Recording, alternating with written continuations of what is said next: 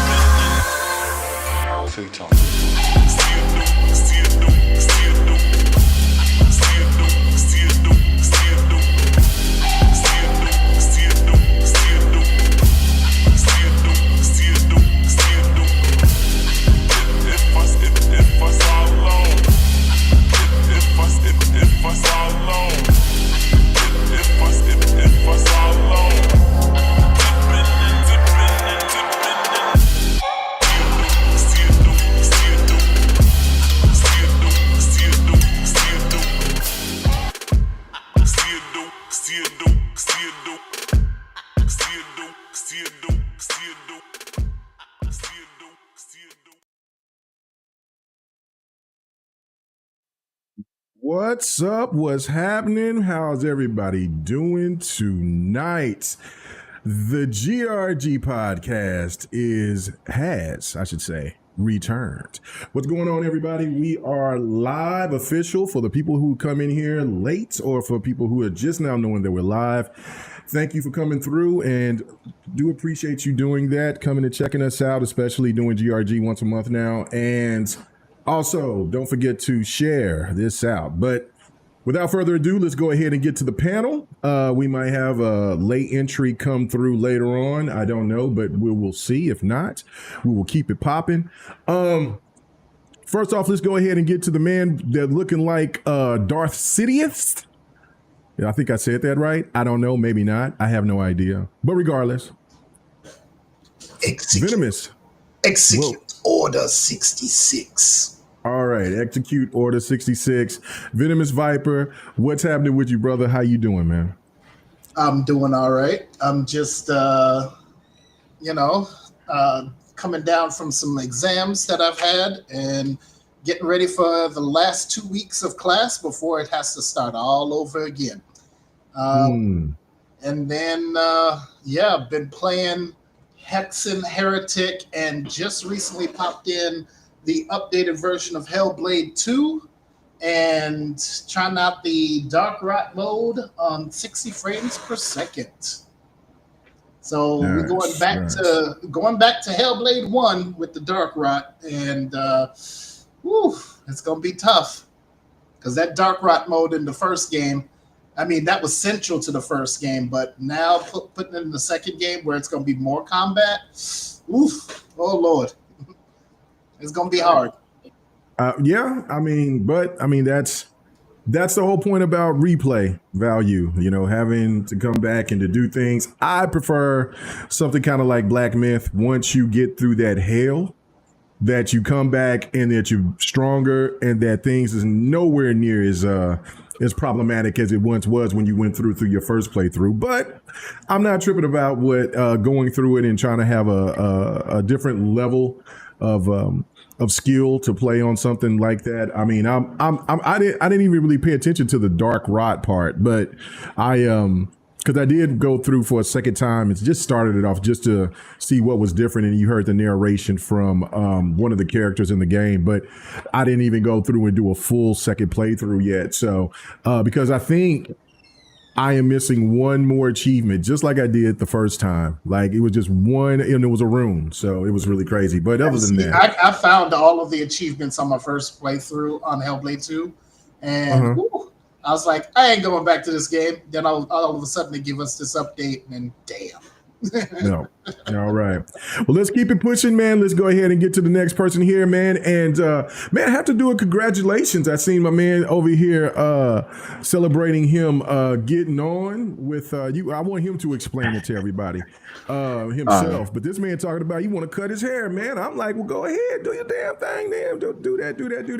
Don't cut the locks. Do not cut the locks. That man said he gonna cut it. He gonna cut it. He gonna look clean cut, clean shaven, man. Let him do what he gotta do, man. This man talking about business. He trying to make it happen. But anyway, Husky Hokage, man.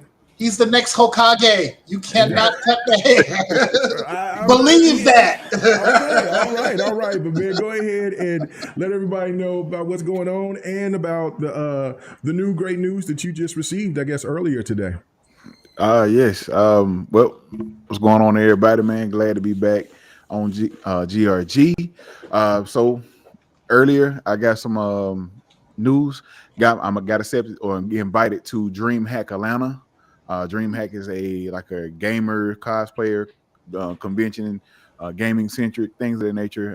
There's a lot of content creators they end up going, and got invited as a content creator. And this is like a big thing. Well, for me at least, my first venture into something, or not.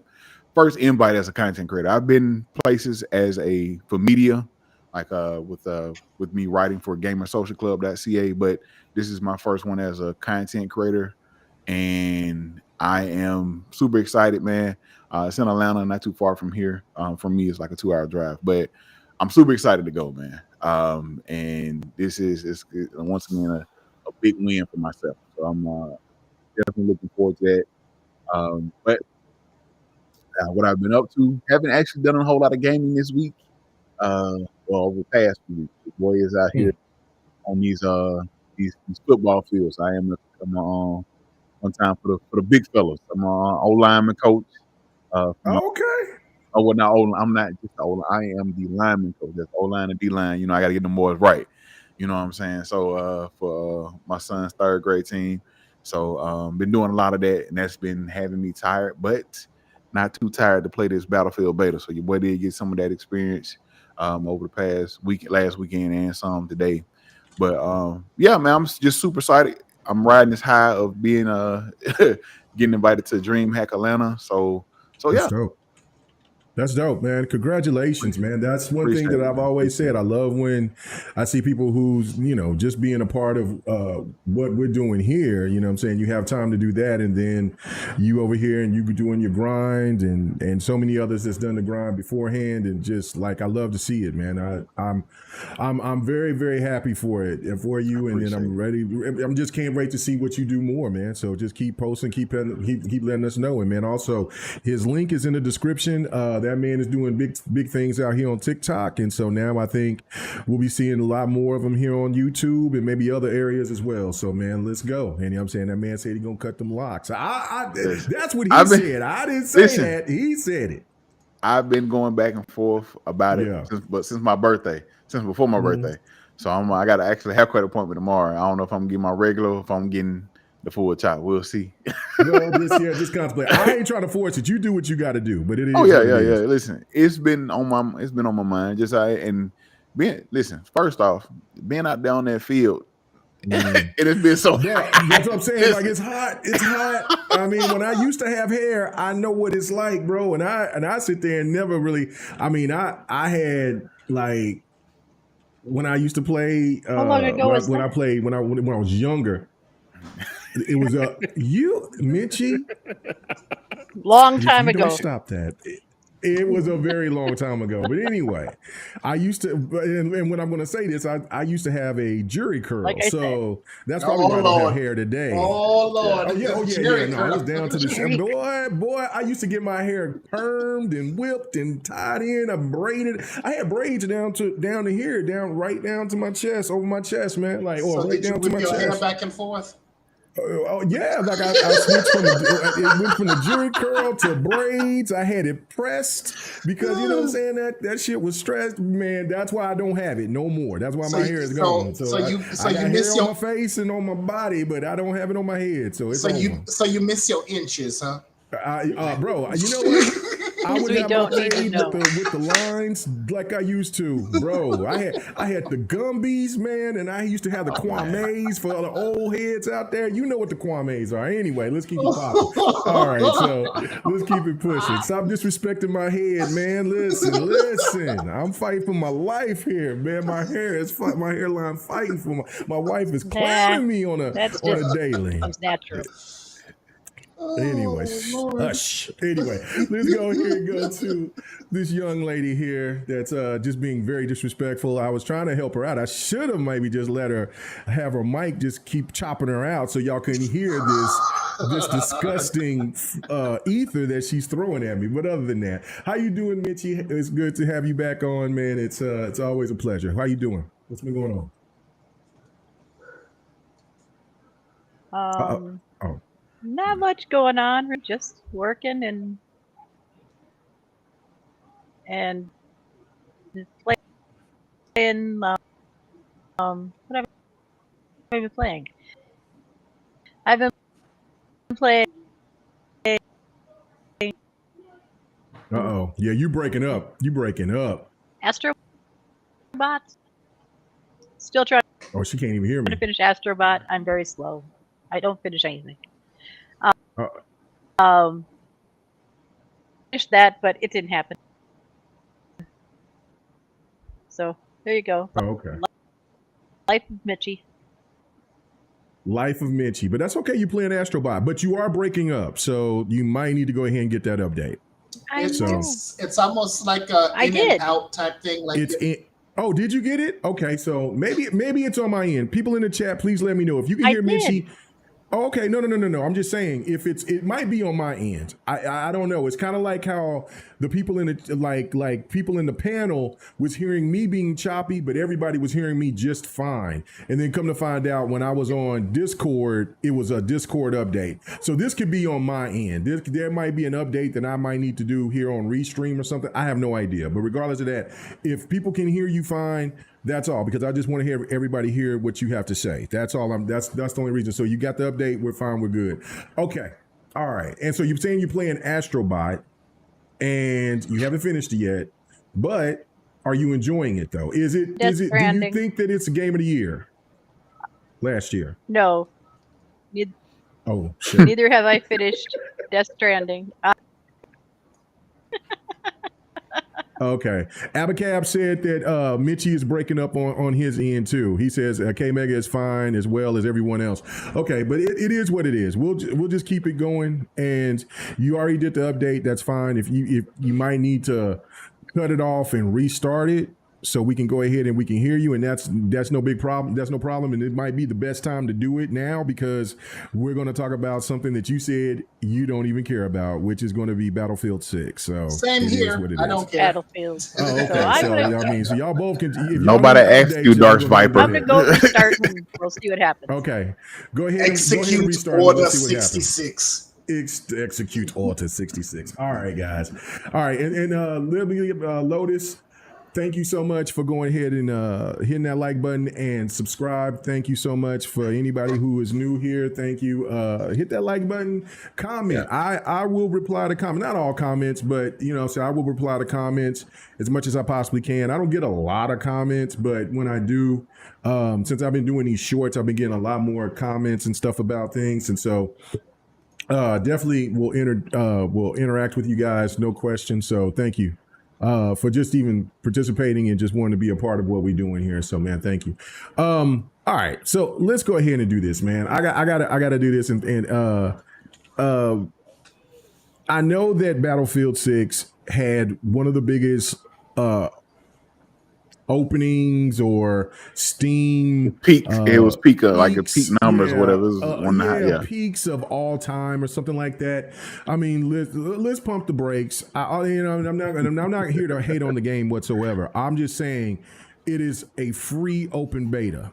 You know what I mean? Now, if we get those same type of numbers when that game comes out and people are paying for that, now you're cooking. Now you're cooking. So, but for right now, a lot of people are intrigued. That's a really good sign for Battlefield 6, especially of the debacle that was the start of Battlefield 2042, or I should say the full year and a half before Battlefield 2042 actually became playable and decent and had enough content to sink your teeth into. But I'm going to go ahead and go to Husky on this one then. You said that you played the beta. What is your initial thoughts? I know that there's a lot of people that's coming out here on social media that's talking about now COD is dead and blah, blah, blah, this and the third. What's your pros first and what are your cons for what you played in the beta? So I didn't spend, so I played a little bit. I played maybe a couple of hours. So first thing is just I like I'm still kind of getting used to the movement. I like the movement. It is smooth. Okay. I like the gunplay as far as the firing and everything, how the guns feel when you're shooting and things of that nature. That feels really good. It feels smooth. I did, of course, it was for me coming from Call of Duty, it was a little bit of an adjustment as far as movement. Call of Duty, you got the omni movement, you got the speed, and how I play Call of Duty, I'm usually running with pistols and a shotgun. So I'm running fast, I'm up close and personal, like I'm moving. Battlefield is a little bit different, and had to get used to that. But I was really enjoying my playthrough of the beta last week. Like I said, I'm gonna just try to put in more time with it this week because I only played about an hour and a half, maybe two last week. So I'm going to try to do more this week. And like I said, I played a little bit earlier. And like I said, the game feels good. I did know when I was playing earlier, I felt like I'm not sure how long those guys have been playing. We were playing against. Like they were, the two teams I was playing against I was doing a team squad deathmatch or whatever. And we were getting wiped. We were getting wiped. The respawn was a little, they had where you could respawn, a random respawn, and then you can respawn on target. And it was just the respawn points were like, as soon as I respawn, I felt like I was in Call of Duty a little bit because as soon as I respawn, I'm dead. As soon as I respawn, I'm dead. But overall, Battlefield 6 is good. It's enjoyable. It's fun. The beta is fun. And I agree with you 100%. I get it. There are people who love Battlefield and they enjoy Battlefield, and they have a love for Battlefield, and I get that. But I said in my TikTok video that there is no way that this is killing Call of Duty. Despite those, you can bring up those Steam numbers all you want. K Mega said it. I've said it. It's a free-to-play beta. People were talking about it. So you get people who's typed up, people that's been playing Call of Duty, hey, this sounds good. Let me jump in. So there, you have people jumping over to try it. But once again, free-to-play beta. The thing of it is, will we see these same numbers or somewhat of these same numbers when the game releases? Yep. Are these people going to be paying $70, $80 or whatever for this game when it releases? That is the real question. No matter what people can say, Call of Duty is dead. All you want, say that all you want until we see actual mediocre, that financial, that money behind it, where people are spending money to play Battlefield. Then you can come with the Call of Duty might be dead. I still, it's too big. Call of Duty right now is too big to fail. But not saying that they won't ever, but right now. But once again, will we see these numbers when that game full releases? And will we see at the end of October when Black Ops 7 drops, will we see if it still will be relevant and people will be still talking about Battlefield 6 then as well? So like it's a lot of questions that have to be answered before we can say this is the Call of Duty killer. But I just want a healthy competitor for Call of Duty. And so far what I played in the beta is shaping up to be, it could possibly be that. So yeah. Yeah, no, and you make great points, and that's the thing that I've been saying. Like I've always, and I've made this stance a million times. I am a Battlefield. I love Battlefield more than I love Call of Duty. Yeah. Always have. Once I've got my chance to play Battlefield, and the reason for that is because of the destruction. I don't like campers because I'm a person that likes to get in and hit and attack and get you. And then when you got campers just hiding and boasting, well, the Call of Duty, you know what I'm saying, the environments, they don't blow up, things of that nature or whatever. Battlefield, you can blow shit up, and then you know what I'm saying, it gets critical for them. Yes. I love that. And then also when they implemented, and I kind of, you know what I'm saying, it's been so long, you know what I'm saying, you got to understand, I'm old now, you know what I'm saying, so I have to kind of remember. Listen, I know that. Just real quick. No, go ahead. It's fine. I completely forgot that you could destroy walls and stuff in Battlefield. When I jumped in the beta last week, I'm playing. I'm just going through trying, and I'm shooting somebody across the way or what have you. Yeah. And it was a wall right here, wall right there. I'm shooting somebody, loud boom. I see a debris or whatever. I look over to my left. It's just, where does hole come from? Like, I was completely caught off guard because I forgot you could destroy walls in there, man. And it happened to me again today when I was playing. I'm shooting somebody across, they were in a building. I'm on the ground floor. Mm-hmm. He was hiding, kind of peeking in and out. So I pulled out a rocket launcher, shot my rocket at him. Less than 5 seconds later, I guess his teammates saw me and they decided to do the same thing. Yeah. All front of the building when I was hiding behind. Yep. Got gone lit up. Completely. Yep. So, yeah. And that's the thing right there that I love the most about Battlefield is that level of destruction, that level of it's got that sniper, that whoever that's laying on their belly like a snake, your ass has got to move because shit is falling. And so anyway, but I'm trying to remember when Levolution. I thought that maybe the first time that I've really witnessed Levolution. I know they didn't call it Levolution until Battlefield 4, but I think it was Battlefield 3. But anyway, regardless of that, and that's with the weather effects and all these different that change the terrain of the levels and all that. And Battlefield has kept doing that, but they haven't been on the same level of what they was going into the other Battlefields after Battlefield 4. And so when Battlefield 2042 first came out, I was like, oh my God, because they said it was online only. And listen, I'm all right with a story mode. I mostly always play story modes. I haven't lately on some of my multiplayer games of Call of Duty and so forth. But I have, for the most part, with Battlefield, if they have a story mode, I'm playing that, right? So they said that in Battlefield 42, they weren't going to do it. So my initial thought was like, oh, Levolution is going to be this insane, incredible, just spectacle of just destruction that will make people that will change the terrain. And then it just came to be a dud. You had the tornado, and I love the tornado that they showed when you played the beta and things like that on 2042.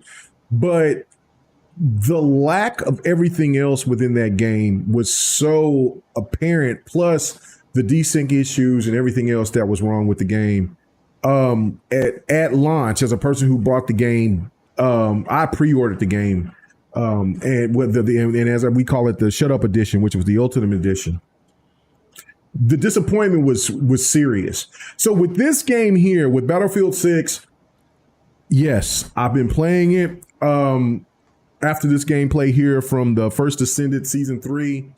And yes, no, I just started playing with this character here. And I won't say the stuff that I said to Mitchie because it did sound bad when I said what I said. So, but this character, I earned enough credits, not credits within the game, but then if you play the game, there's a story mode. There's when you grind the game out, you can get these different devices to where you don't have to buy every character in the game. You can actually get them and make those characters. So I got this character made. And so it was my first time playing it. She's very weak at this point, but I wanted to see what season 3 was all about because I really didn't pay attention to anything in season 2 in the first Descendant.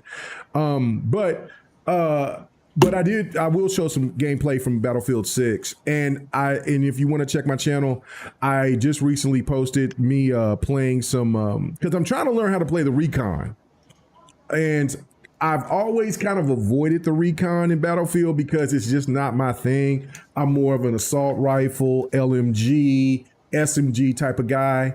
And I get cooked. Like you were saying, Husky, man, there's times that I get cooked. And so my cons for this game is, hold up.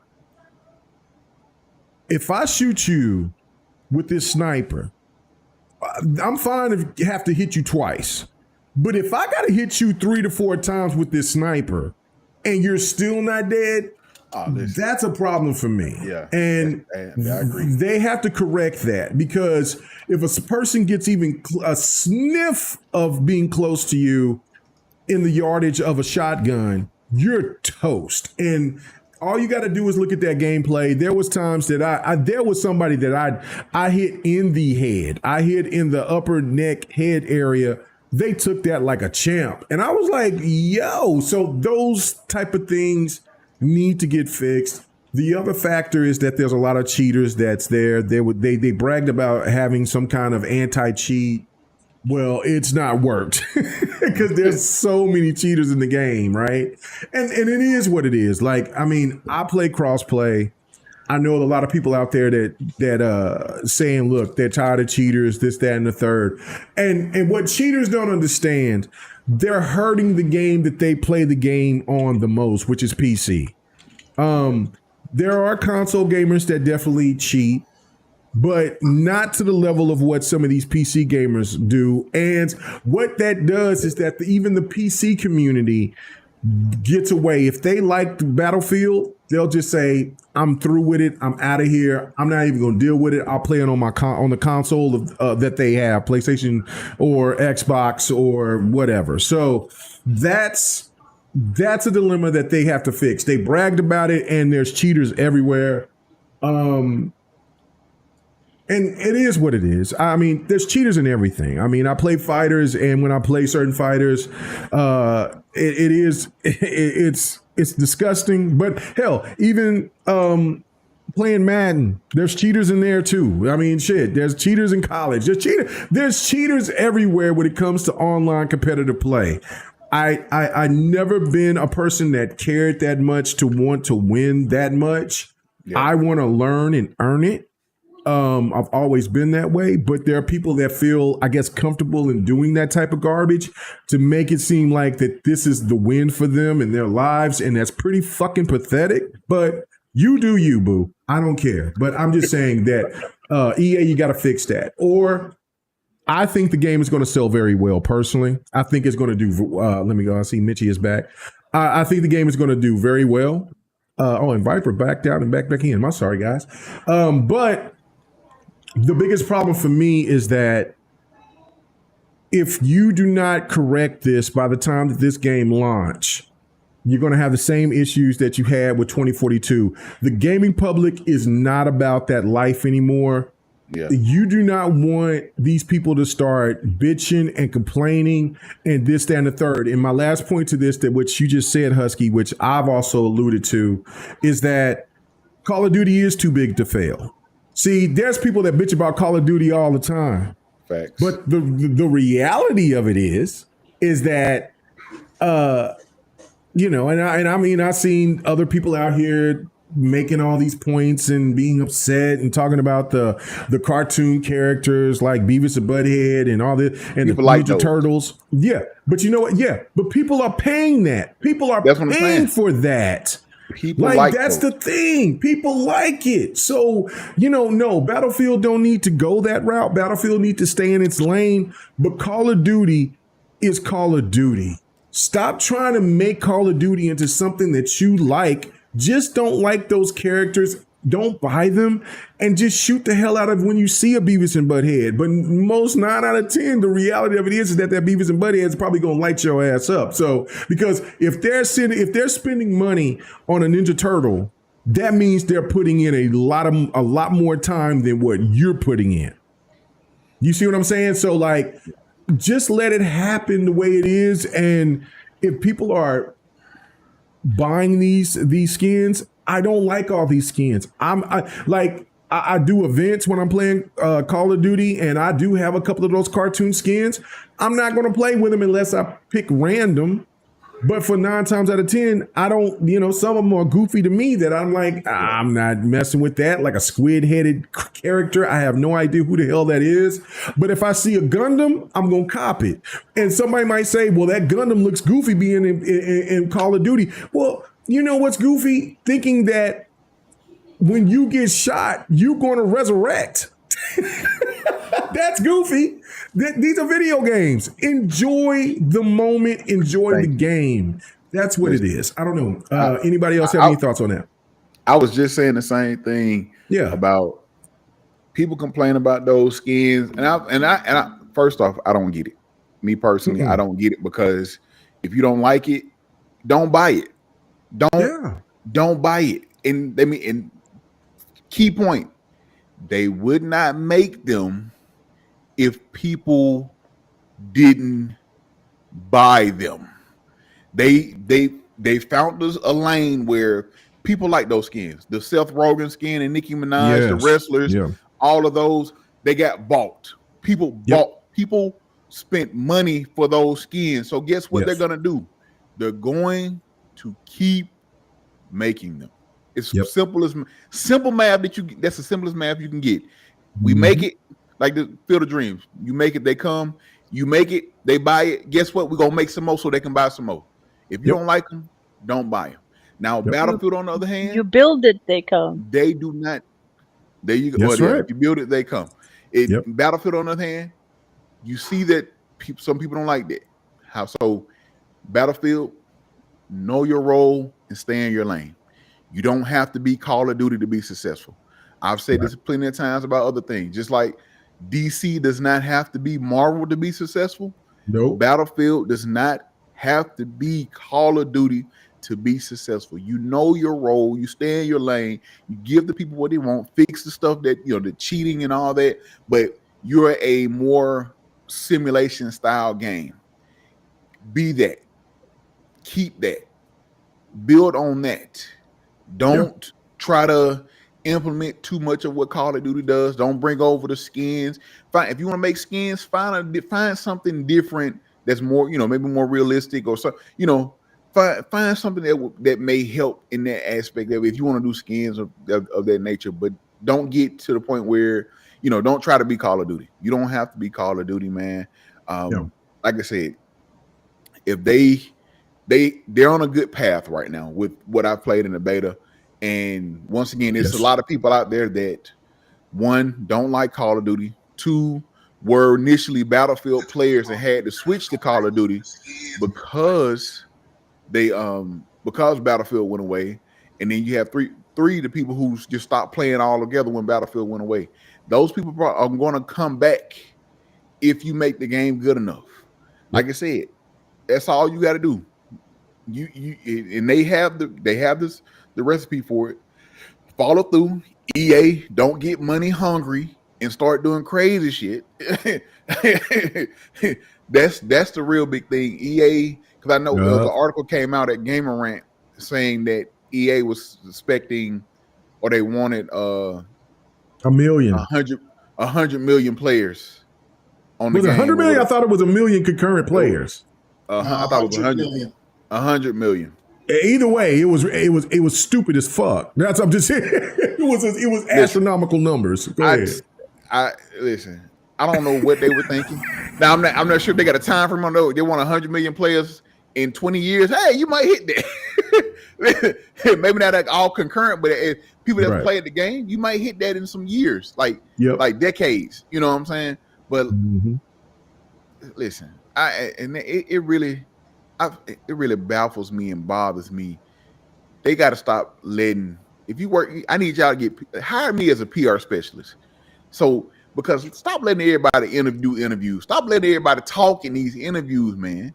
If you know somebody coming to do an interview, get Bob out the office. Hey, Bob, Y'all, Bob, look, someone come in to interview us.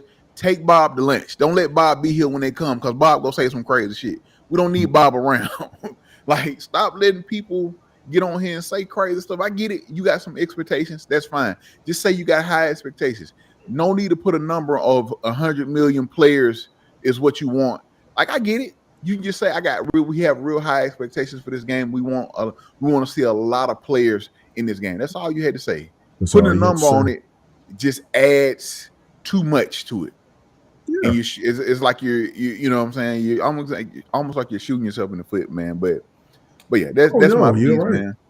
No, you're 100% right. That's the thing to me that makes me more like, listen, the difference between Call of Duty and Battlefield. Yeah. Call of Duty is not fighting for its existence. Correct. Battlefield is.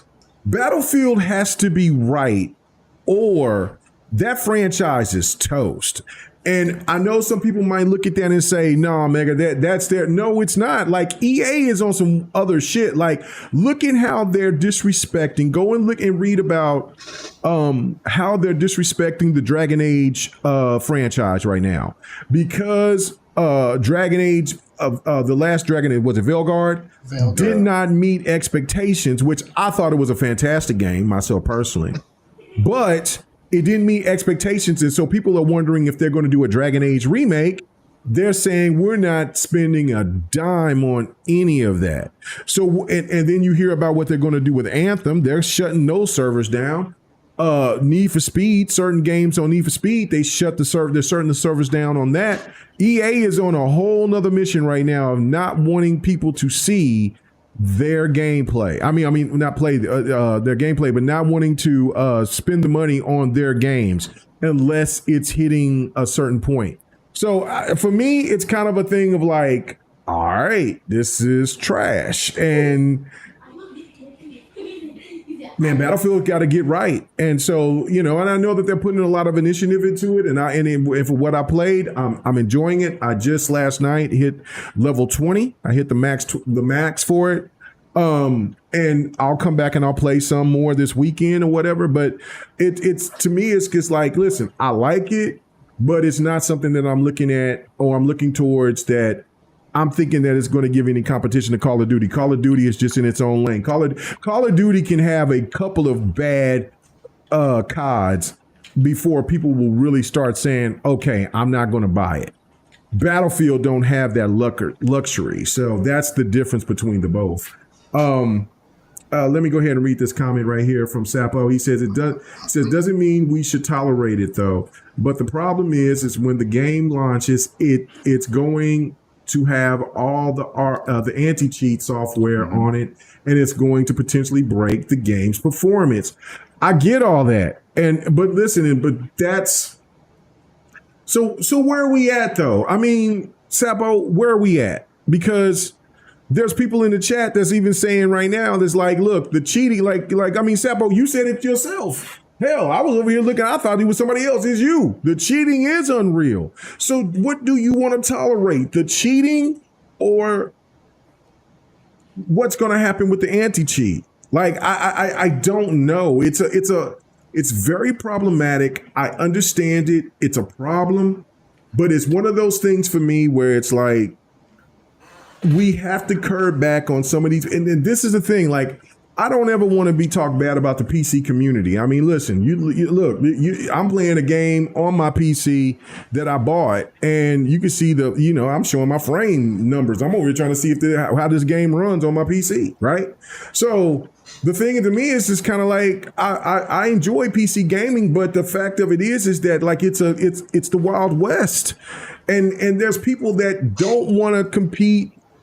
Realistically, they want to cheat their way to do shit. And I know that it happens on consoles. Listen, I see cheaters when I'm playing fighting games all the time, or when I'm playing any other type of game. But the fact of it is more cheaters on PC than there is on the consoles because there's more regulation there.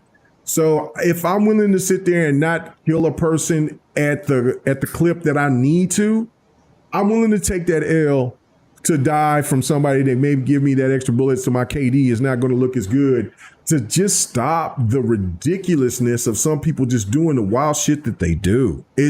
Because it just it kills games. Cheating kills games. And that's why you look and you see certain games. That's why I say cross-play is very important. But when you see games that aren't cross-play, they're dead on the vine. And the first place that they're dead on is on PC. As a person who's been playing on PC more for the last couple of years, I'm seeing it. So this is where we're at. So I don't know. Anybody else want to touch on this before we move on from the Battlefield 6 conversation? No. Okay, yeah. that man Dark Sidious is saying, man, enough of the shooter life. And I see my man right here. Hey, do you want to give a shout out to Bonte? Dark Sidious? Dark Viperous. Wagwan Bonte. Anyway, welcome. All right, let's get on to it, man. Okay, so this has been a topic that has been going on for the last month or so. So again, we kind of catch up, but I can't wait to hear you guys' thoughts. I've sit there and done this on my thoughts, so I got to hear what you guys got to say about this. But anyway, Sony shift from only on PlayStation to becoming multi-platform. And what's so wild about this, and I gotta go to Viper first on this.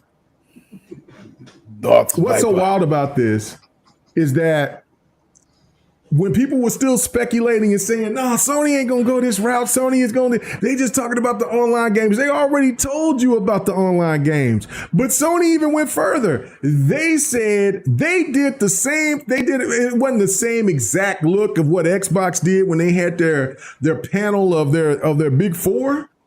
Sony did their big four and they had a panel and they were right there and they were letting people know, hey, this money ain't funny, Jack. We about to do what we do. So Dark Viperous Sidious. What in the hell is happening? Is Sony going to officially bend the knee, as King David and the Iron Lords would say, or is it, as I say, succumb to the throat needle and become what Xbox has become? It's just 4 games. Mm-hmm. You're dirty. You're dirty. You're filthy. You're disgusting. You're dirty. Yes, I am.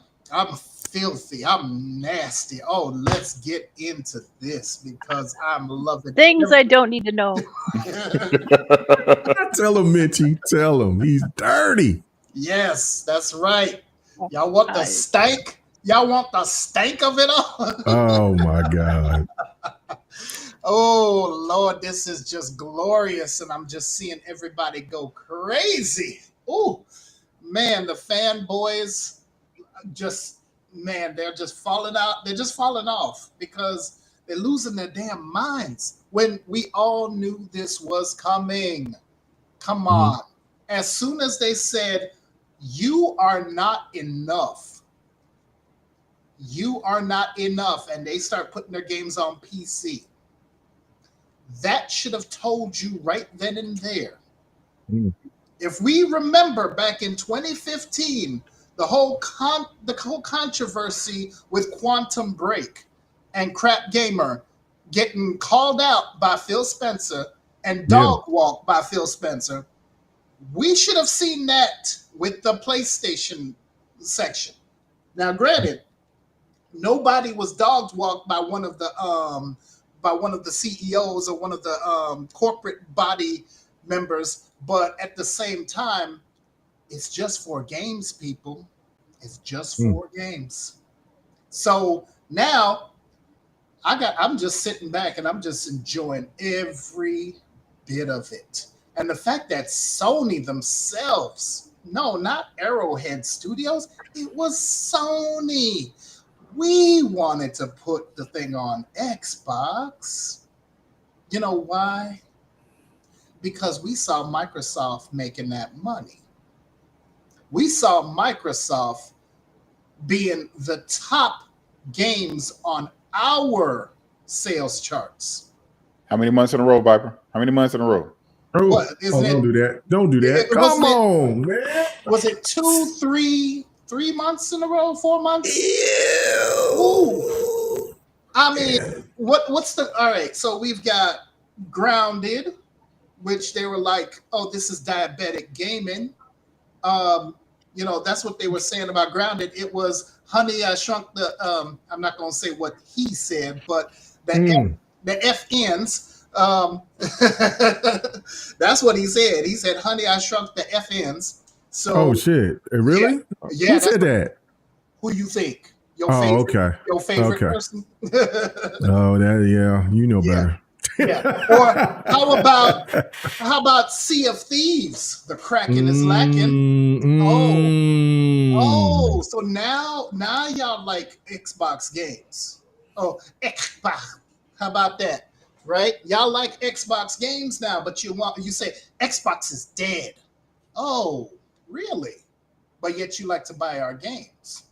Oh, and they still play the games because I still see them on there. Matter of fact, I get invites to play. Nah, fam. Yeah, exactly. Ain't no playing. So I play elsewhere. So I would like to know. Play on your PlayStation. Why you ain't on play? That's what I need to know. And I don't want to interrupt you. I just want to be okay. Why is it that these people that sit there and was adamant about Xbox was on this dog shit ass pathway that they're still playing on Xbox? All of them from that era. Yep. From that era. They're all still on Xbox. I see them all the time. Like I'm still Xbox friends with them, and I'm just kind of like, wait a minute, hold on. Why are you not repping what you're supposed to rep on PlayStation? I don't know. I'm going to use your words, K-Mega. Mm-hmm. They frauding the public. Goddamn right they frauding the public. They're frauding the public. They are they are so terrible at being hypocrites that it's just, I'm like, oh God, really? So, I'm here for this because, you know what? Revenge is so sweet. Revenge is sweet because you know what? Y'all did it to yourselves. You did it to yourselves. You always want to rep a company and it's about my plastic box. Oh, Sony is this. Sony is number one. Sony and blah, blah, blah. They will never follow third place. Blah, blah, blah, blah, blah, blah, blah, blah. Okay. Look all right. Who's following who now? Because I can go back even further. Hey, Viper, real quick. Look at me. Who's the captain now? Oh, who's the captain now? Who's the captain now? Talk about it. That's right. I'm the captain now. Yes. Look at me. No, I mean, the fact is I can go further and I can tell you that who is the company that's always copying shit? I mean, I can name numerous things. PlayStation Move, copied the Wii motes. PlayStation Camera, copied the Game Boy camera, which the Kinect also copied as well. PlayStation VR copied the Virtual Boy. I mean, shall I go even further? I mean, if you want to, this is your time. Let you cook, brother. Let you cook. I could dismantle them further if I wanted to, but you know what? I know when I see a dead dog. Okay. Come on now. Sony ain't a dead dog. I seen today that somebody was showing me Sony's profits were up. Come on. They can't be a dead dog. Oh, no. I'm going to use Methcast guys famous words. PlayStation is dead. Damn. Just because now they're going third party, PlayStation is dead. Just like you said, Xbox is dead. Xbox is dying. Oh, PlayStation is dead. PlayStation is dying. Hello, guys. Methcast guy here, and I'm here to tell you about Oh, PlayStation man. being dead. So come on now, come on. How in the world can can you honestly tell me that what Microsoft has done has been disrupting the landscape since they introduced Game Pass? They disrupted the landscape. As a matter of fact, let me change that up. Since Xbox, the original one, came out, they disrupted the landscape because it was the Xbox that provided you with not only a hard drive as stock, but they also provided you with a landline or LAN cable or LAN port as stock so you can do online gaming. It was Xbox who started the achievement system. It was the Xbox that basically said, oh, yes, you're going to have this online service where it's going to be secure. It's not going to get hacked. PlayStation. Anyway, basically, you will have a community. Oh, and isn't that what Sony said? It's not about the sales anymore of the console. Look who they're opting. Yes, I know. I see him. If it's not about the hardware sales anymore, it's about the community, the engagement, the monthly active users. I wonder who said that first. Interesting. So, let's not get it twisted here. Sony's following third place when actually it's third place that's leading the charge. Third place is being the innovator. So let's not get it twisted. We know who's really in first place. Who's the innovator? You're absolutely right. Let me read this from, before I read Sir X-Man's part, somebody, DJ Berto Das. Let me read that and then I'll go back to Sir X-Man. He said, Sir X-Man, why are you not on the panel, old man?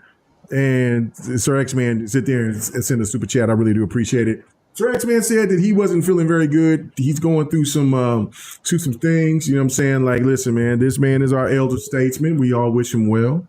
So, you know what I'm saying? So I won't cook him today, but I'll cook him later. Hey, it's not like a Ghislaine Maxwell wishing you well type thing. No. But Sir X-Man said, you know what I'm saying? If he can make it, he can make it. If he can't, he can't. He said he was tired. And so I'm just like, listen, you know what I'm saying? Let brother cook. But really do appreciate the super chat. Like, you don't even have to put a super chat. I'm going to sit there and put it in there, but I thank you. Appreciate it anyway. He says, Sony has to do it because of corporate welfare. As Sir X-Man has been alluding to for a very long time, man. It's really crazy. Some of the takes that Sir X-Man is, and we talked about that before, Viper, that it sounded crazy and outlandish. And I won't say that, I'm not still saying corporate welfare, but I am saying that because they are generating more money. But you can't be in this dominant position console-wise or in any other wise, like making more money and revenue and all this other stuff that so many people uses it for Sony's for propaganda purposes for the Sony stand, and then they just go ahead and get complicit and follow third place and say, yeah, we're going to go ahead and we're going to make this move. It's pretty crazy. So let me go ahead and go to Mitchie, get her thoughts on this because, we haven't heard from her yet. And I see my main man, Yobi, my man. What's up, Yobi? What's happening with you, brother? But Mitchie, what do you think about this whole situation going forward with Sony basically saying that they will be going multi-platform? Do you feel that we will start seeing single-player PlayStation games come to Xbox in the future? Yes, but I don't think it's going to be like Ragnarok or, God of War. I just don't see God of War having the big green border on it. I just don't see it. I mean, I can see Spider-Man because that's a Disney thing, and Disney takes their cut, and they want a bigger cut, so they would take more money. You know, that's just Disney. So, I mean, I don't see that. I see Days Gone maybe because that's not a franchise. That's a dead end. So I think they'd put that in there just to make some more money off of it. And Last of Us maybe because of the TV show. But I think, I think those are the ones that could go. But I do not see at all God of War going. I would be totally surprised. I would eat my words, but I would be totally surprised. So hold on a second. Hold on. Everybody wants to talk about the red line. So if you I think they have their blue line. But still, the fact is that if they see that once Halo comes over to the PlayStation, do you not think that they're going to bring Horizon and God of War and Uncharted over to the Xbox?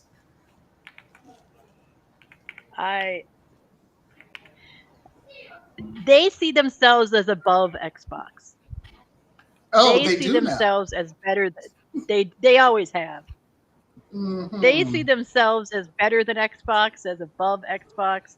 Xbox is doing this because they just don't have the following. They don't have the consoles sold. They don't have this. They don't have that. So that's why Xbox has to do it. PlayStation, I think they're saying they're choosing to do it. They don't have to do it. They're choosing to do it. I don't think they're saying they have to. Because everybody's saying, well, the Xbox has to do it. Because they are behind the console sales. And they're not selling as many games as PlayStation. So therefore they have to go multi-plat. Well, PlayStation, they're going to choose to go multi-plat. Wait. Because, I mean, I know you're coming from the PlayStation fanboys. Go ahead. I'll be right back. Go ahead.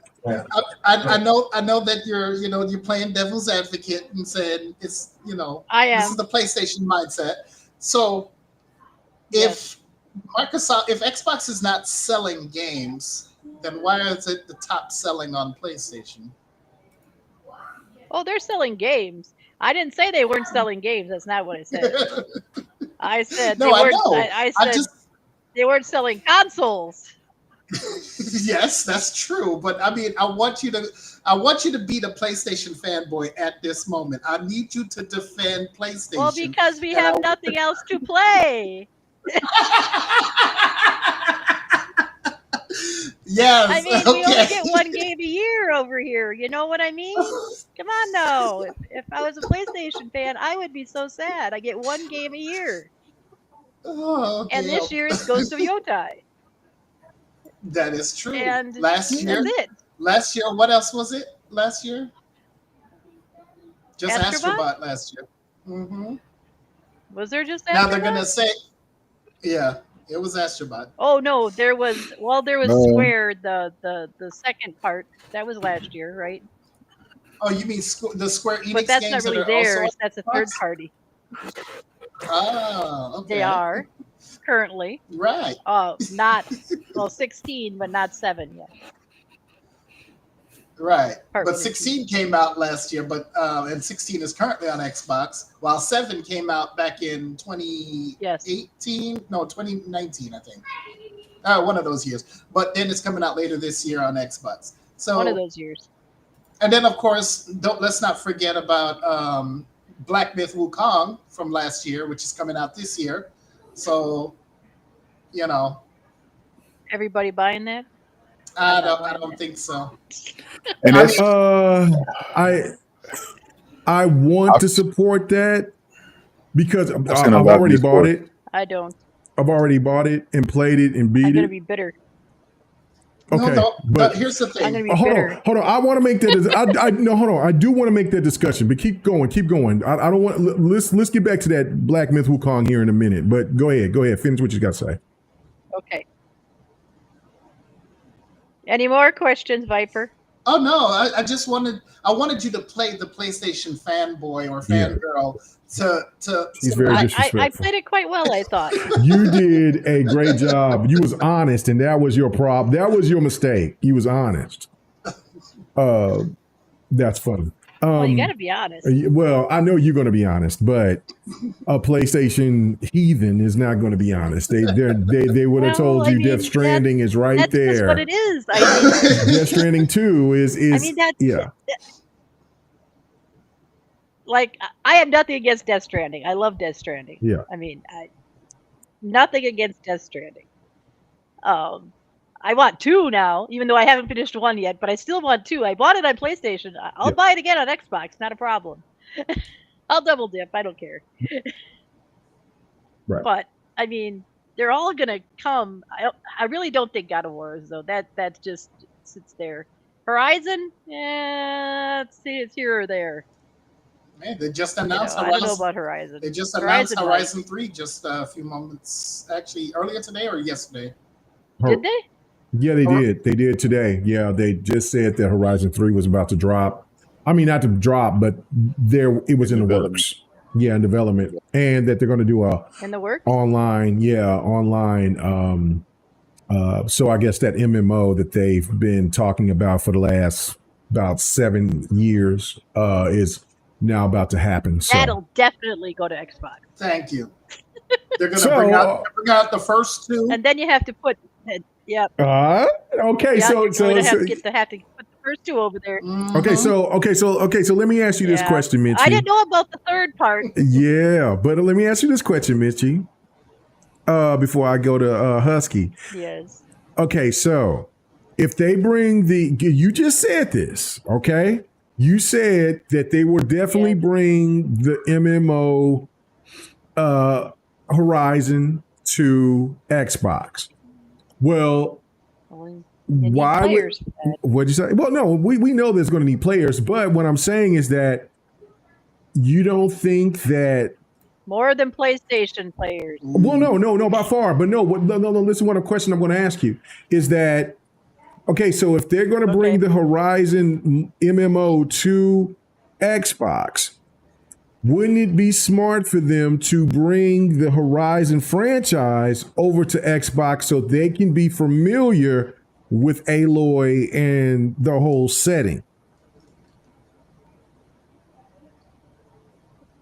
They would probably be smart to do that, but it depends if they're willing to forego their pride and put a green border around it. They had a board, of people that said we're going multi-platform. So I think that they have submitted that they're not on their feet telling gamers we're ready to solicit our PlayStation games like a thought. They're on their knees, in my opinion. Now, I don't know. You guys could think I'm wrong, but I think that they thoughting now. I think they're like on Xbox's wavelength and they thoughting. Just like King Dave would say, they're for the streets. They thoughting. They street women. They're there, or street men, whichever one you want to do, whichever one you like. They're street whatever. They're thoughting. So you can see God of War on Xbox? Absolutely. Yep. Absolutely. Basically, this is what I think that they're going to do. They are going to basically say, we're not going to put in the effort to give them a brand new one. We're just going to port the old versions over and try to make the money that way first. And if it sells, then any new game that starts to come out, then that's when we're going to start putting. Yeah, the originals from the PlayStation 2. They're not going to even do any upscaling or anything like that. They're just going to give us bare bones PS2 versions, and that's it. And then they're going to see how fast it sells. Then they're also going to try it with Ratchet and Clank. Then they're going to try it with Sly Cooper. But like I said, they're not even going to put in the effort. They're just going to port the exact same game over. It probably won't even be any achievements on it, because look at how they're doing this stuff on their PlayStation Plus for the old school games from PS1 and PS2. So I'm going to tell you right now, they're going to do bare bones. They're not going to do proper porting, and it's just going to be what you played on PlayStation 2. Oh, there he is. There he is. Yes, bring the There that elephant sucker is. I did a thing with Wise. I wasn't gonna do nothing. He put me back in the mood to come in and stuff like that. Then I had to walk it down. No. We called you out. I didn't even see that. But I told him I had to go walk my dog. Then the pharmacy called me and I had to run to the pharmacy to get my new pills that the doctor subscribed. So I was like, you know what? Let me come on for a little while with Kay and stuff like that. I appreciate it. I sent you some super chats while I was waiting in the damn pharmacy line. I sit there and I read two of them. I read two of them. My brother, I read them. Okay, all right. Well, I gotta go. I'm feeling better though. No, you didn't read the second one. That's good. Well, I'm going to read the second one, but I've seen them, but I got them there. But what I'm saying is that I'm going to ask Mitchie if she has anything else to say, and then I got to go to Husky on this. I always want to hear from my Wisconsin beauty. Go. Let's go. Wisconsin beauty. That man is macking, even though you got a husband. Girl, tell that man to back off. Congratulations. You got no husband? I don't got no husband. Oh, my bad. What? I sit back. I said, we gaming matching, ladies and gentlemen. We got it. They're around the same age range. No, you're not. You know we call that? We call that cock blocking. That's what he was doing. He was cock blocking. We matchmaking on GRG, ladies and gentlemen. I didn't know that we had it in us, but we matchmaking. Let's go. What's going on here? God dang. Serge, man, you got to get your mad game up, brother. Let a brother hit the Powerball and see what okay. Man, I don't talk about you need money. Man, you better sit there and say, let me DM you, girl. Let me talk in your DMs. Let me get that number. Let me slide through. Let me talk. Me and Michi cool as gamers, man. That's all. Okay, all right. And listen, I would have used the excuse of her beating your tail in Killer Instinct to sit there and break the ice. Oh man, she can break my tail anytime. She all Lord Jesus. Anyway, okay, all right. Husky, this is where we going now. This is where we at. You know what I'm saying? I'm trying to do GRG matchmaking and talk about gaming content at the same damn time. Okay, so what do you think about this Sony pivot? Because I know this is one of your favorite topics for the night. 1 second, let me sit up. This man sitting up. Ready. Let me move my mic. I'm not even going to talk. I'm sitting back. Sit back. Let this man talk. I'm going on. Let that man talk. I'm going to go on mute right now. Let me see. Come on. Yep, you got it. I'm going to sip on something. I'm not even because it's nothing. It's nothing that I haven't said before. Nothing that a lot of people haven't said before, especially here on this panel. Listen, it's the PlayStation gamers' fault. You guys did all that complaining and talking bad, trashing Xbox and all the other stuff. You did all of that for that shit to come right around and bite you in the ass. And what's happening is, and once again, this is y'all's fault. All that, spent by the game, do this. Xbox taught y'all not to buy games, but apparently y'all ain't been buying enough games either. That's the reason that what's the CFO or CEO came out and said that's why they're doing all those remakes. It's because they need money because y'all not buying those first party games. I've said it before, I'll say it again. PS5 may have the most consoles sold, but it's a 2K Call of Duty Fortnite box. Plain and simple. That's why do you think when what's one of the reasons Microsoft bought Activision is because the previous whatever his name was, I can't think his name right now, but he was thinking about taking Call of Duty off of Xbox because most of the people that was playing Call of Duty were, or the majority, not the majority, but a lot of them were on Sony. They would get Bobby Kotick. He was gonna take it off Xbox, and because he was getting more money from Sony side of things, because that's where a lot of people play. They Call of Duty. And once again, I've seen it. I know plenty of people when it's an image going around, or what just the image or rumor of the PlayStation 6. I know for a fact people who only play 2K, Call of Duty, Madden. Hey, listen, let me say this: there's nothing wrong with if that's all you play. There's nothing wrong with that.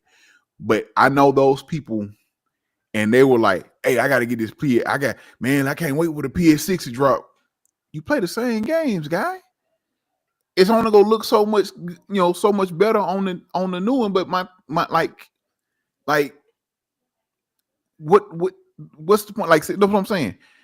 It's that this type of games are being sold on there. Now, granted, people are still buying those first party games, but not enough.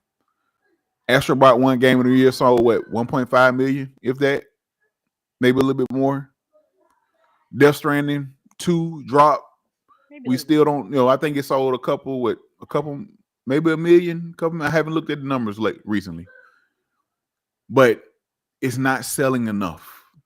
Nope. Spider-Man sold, it broke even, but it took time for it to break even. God of War Ragnarok, God of War, all those games are amazing. They're not moving like they should, and even they're putting them on PC. We saw what happens when PlayStation drops a game day and date on PC at the same time it drops on the console. We saw what happened. Say what you want. It was a multiplayer game. You can say, I move the goalpost. That's fine. You can move the goalpost.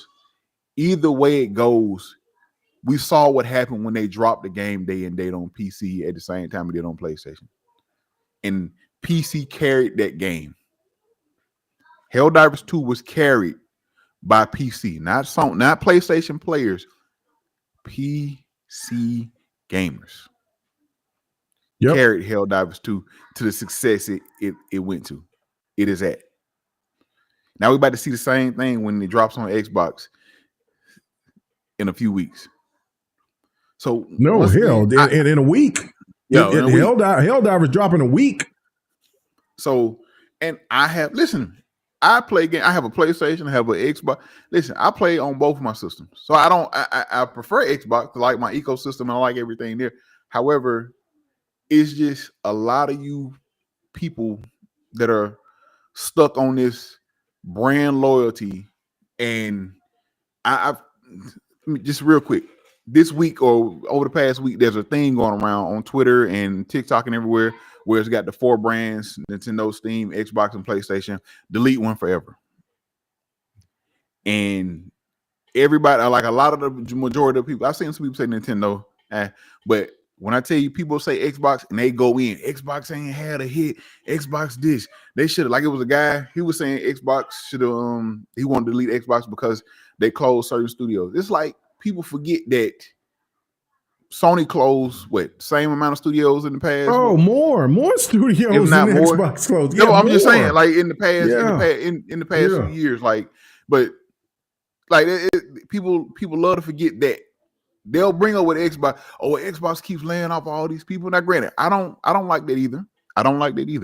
No, but they'll first thing they bring up, well, Xbox had to buy all these studios up, and then they laying all these people. What would have happened had these Xbox not bought those studios? Those studios would have been cooked. Great point. You know what, Husky? That is the point of points. I didn't even put that in my process. That's a freaking great point. And that's my thing. Activision. Let's not forget. Activision was in trouble. He's right on that one. Yes, he's right on the money. It wasn't just Activision. It wasn't just Ninja Theory, Compulsion, all those studios. Yeah, so that's a fantastic point right there that you just dropped. Because somebody brought up. The guy was talking about. He brought up. they released Hi-Fi Rush, and Hi-Fi Rush did this, and then they closed the studio. Do you know what happened to their studio before they let them go? The guy that was over like the previous game, was it I can't think of the previous games they had, but Evil Dead? Evil Within. Evil Within, yeah. He left the studio. Hi-Fi Rush was a great game, but it didn't sell as well as they were expecting. Fantastic. And what would have happened? Retire also after, because he said he made his dream game. He always wanted to make that game, and then he said, "All right, I can retire now. I made my dream game." Yep, he said, "Deuces, I'm out." So that's what I'm saying to people. Like, I get it. You don't like Xbox. I understand, and that's fine. You have your preference. You don't like one or the other, whatever the case may be. But I also need y'all to look at the facts. Look at this. Look at everything that's there, and just know a lot of this is y'all fault. Like I said, y'all have been sitting back. Y'all been critiquing talking about Xbox, and as soon as those same Xbox games that y'all talk crap about, saying that Xbox didn't have anything, as soon as they hit y'all system, what did they do? They sold, and they're selling. What do you think is going to happen when Gears of War Reloaded drops on PlayStation? People say, "Well, Xbox had to do that." Maybe so. But who's buying it? We all know this is a business, and what in a business, what matters most? Thank you, money. And as long and PlayStation has seen that what they've done on Xbox, what Xbox has done on their platform, and it's like, well, damn. Hey, we need to have a meeting. Why are they games here? Why are they games in the top on our platform? Top 10 consistently, month after month after month. Like, what's going on? Why are we like so? And I heard what Michi was saying about she don't think and God of War it'll be. I agree. It wouldn't be God of War Ragnarok right off, but if they drop the God of War, like the God of War 3 remaster, 2018, some of those games, remaster, yes. If they drop those on there and they sell well, and they put Horizon, Days Gone, the Uncharted, listen. If these games sell, Uncharted, I forgot about Uncharted. Yeah, if these games sell good enough, and it's more money, because that's what a lot of people don't understand is. Granted, Xbox is putting their games on PlayStation, but that revenue that PlayStation gamers are providing to Xbox is just putting more money in their pocket and allowing them to produce more games for gamers like us on Xbox that subscribe to Game Pass, don't subscribe, but we have access to those games either way it go. Like, that's just more money that's putting back in their pocket. Sony is noticing that because it's only so many times you can re-release The Last of Us Part 1 and 2. they re-released the Last of Us remastered Part 1 and 2 collection together. Both games. This is like their third or fourth time re-releasing these games, man. It's only so many times you can remaster and re-release these games. And the sad part is a lot of y'all still buying them. A lot of y'all will still buy it. What was you gonna say, Mitchie? I said, and one more time on Xbox. Listen, exactly. Yeah, one more time on. Yeah, no. Go ahead, Husky. I mean, you cooking. You are cooking. Sorry. No. You're fine. No. You cooking so well that everybody's like, oh my God, testify. But go ahead, keep going. No, I'm just because I'm tired of it, man. I see so many people. I need tambourines next down. month. They down at Xbox and all their practices. Sony has done the same thing. You can people talk about some of Nintendo practices ain't been the best lately. But Sony has done these same things. And we're gonna talk about it later about what Shawn Layden said. Like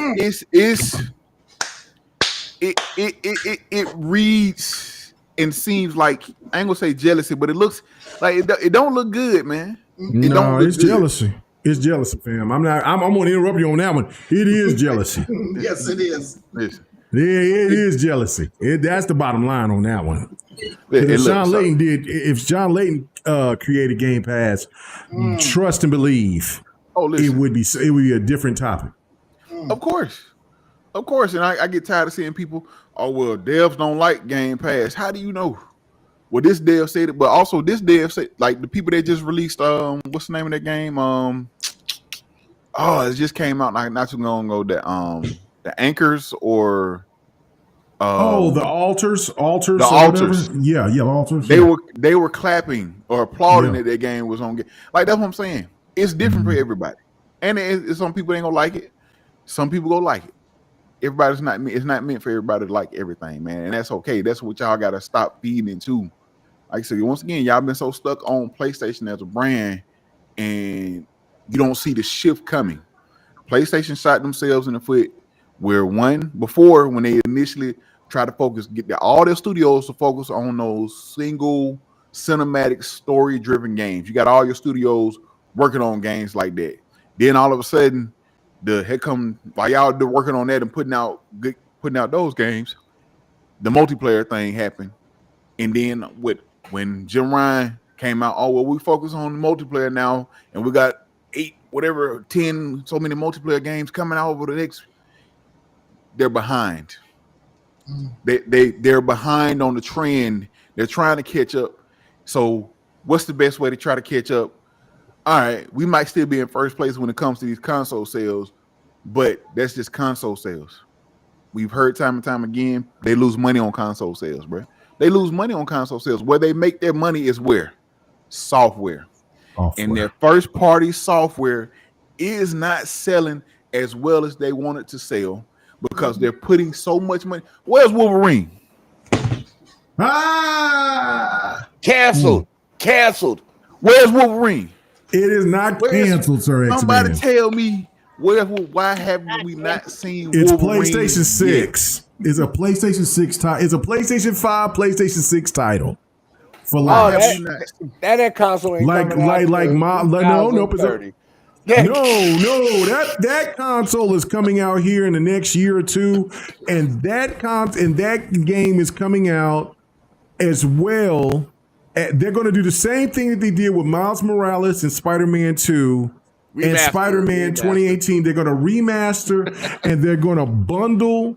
Like they did with Spider-Man. They're going to bundle. They're going to bundle the Venom game as a Miles Morales title, and then Wolverine is going to be there as in that first year of the PlayStation 6. It's already written in stone, in my opinion. But I'm just saying that we've all think. Granted, once again, it's Insomniac. I love Insomniac. However, think about all the money, the time that they're spending on Wolverine. That game needs to sell. They need that money. That's Disney. That's Disney now. That ain't Fox. That ain't Sony.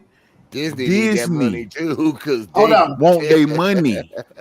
Hold on a second. Hold on. Go ahead. Didn't Spider-Man 2 cost over $360 million? Yes. So now what do you think Wolverine's going to cost? With being Wolverine is not going to cost, because Sony's already made it abundantly clear they're not going to spend that type of money on a game again. They already are. What you think? This game been in development. Wolverine has been in development since what? 2020. 2020? Well, maybe before that, because we seen it in 2020, but they've been in development with that game before that. Yeah, exactly. And people don't know. Like, once again, it could come out next year, but my thing is that look how long of a development cycle. That's what I'm saying. Look how long of a development cycle this is, man. Mm. You know what I'm saying? And we're seeing what Sony is doing to Bungie. Bungie, they were independent. Now I guess Bungie done fucked up too many times. Now it's like, hey, we talk about that later on. Bungie, but we're gonna talk about Bungie here later on. Yep. You know, so that's what I'm saying. The writing is on the wall, man, and I need for a lot of people to pay attention, realize, at least think about, look at what's going on. Look at what's going on. I remember when, because I got a homeboy when when Xbox stuff was coming in, he was sending me articles after article after article about these games Xbox putting on PlayStation. I told you, Game Pass don't look Game Pass don't it ain't making enough money, such and such. Okay. That's fine, man. If you believe what you want to believe when they come out, we'll look at it then. But they've told us time and time again over the past few months that Game Pass is profitable. Even if you take out the first party studio games, Game Pass is still profitable. We're seeing that once again, Sony games are going to start. I told them, I said, Sony's going to have to start doing the same thing. They're going to either have to start putting their games day and date on PC, or they're going to have to start releasing on everything, because people are not buying. No, man, Sony ain't going to do that. We're seeing the trend. We're seeing what's happening. Try to tell folks, it ain't about what you used to. It's about the money. It's about the money, and they're not getting enough money from y'all with their games, with their first party games, man. And give me my fucking money. That's it. They want their money, and they're not getting. Listen, that's why they come out with every piece of accessory hardware they can to get y'all to buy. They got a new fight stick. They got the Portal. They got this. They got that. They got these headsets that they got this version of the headset, this version of the headset. They got the PS. What is it? The PS? The controller, the Elite controller. That battery life on the last 3 hours. Like it's crazy. So that's what I'm saying. They gonna get y'all some way or other, but y'all sit and believe. And y'all done sat up here and talked all that noise, and that shit then came back to bite you in the ass, because Sony is now having a shift because y'all did all that talking and weren't spending enough money, or there wasn't enough people, even though they got 70 million consoles. So 70, 80 million. Some people saying over 80 million now. Yeah, whatever. Over 80 million, but their attachment rates on their first party games are still less than 10%. I gotta stop y'all there. I gotta stop there. Well, no. Well, hold on. I gotta. Viper, I gotta read some of these super chats, and then I'll let you go, and then I gotta let Sir X-Man talk. But so no, this is a great open discussion. But I let me read these super chats here. You know what I'm saying? And that's why I was letting my brother cook. I was letting my brother cook because it's his time. It's time. It's time. You know what I'm saying? That man sit there and cooked. I had to let him have it. You know what I'm saying? Let Husky have it. Anyway, but let me read the super chat from Sir X-Man that's already in the chat. I mean, already on the panel right now. And he says, appreciate it. He says the first game, and this, hold on. And I will go to you, Sir X-Man, in a second. But this is interesting. He said the first game we get from Sony is Baby Steps. Facts. Wrong. No, it's not. It's Helldivers 2. That's what it is. No. I think he's talking about after Helldivers. After Helldivers 2. So anyway, DJ Berto Das, thank you. He says, once they tip their toes in, everything's going. That's it. TWS. That's exactly right, DJ Berto Das. That's exactly right. So DJ Berto Das is back again. He said, see what happened when you shoot your shot. Oh, LOL. He's talking to Sir X-Man when he shot his shot. But you know what I'm saying? Listen, he needs to come to the K Mega Max school. I will help him. Mitchie would have already complied and already been ready she would have already deleted anything that she had about being available, friends, whatever. It would have been me and K Mega are friends at first, and then when the work was done, then there was nothing else to be said, because then Mitchie would want me to put a ring on it. Anyway, so sorry, man, I will help you out. Anyway, so let's go ahead. But I see my girl Curie, and she was talking about the gameplay that I was showing beforehand.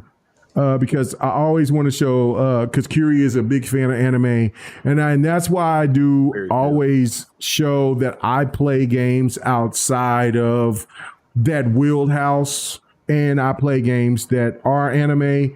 And let me go back and see if I can find what she said. But anyway, I can ad-lib a little bit until I find it, and then I know my boy Yobi. while you're trying to find it, I had to stop y'all because of the fact that let's not start talking about how Sony has been lying about console sales. Okay. They've been lying about the damn console sales for the longest time. They could have been. You could be right. And the fact is, there's been a report that just recently came out that's saying that the actual sales is not in the 70 millions. It's not even in the 80 millions. It's actually in the 50 millions. That's what the actual sales are. Because remember, they count the portals. No, yeah, they count the portals, but here's the thing: it's still in the 50s. It's not even in the 60s. They're talking. See, Sony wants to talk about consoles shipped. Yeah, they don't want to talk about the actual sales. Everybody wants to talk about Xbox. There's only 30 million people on the Xbox. Really? You don't know. Bro, it's way more than that. There's way more than 30 million consoles sold for Xbox. I can guarantee you right now. Oh, it's over. From my estimation, from people I've talked to, it's over 40 million. But it is what it is.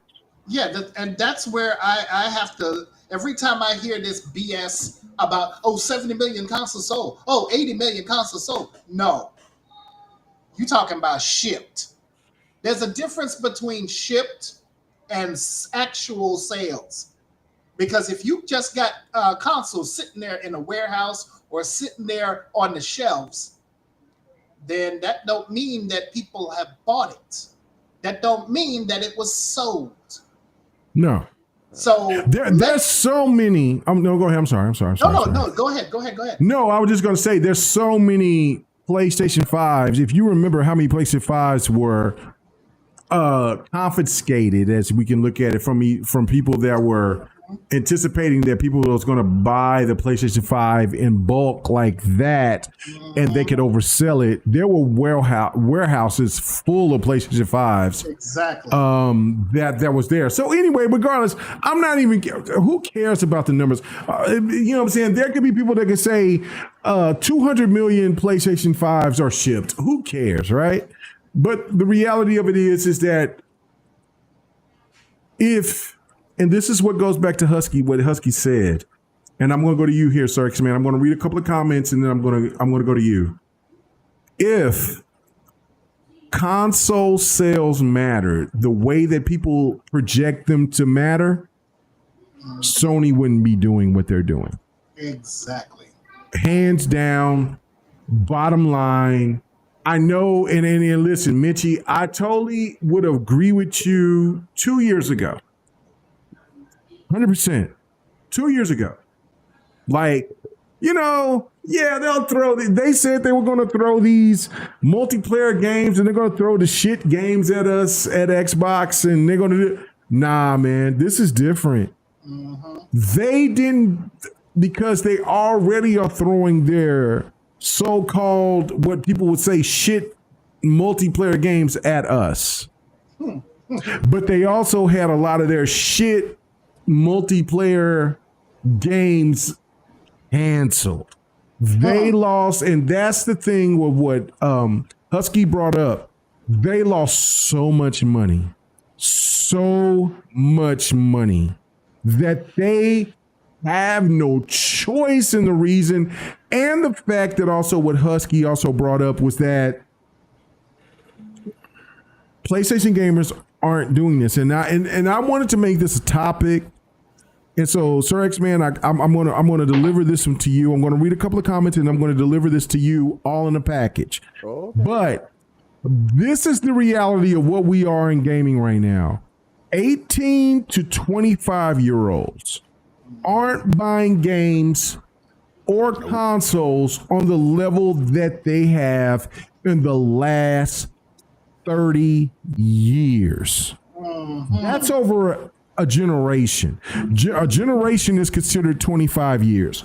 We're talking about gamers that are having to deal with high costs at every step, from when these kids is going to college and they got tuition, from kids that are economically sound and kept their money and trying to buy a home for themselves, from kids that are just kids and just living their lives and just trying to find a job and is having a hard time to try to find a job.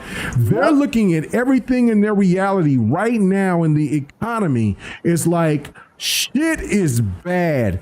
I can't be caring about playing video games right now when you're trying to charge me $80 plus, $70, $80 plus, especially if I am a PlayStation first gamer or a Nintendo first gamer. I'm going to get back to that. I don't want to hear anything about Game Pass or anything like right now because we will talk about that later. But Sir X-Man, real quick, let me just jump just real quick. One second. Go ahead. To hit my point. You mentioned 18 to 24. They're not buying consoles or whatever. They're not buying 17 to 25 are not buying consoles or video games. It's a record low. It's haven't happened in 30 years. When you got, that's why people were still hanging on to their PS4 because of stuff like that. Also, on top of that, you don't have to. Games aren't selling. Even if I do have a PS5, guess what I got to play? Warzone, Fortnite. There's so many other free games. That's one of the reasons Concord didn't like. It was a good game from what people certain people said it was an okay game. However, it didn't. It's too many hero shooters out there right now for you to be trying to charge money for a hero shooter. Overwatch, Marvel Rivals, all these games. You shot yourself in the foot by doing that. Like that, and once again, mobile also is another aspect that we forget about. When people play on mobile games, and you can do what? You can do Warzone on mobile, PUBG mobile. A lot of these games, they don't have to buy a console if they want to play nowadays. Apple is making iPhones that's running Resident Evil. Listen to me. These console sales, you say what you want, all this, they don't matter as much as you think they do.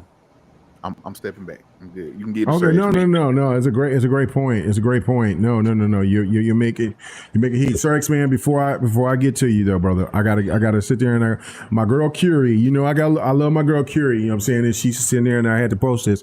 She said, I don't recall Fairy Tail being on Xbox, so this must be the Steam version. And I'm like, yes, it is.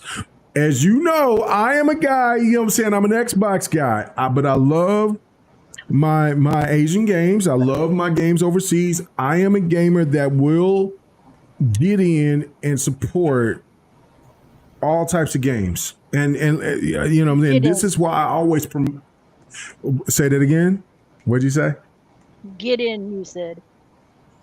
You get in. Yeah. Well, no. Well, I'm just saying. No, Mitchie. I mean, listen. Listen. I can't buy. This is why I think before the night is up, we're definitely going to talk about gaming prices here, right? So, but what my thing is that like I try to support. I've always been an advocate. Anybody that's been following me from the day that I've started my YouTube channel. And then kind of moved on, you know what I'm saying, and kind of trying to broaden my horizons on other platforms. Everybody knows that anything that I said, I support all types of gaming. I don't care if you're from Asia, if you're from England, or I should say from the UK, if you're from the United States, if you're from Africa, if you're from Brazil, I don't care. If you're bringing me something that seems like it's quality, something that's worth it, I'm not expecting games to be on the level of Grand Theft Auto 6, but if you can show me that you're bringing something to the table that's great or that is comparable, I'm going to play that shit. I'm going to show it. It's what I feel as a gamer that we all should do. And yes, and this is one of these things that, listen, I know I don't talk to the Xbox staff like I used to when I was at my height of my powers, but the Xbox staff still listens to me. They still listen to my channel. They still listen. And you know why I know why? It's because games that I've sit there and been adamant about, they brought them. And I'm like, thank you. And then I get like a thumbs up or a like or something, and I see that from there. Oh, that's all I need. I don't need no clarification. I'm not one of these dudes to sit there and is looking for the clout to say, oh, Xbox, listen to me. Oh, Sarah Bond, Phil Spencer, they listen to me. Oh, hey, boss. No, I ain't one of them dudes. I ain't one of these corny ass dudes to sit there and need that validation. All I'm saying is that listen to what I'm trying to say. For there was some of the people out here that was trying to tell you to alienate these great products that's coming from overseas, from all over the world, because they were trying to have this bullshit right-wing dumb agenda first thing of European first, whatever dumb shit that they do. It's ignorant. Gaming started from Japan, from my knowledge. I could be wrong, but from my understanding, it started from Japan. They gave us something that we all love, we all universally can join into and benefit from. Why is it that we and listen, do I feel that some things from the East are held back because Western games bring a different element that is absolutely solid? Absolutely. But then when you look at some other games like Expedition 33 that's coming from this place, or do you you look at what Square Enix has set this is the thing to me, is that what I got to say this, and I got to say this real quick and then move on, because I want to hear Sir X-Man's point. I'm sorry, Sir X-Man. Square Enix set a tone for all gamers out there. Let's not get this twisted. Square Enix and Namco set a bar on how games should be made, produced, and then what Nintendo did on bringing in and saving gaming.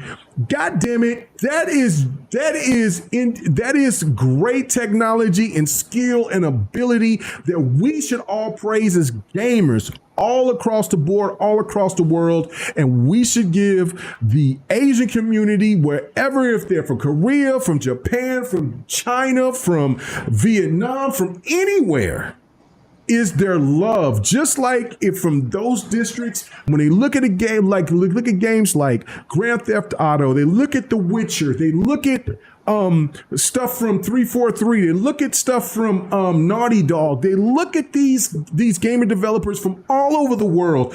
We are united as gamers, and we should love that for the unity for gaming. Hell, where you come from. If you're in a communist country, or if you're from a country from a democratic country, it doesn't fucking matter. If we are getting great content that we can sink our teeth into from a game that's from China, that I considered last year to be the game of the year for me, from Black Myth Wukong. Absolutely a marvelous game. But then we look at from a game like Elden Ring. I hate Souls games. I've told you that. That came from software. That's from a different part of Asia.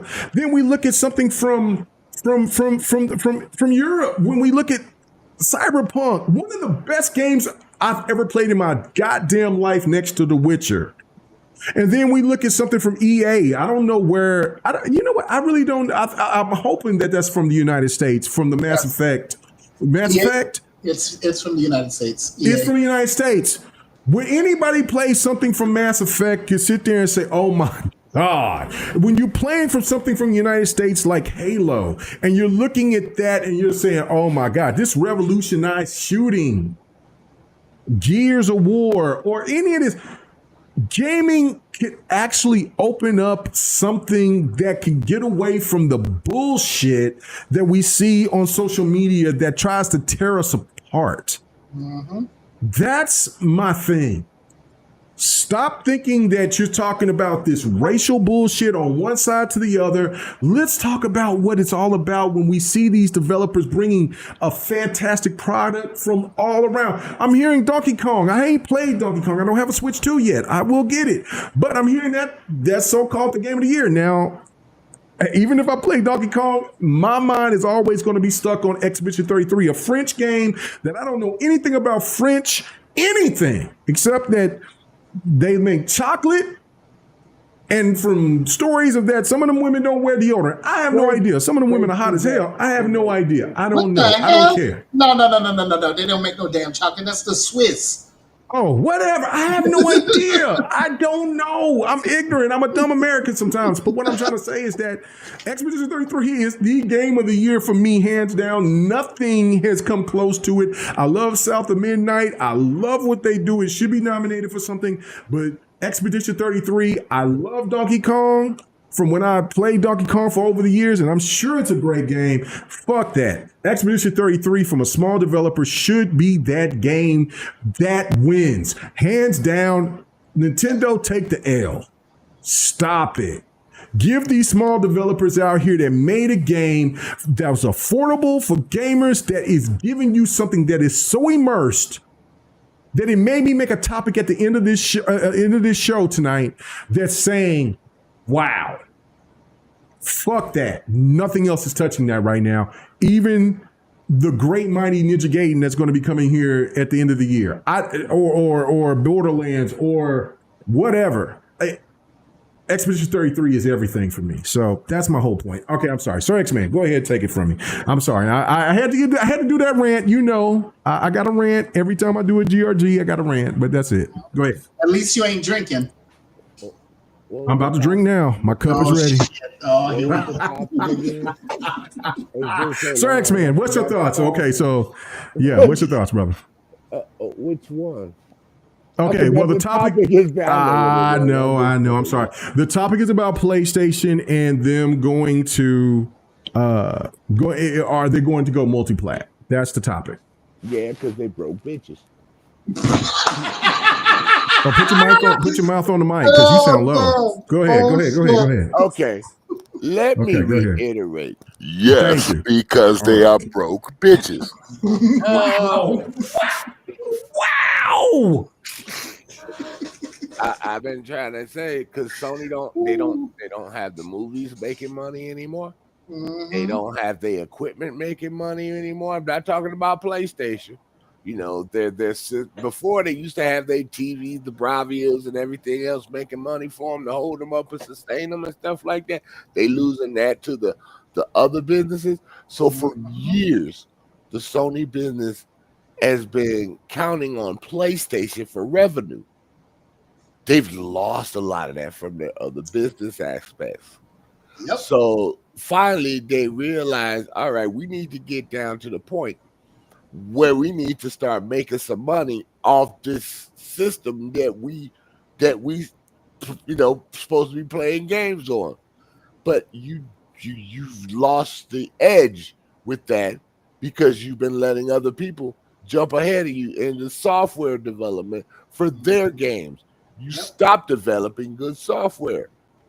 What happened to the multiplayers used to have games that you used to have on the PS3? Where the hell did they go? So you let other companies, even Nintendo, beat you in multiplayer games for their Switch. Splatoon. While you were playing the fuck around with remasters and remakes. You had games that were going to be multiplayer, and they were really pretty close to putting out there, like the Spider-Man, the Twisted Metal, and a few other games. You had Guerrilla Games wanting to make other games that were multiplayer, but you put a stop to that. You know, I mean, you've lost your edge. When you had the PS3, you were doing really good. But then you stopped. And you didn't see the writing on the wall that it all can't be about single-player narrative. It's about the generation is moving into multiplayer co-op, multiplayer, online games. I mean, a lot of people said Crackdown wasn't good, but it made money because Microsoft had made it multiplayer online and co-op. Crackdown was good. Hell with the haters. It was. I don't give a damn what they say. It was good. Man, the end of Crackdown 3 was amazing. Crackdown 3 was fun. We just need to jump in and show people what the multiplayer was about. I enjoyed the co-op story and the single player a lot more. Though that was so much fun. Yes, it was. But you get Microsoft gives you options. You can play online, or you can play a game with a friend. And that's your problem. These third-party games, Xbox and other third-party games, are kicking your ass because they're making games that have multiplayer in them and co-op multiplayer. But what cut do you get out of it? Oh, you only get 30% out of it. They get 70% out of you. Yep. So how you gonna make money when they're making the big part and you only making the little part? Mm-hmm. You need to have your own games where That's you what can she make said. Mitchie, what's happening with you? You've been listen. Thanks, man. You got a chance, boy. Mitchie about that life, boy. Perfect timing. Hey, I give it to you. That was perfect timing. That was smooth, girl. Beautiful timing, Mitchie. Wow. That's why you my northern queen. But wow. But Jesus. That's the problem. PS4 was and PS3 was making good. You saying? Hold on, Mitchie. You saying that PlayStation needs Blue Chew? Is that what you saying? Oh, you saying PlayStation needs Blue Chew? Blue Chew? I don't know. I've been seeing all these ads about Blue Chew on my thing, and so it's supposed to be an enhancement. So I'm just wondering. Totally got lost with that. But you ain't seen the ads for Blue Chew? It's supposed to be like the alternative Viagra, like you just chew some bubble gum or something. I don't know. No. So you looking into that, have you? No, Mr. Lowe. Apparently do not so. Need that. You only get ads. Don't make me drag my wife in here. Do not make me drag my wife in here to sit in this chair, because I will make her do it. You only get ads that you look at. Ads are targeted these days. No, I just see it. I just see it. Because you know what? It just kind of goes hand in hand. No. Well, let me explain. Because if I'm looking at something that's on Facebook or YouTube or Instagram or something like that, like I look at women with big booties or something like that. I'm a man. I'm an ass man. So that's just what it is. But then they throw these ads at you like, I need that. I don't need that. You know what I'm saying? So that's what I'm trying to make the point. So that's what I'm saying. No, they only advertise you for what you Let it go. So, Blue Chew, hey, if you want K-Mega the 405 to advertise, I'll do it for you. I'm not an advocate, but I will help men out there who are advocates that need that work. I don't. I'm good. Hey, and that rocket still does this. I got a thing for you for that.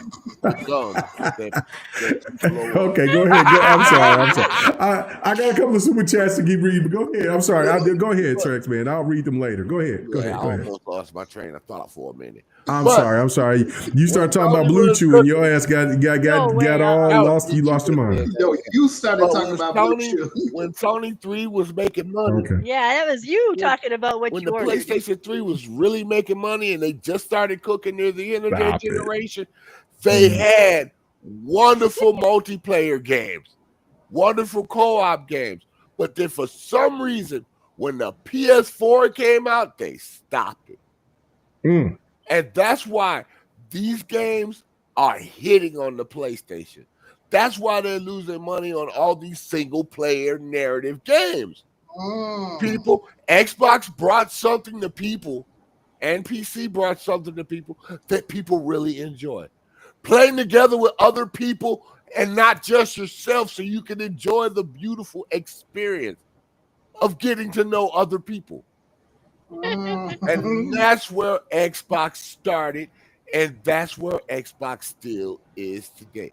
Every game had co-op multiplayer. Every game on pretty much a lot of games on the OG Xbox had co-op experience. A lot of games, mostly all the games on PS.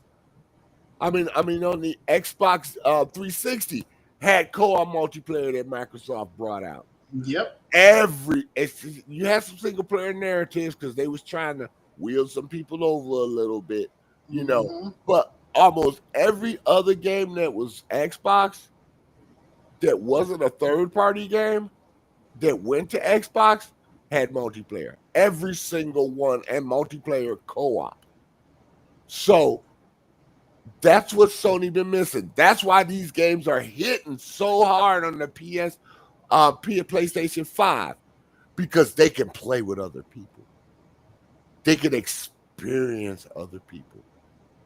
And I'm sorry to say this, but Jim Ryan was almost right, but he should have went. I've said this before on GRG, but instead of worrying about those free-to-play versions of their games or their games as a service games, they should have got back to their roots.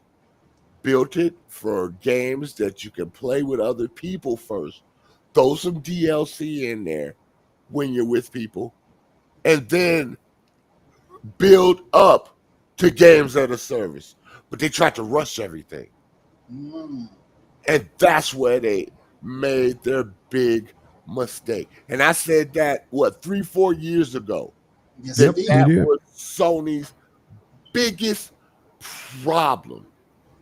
Yep. That's why you ended up with so many remasters. What was the narrative? Single player. Yep. People were waiting for The Last of Us, online thing, because they said it was fun. You could have brought that to a new generation with a new scheme for it and improved them, but you scratched that. Like I said, the Twisted Metal, the Spider-Man was banging. Everybody told you that Spider-Man multiplayer was banging. Yeah, I would have been hit. That would have been huge. I would have been playing the hell out of that. I would have been on play. I would have signed up. I would have been on PlayStation. Sign up so easily, so much. PlayStation just to play that. Yep. Yeah. But you bit the pooch on that. So it's like, well, you confusing your audience, Sony, and they try to tell you, and then you listen to the stupid people in the what do you call it, in the Twitterverse. Yep. And it's messing. Or just social media verse, yeah. Yep. You need to get to your narrative, get back on track, try to catch up with the rest of the damn world, and stop slacking. It's too late now. You got to build it back up again. Get you a good co-op. Don't go to no games or no service. Get you a good co-op game where you can put people in. Make another Resistance. Make another, make you another. What was that other game they had, K-Mega? SOCOM. Make you a SOCOM. Killzone. And Killzone. Co-op story. Yeah, bring back Killzone. I mean, they should have never killed off Drive Club, in my opinion. Yep, Drive Club.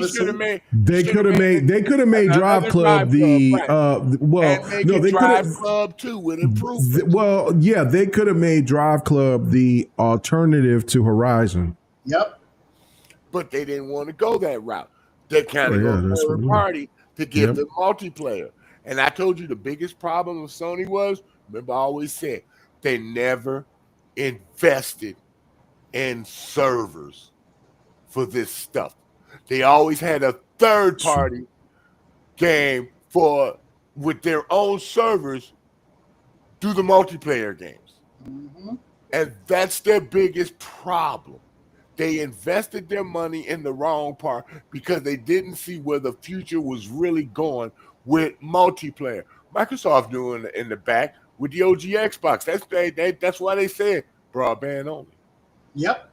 That's why they said broadband only. I had broadband and I loved it. You know what I'm saying? But they did. I mean, I'm not trying to say nothing bad about the Japanese, but they like a little slow. No, sorry. I had the gameplay playing.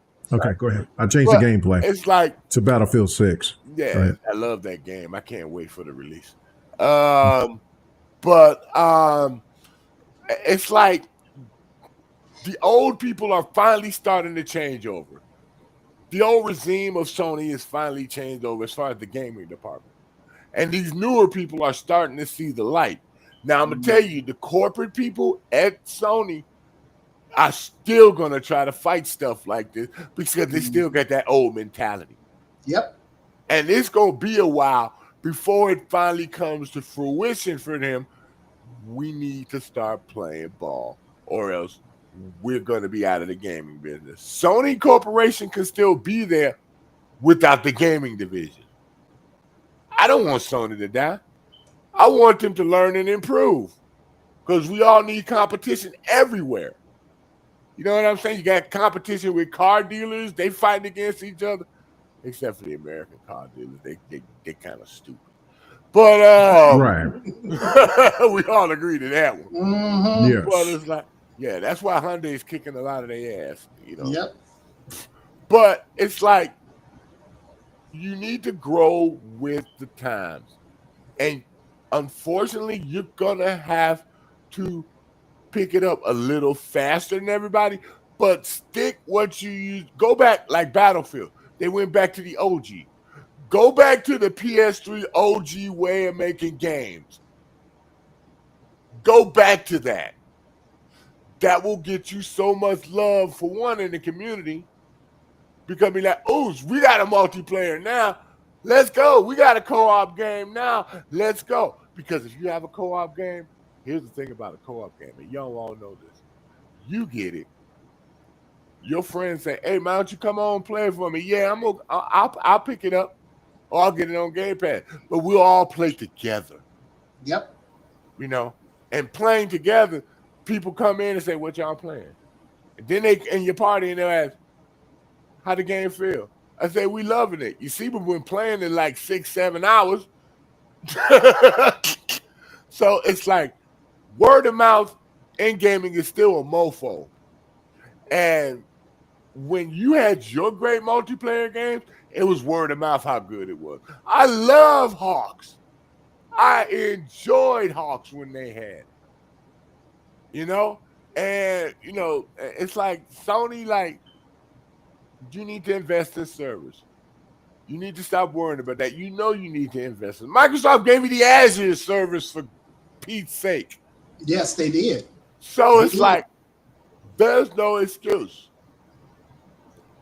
Innovate, lead, or get out of the way. And it's like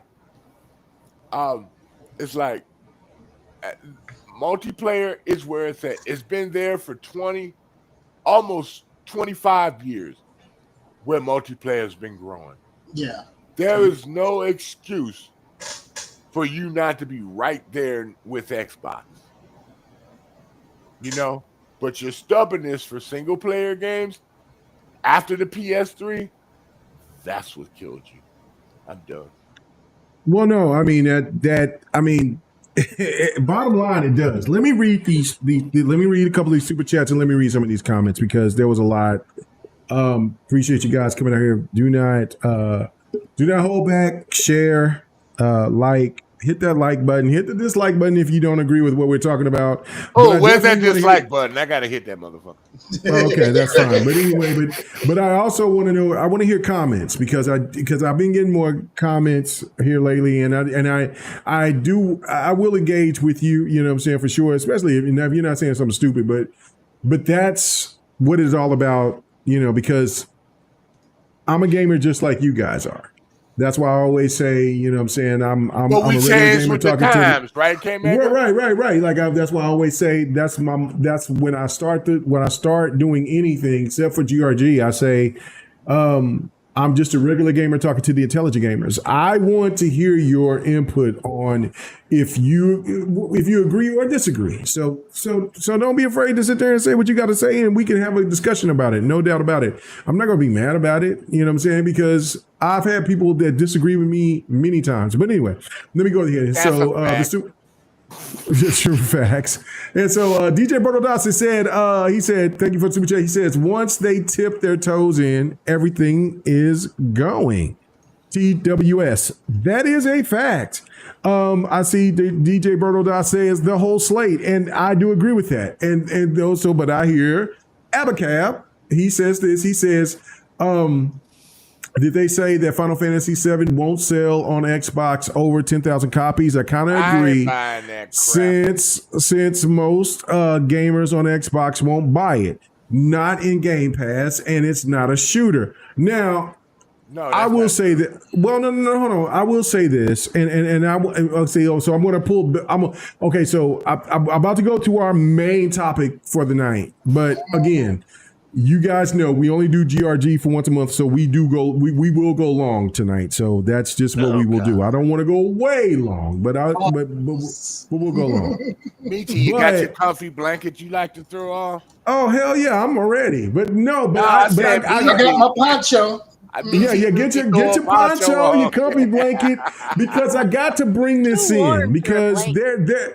Well, because Mitchie even said, "Oh, we're going to be doing GRG until 3:00 in the morning." No, we're not, but we'll be going. We'll be going on. So, but this is my thing. Okay, so I got to ask this question to you guys. Oh no, because when I'm done, she sleep.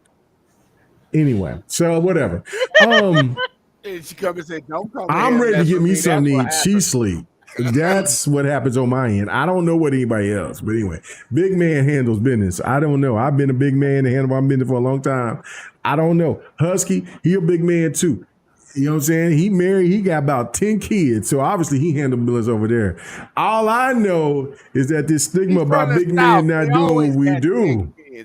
All I know is that, listen, last time I heard my wife's homegirl sit there and said, I heard about you. I heard you put that thing down. And she was drunk as fuck. So that's all I need to know. If my wife is over here spreading propaganda good, wise, and different, then I know that I'm doing my work. So that's all I need to know. So anyway, whatever. And so that's why Mitchie laughing. That's why she mad. She's like, oh, okay, Mega's in that class. I don't need Blue Chew. Anyway, so what I'm trying to say on this, let's get back to the gaming. No. Let me get back to the gaming. Okay, so because this is an open discussion, because this is just a brief one. Well, we can talk about it. It don't have to be brief. This one ain't brief. Well, no. I just want to hear your thoughts on this, because what we have witnessed is that people have been trying to keep telling us that because of the Final Fantasies, right? And because of the Final Fantasy games are finally coming to Xbox, or Black Myth Wukong is coming over to Xbox, that Xbox gamers have to be in abundance to buy these games. When I have heard quite a bit of the opposite from a lot of Xbox gamers out there that's like, you know what? Hell with that. You know that game should be already on Xbox by now. We gave the grace to Baldur's Gate 3 because Baldur's Gate 3 gave that bridge. Well, no. But no. Okay, sorry, X-Men. This is the thing. Baldur's Gate 3 was only about what, 5-6 months at the right. It wasn't that far off. I wasn't. Okay, 3. Yeah. It came out in September.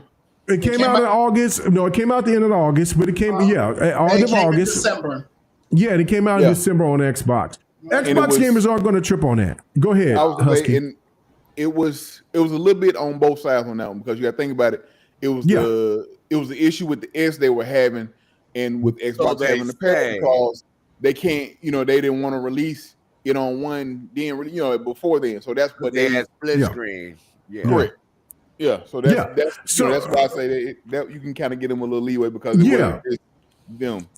And the reality of it is, because PlayStation gamers don't bring this up, Baldur's Gate 3 sold better on Xbox than it did on PlayStation. Yeah, whoopsie. You know why? Because the Xbox is a multiplayer system. Well, no. Baldur's Gate is just it's not a PlayStation game. PC. It's synonymous with PC. Baldur's Gate 3 didn't sell overwhelmingly well on Xbox, but it sold more than what it sold on PlayStation. Yep, because that's a fact. Why not in a reasonable amount of time? Right. Xbox to play it. And right.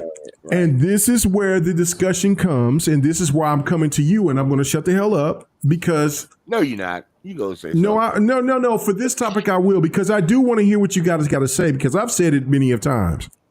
Like, you know how I feel about Black Myth Wukong. I want to support it. This game is coming out in a week. I'm sorry. Oh, you ready for that? Oh, I know you ready for that. Well, no. I love this game. It was my game of the year last year, right? It is so good. I want Xbox gamers to experience it, right? I really do.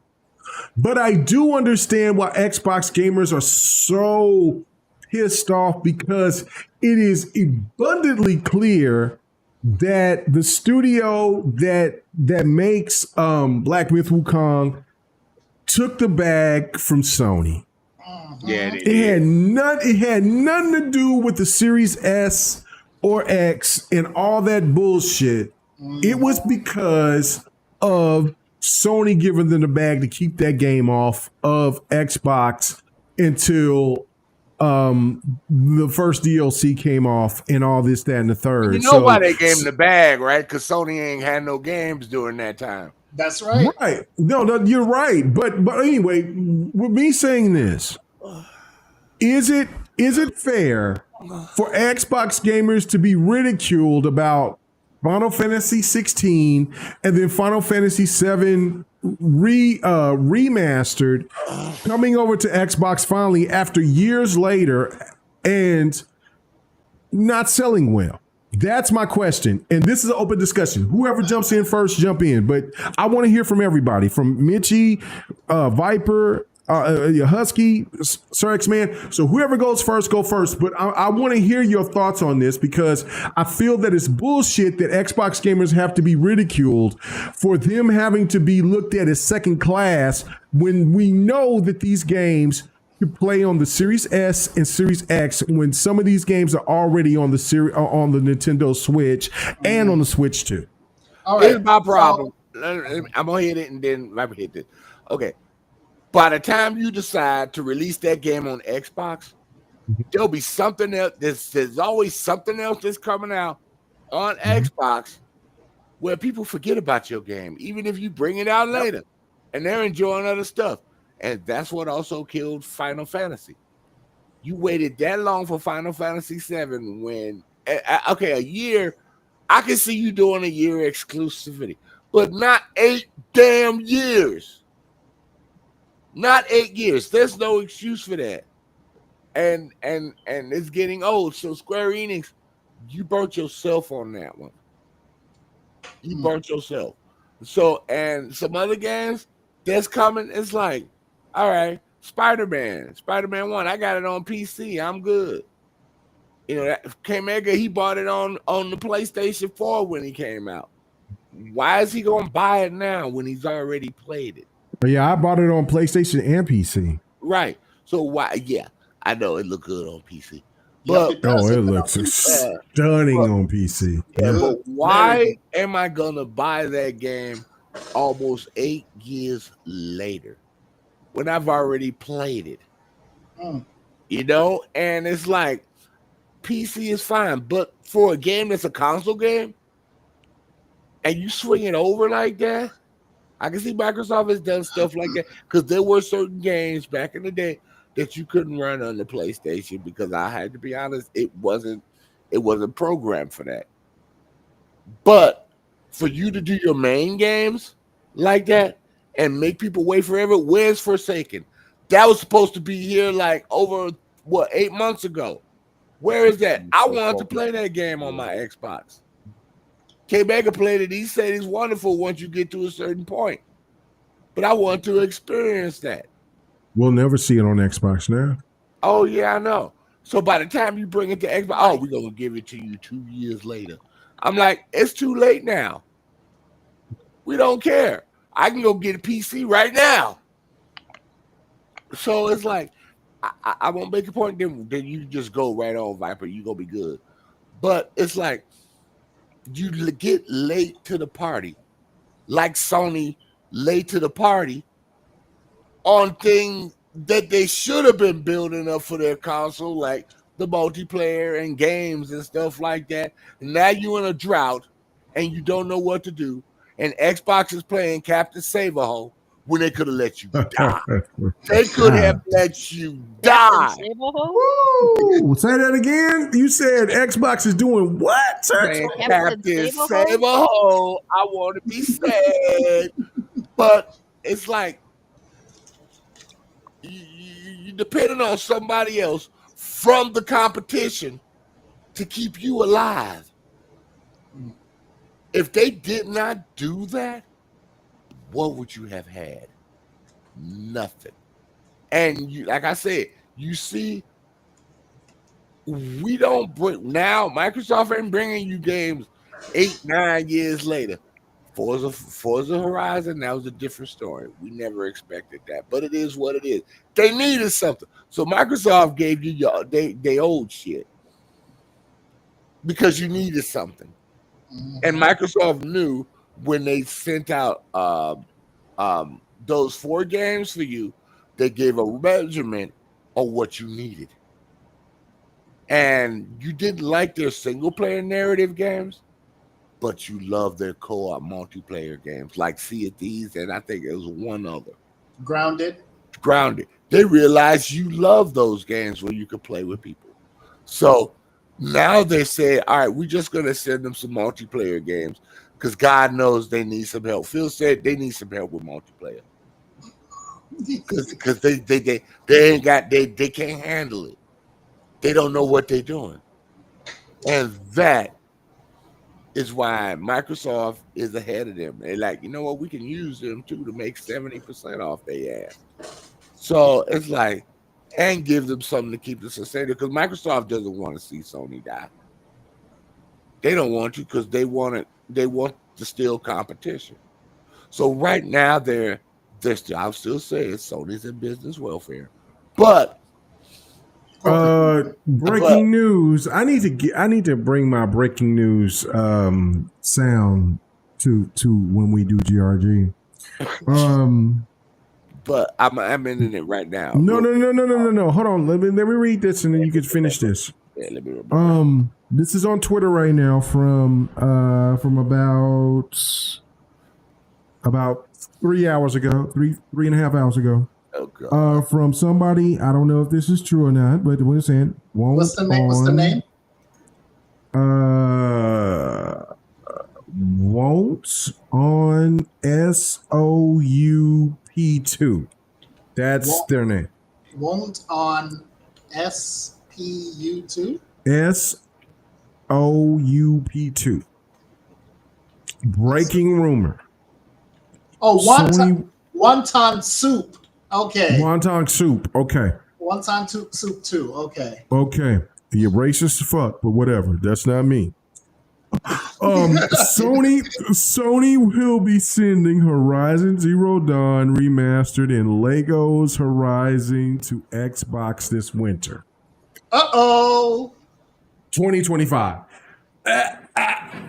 Okay. Sir X-Man, continue. I don't know. I just seen it. I'm getting hit by so many people on my motherfucking Twitter right now saying, Mega, what do you think about this? I'm like, I don't know. I ain't replied yet. I ain't replied yet, but I'm just like, I don't know what to reply to, but I don't even know who this is, but is it legit? While you talking, I'm going to go ahead and keep reading to see. At least put it in the group, please, sir. At least they're sending one of their better games. Not the second one, but they're sending the first one, which is one of their send it to the group. Games. I'm sending it right now. It's right there, sir. I ain't going in there. Notifications, yeah. Go ahead, Sir X-Man. Go ahead, because this is an open discussion. Everybody needs to say something. Now that I might get for the Xbox because honestly, it's still people told me about it, but it is one of their best games. You know, they're not sending us number 2 that really had problems, so I'll give them that. But as Final Fantasy, you shot your wad, dude. Final Fantasy 7, you shot your wad. It's over. You know, there are so many better RPGs than you now. You took too damn long. And we ain't got to the price thing yet, right? No, not yet. All right, go ahead, Vipe. I'm good. Okay.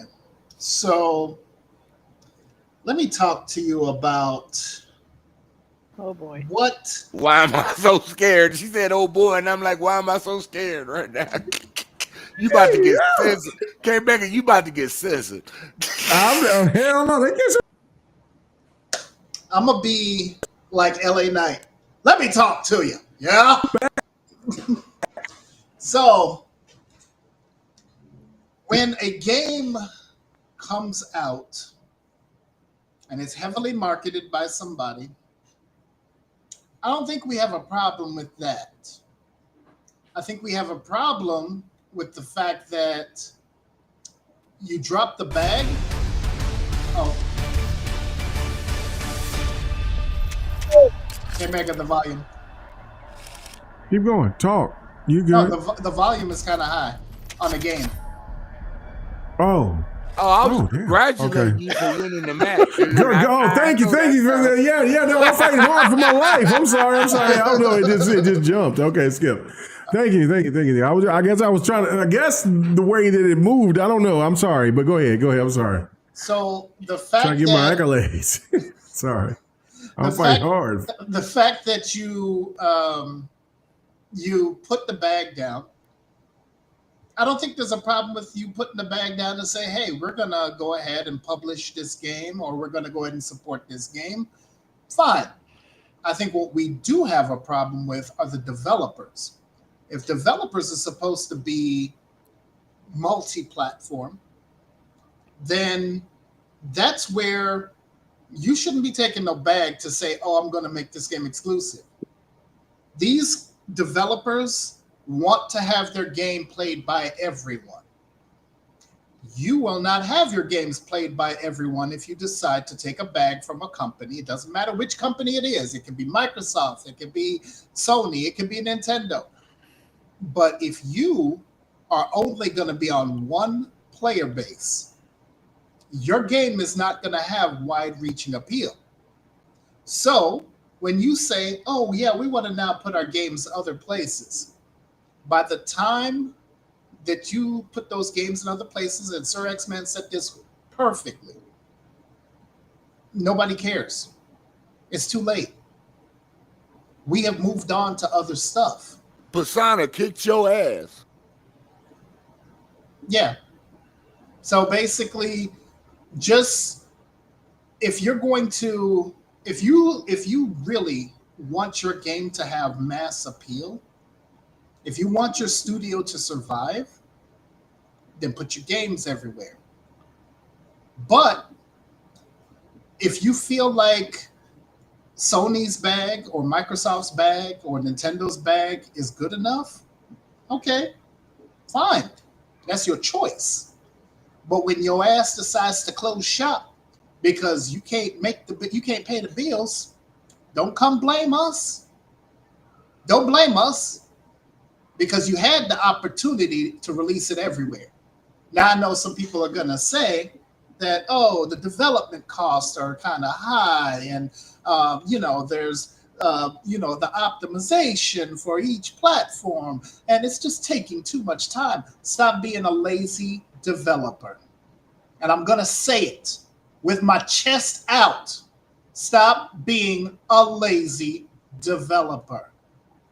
You know what it takes to develop a game on an Xbox, on a PlayStation, and on a Switch. You know what it takes. You know what it takes to do it on a PC. And PC has multiple configurations because not every PC is the same. So if you can make a game on the PC that has multiple different options, multiple configurations, then why can't you make it for another gaming platform where you know what the silicon is, you know you can optimize it to that silicon, but yet you refuse? That lets me know you don't want your game to be sold everywhere. You don't want to have everyone to have access to your game. If that's the case, then take your ass to the unemployment line, and I say sayonara, because we ain't gonna see you for much longer. And when you think that Xbox gamers have to foot the bill to go ahead and buy your game after it's all old news, you got another thing coming. Who the hell do you think we are? We are not second-class citizens. We are not just going to pick up leftovers. You can kiss my ass. Miss me with that shit. Because I should be treated just like everyone else with some fucking respect. I'm the one with the money. Even though I'm a cheap bastard, I'm the one with the fucking money. You want me to buy your damn game? You better release it the same time on my platform, just like you did with somebody else. I should be treated equally as everyone else. And if you want to treat me like shit, best believe I'm gonna make sure your ass is on the unemployment line. Because I don't give a I don't care about what your company does after we make your company shut down because you can't pay the damn bills. That's your fault. That's not my fault. You talking about how we need to buy the games? No, I don't need to buy shit. Damn. Y'all should have bought the damn game. I don't have to buy not a damn thing. All I have to do is be. No, I'm talking about Sony people. You should have bought the damn game. No, I understand that, but I'm talking about for the conversation of it right now of being, oh, well, Xbox people need to buy these games that already came out on PlayStation, and now they want to release it like 10 years later or 1,000 years later. No. No, I ain't got to do anything but be black and die. That's it. So you can kiss my ass. Kiss my entire ass. Because you are not getting a red cent from me. Now, on the subject of Black Myth Wukong. If you talk too bad about Black Myth Wukong, I might have to get ignorant. Now, go ahead. The one thing I will give them some leeway on is because this is their actual first game. They don't deserve no leeway, in my opinion. As much as you know I love that game, they don't deserve it. I'm gonna give them some leeway because they did not know how to program for consoles. Hold on. No. Hold on. That's a load of crap. No. Mitchie, I agree with you 100%. No. Otherwise, why is it on PlayStation? No, because because they have PlayStation people over there helping them with the development for that system. No. Listen. Yes, they did. I said. Well, they did, but that's not an excuse. Thank you, Mitchie. You're right. It's not an excuse. It is my game of the year in 2024. I think every Xbox gamer should jump on that game immediately to jump on that greatness. Nope. But you know what?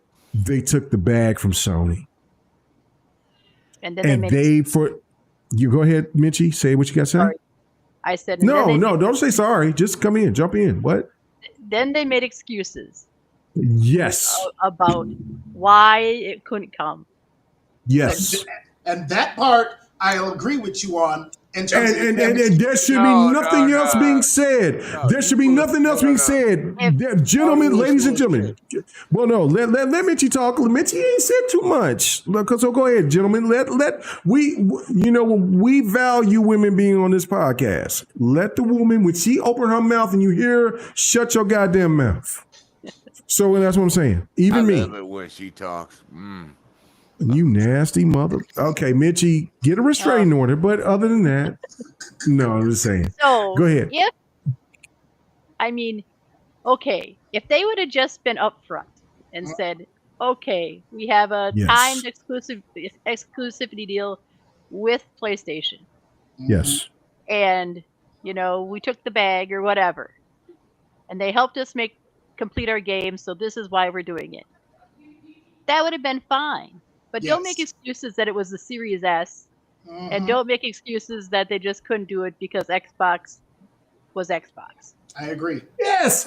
See, that's all we want to hear. Okay, Viper. Honesty, transparency. Yes, Viper, Husky, Sir X-Man. I got something to say on that. So no. Okay, I'm sorry. Right. No, Mitchie, finish what you got to say. Like I said, I got to shut up. What you got to say? Sorry. Black Myth is not getting none of my money. Oh shit. Okay. So they can piss up a rope. Yeah. Well, you know what? This is. I agree with you 100%. I got a fact. No. I'm gonna let you talk. I'm gonna let you guys talk. But this is my thing on that. She is 120 million billion zillion gazillion right. That's what that is. I am a fan, a diehard fan of Black Myth Wukong. I want that game to resonate on Xbox gamers to the effect like no other game except for the big five that Xbox has resonate. But she is 100% right. Just be honest. If you just said, if I forget the name of that studio, just came out and said, Game Science or whatever. If we worked with Sony and we decided that we will bring it to Xbox later, but we want to make the best iteration for the PlayStation console right now. You know what I'm thinking? I'm like, Sony gave them the bag. I'm not tripping. This is just what this is. This is a bigger discussion going forward. Bullshit. They was on bullshit. Yeah. Like, well, no. They weren't on bullshit. They just wanted to make sure that they got enough money to where they could make their DLC and go out and make their second game. And I'm not, and then as a gaming enthusiast, I understand that. And anybody that's a businessman or woman could sit there and look at that and say, I ain't mad at that. You were honest. You was direct. This is exactly what we want to hear from you from you people all over the world on how these business practices work, so we can discuss this and then maybe regulate it in some way or shape or form. But for right now, we get it. But that's not what Game Science did. They lied because Sony told them they had to lie. And when I hear Mitchie and when I hear Dark Venom, you know what I'm saying? But Dark Insidious Venomous looking there in the background. Yes, it's for the Coruscant. How can Mega sit there and look at my Xbox brethren and say you're wrong? And saying, fuck you, Black Myth. Fuck you, Game Science. Well, the thing is, y'all did interrupt me. Y'all did interrupt me when I was trying to make my point, but you know. Well, I wanted, you know what I'm saying, lady. You know how I'm about ladies. Ladies got to get their voice in. You know what I'm saying? Like, listen, I ain't gonna let Mitchie not sit. Get her spill in. Let me just you say dirty Neanderthals want to overtalk this woman. I gotta stand strong for her. You can go ahead after this, but this is the truth. Anyway, go ahead. Okay. Go ahead. What's your thoughts? People forget both PlayStation and Xbox run on the same architecture and pretty much the same GPU and CPU. It's the same architecture. Now I can understand Baldur's Gate because they didn't know how to work it with the Switch, but the Xbox Series S, but that's still the same architecture. So that bullshit that they said, why we gonna put it on PlayStation first, was crap. Because they're the same architecture, they run the same way, but one of them just happens to be more powerful than the other. We know which one that is. We ain't gonna say. So there is no excuse why this game couldn't have came out day one on Xbox all of a sudden. Because at first it was coming out on Xbox. Then 1 week before the release, you say Oh, it's only going to come on PlayStation. Doesn't that sound suspicious? So it's like, that was crap. Can't make it right. You took the bag, and look what the bag got you. Less sales, less money. You lost out. That's on you. Okay, I'm done. But see, it's not fair to tell Xbox people, you've got to now support it since you wanted it so much. That ain't happening. I agree. I agree. Bullshit. Because here's the thing. If you wanted the Xbox people to support it, should have been released the same time you released it on PlayStation. The only time that I can tell you where I say that people should support something is if it was only released on PC and then it came to consoles. That's the only time I'm going to accept that. But when it comes to, you're going to choose one console over the other to develop for, when you know damn well that you have the capabilities to do it on all consoles. I don't want to hear about, we need more time and more developers to optimize. Bullshit. You can split your teams into 3. Split your team into 3. You got some people working on the Xbox version. You got some people working on the PlayStation version. You got some people working on the Switch version. Because what do you develop on in the first place? You develop on PC first. That's where you develop first. Yep. And now, when you have to optimize for the consoles, what do? You take the PC version and you downsize it to the console version. So don't tell me you don't have the resources, you don't have the time, because your game is already done once you've made it for PC. All you're doing is just saying, we're going to take down some shadows. We're going to take down some reflections. We're going to take down some textures. We're going to drop the resolution. We may have to change the frame rate, or maybe we'll keep the same frame rate, but it may be a slightly bit unstable. Okay. That's easy to do when you're doing it on the PC. Hello. You know what the different PC settings are, what you need to put for the Xbox, for the PlayStation, for the Switch. Miss me with that shit when you say that, we just didn't have enough time or enough resources. There's only one game that did that right. Did it right when they brought it to Xbox. It was Hello Games. Because they gave us the multiplayer for No Man's Sky, which Sony didn't have, and a whole lot of other features. They did it right. After that, I did not see anybody do it right like Hello Games did. But here's the thing, though. Xbox just knows how to do that. But with No Man's Sky, we already knew that they already had the bag from Sony.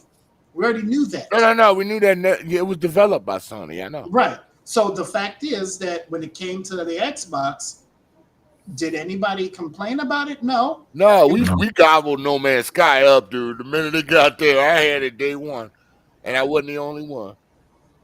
So, the fact is, let's not think that just because we're clamoring for a game and we're saying, hey, why didn't you release it on the Xbox? Why didn't you release it on Nintendo?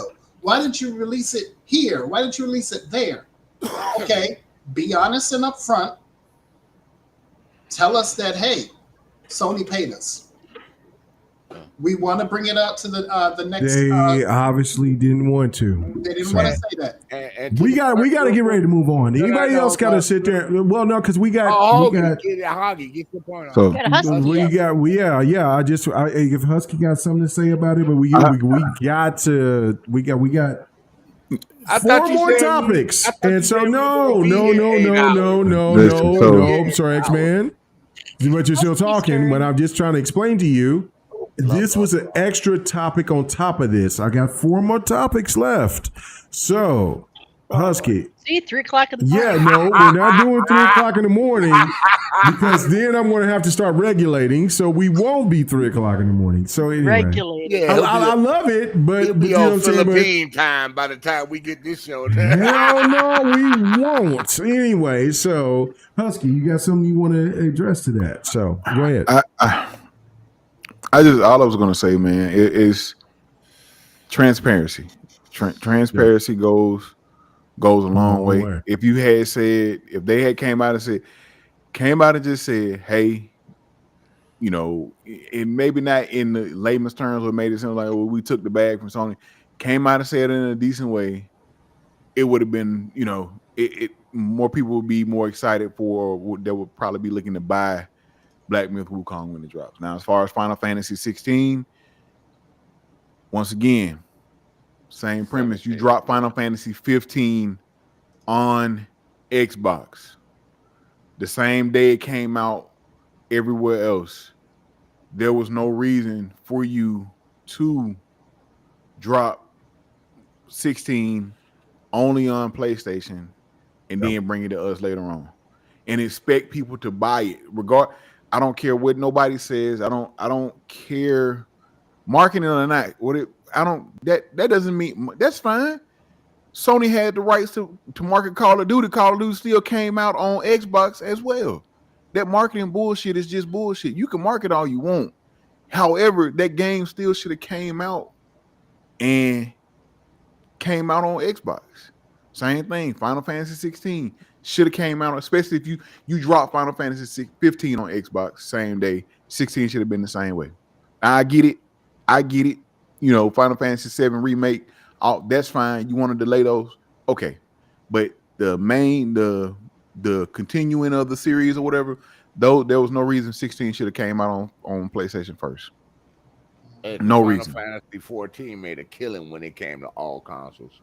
And that's what I'm saying. It was 15, 14, yeah. 15. It sold like 10 million copies. 15 million copies. 15, overall. Yeah, over 15 million. And my kids were playing it all the time. Yeah. So that's what I'm saying. Like they should have still bought that. You know, but like I said, y'all want to take the bag and see what happens. You saw it. Once again, you saw what happened. It was Call of Duty was just an example for him. But you saw what happened with Street Fighter. When Street Fighter 5 came strictly and only to PlayStation, what happened? Cooked.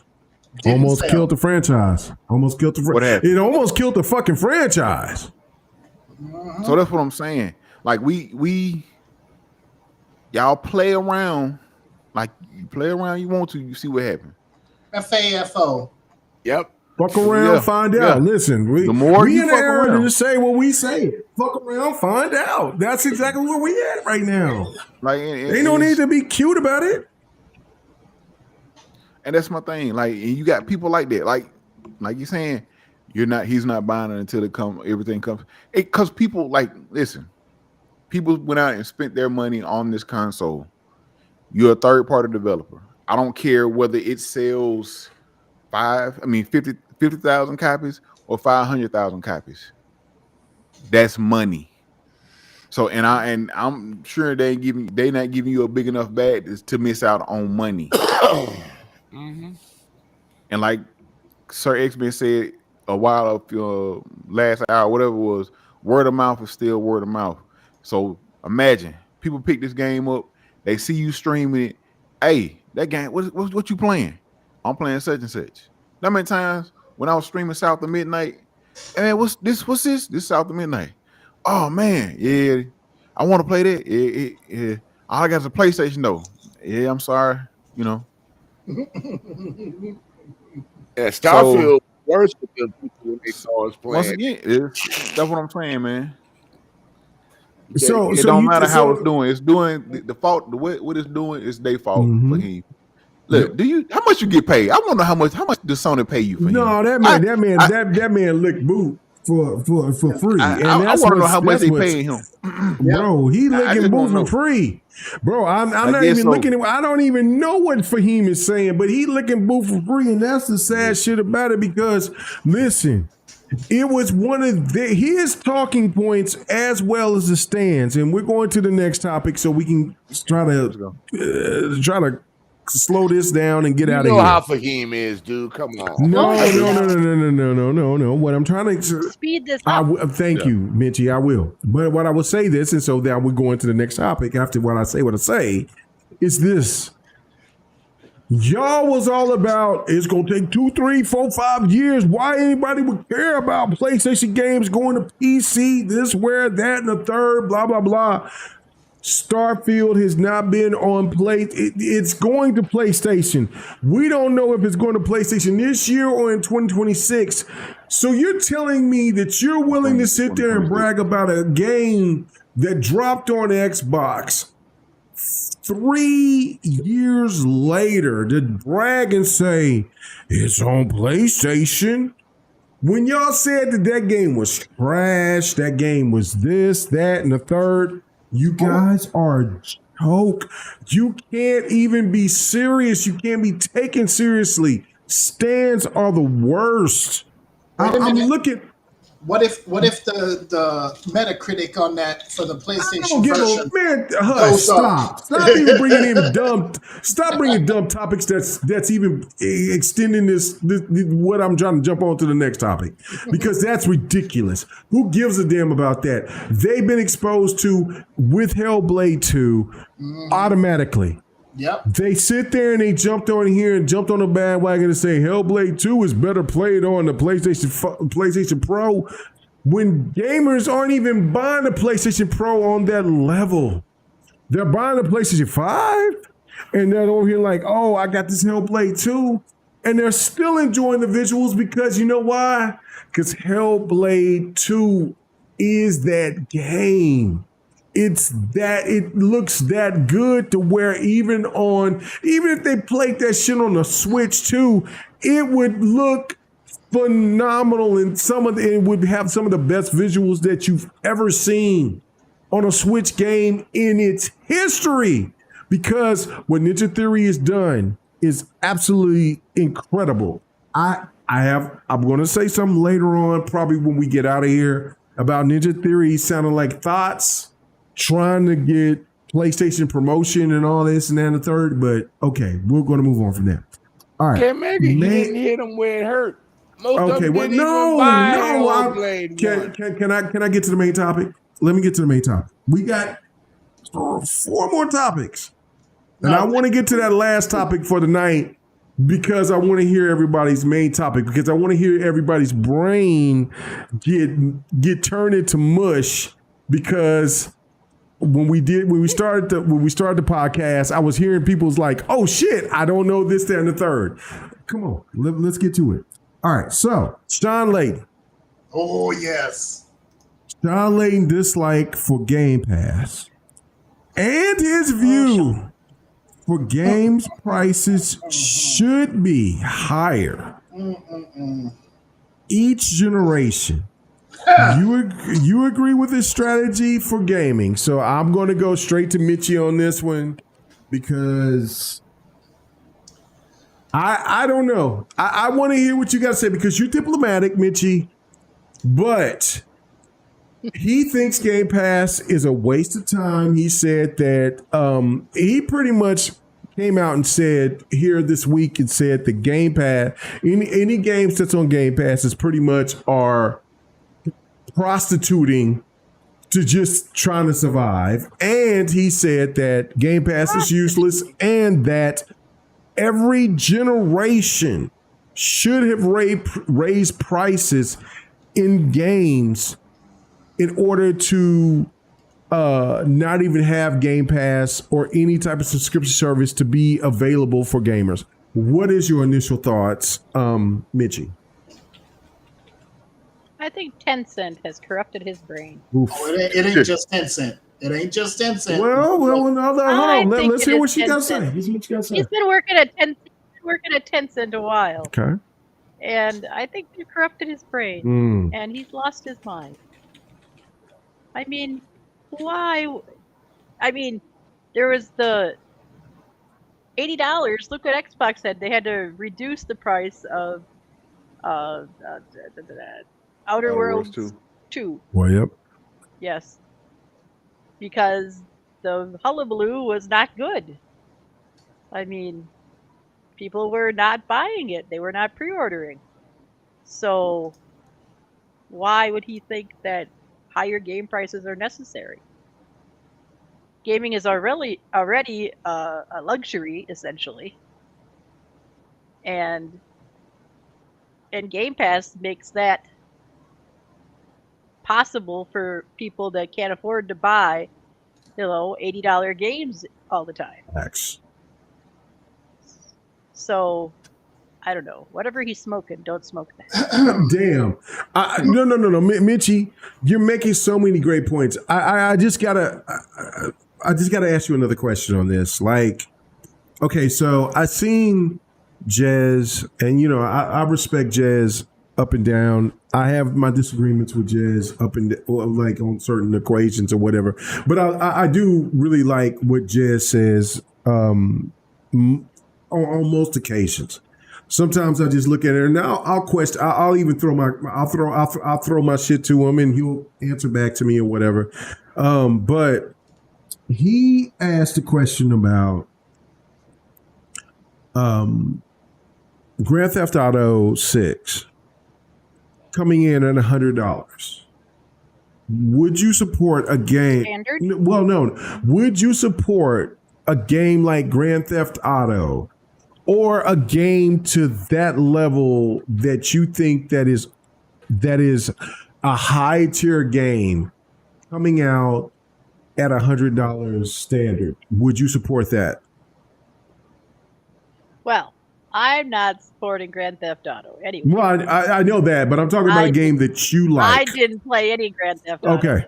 But all right. A game I like. Mm-hmm. At a high standard. I mean, don't we really do that anyway? Because if we choose, say Assassin's Creed. No, standard. Right? No, I'm not talking about DLC and all the rest. I'm talking about standard. No DLC, no ultimate edition. Standard. No, at 100, no. I think I'd wait for a sale. Okay. No matter what it was, even if it was the newest Assassin's Creed that I haven't finished, who knows how many of them already.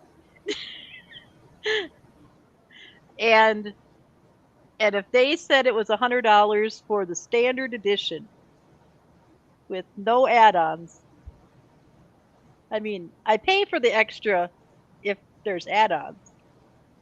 I'll pay for the gold or the deluxe edition now, but because there's add-ons, because I deem that worthy.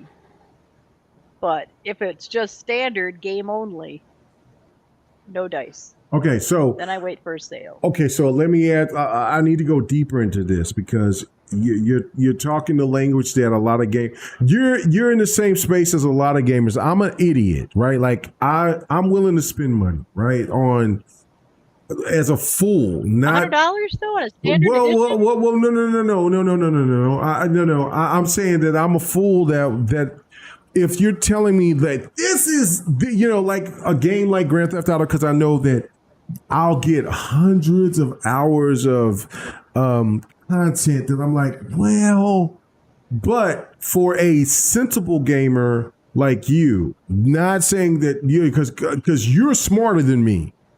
You're smarter than Viper. You're smarter than Husky. You're smarter than Sir X-Man. They say, I'm going to give you this game you can play this single player experience with no online. Hold on. Let this woman talk. I want to hear what she got to say. They're going to give you this single experience game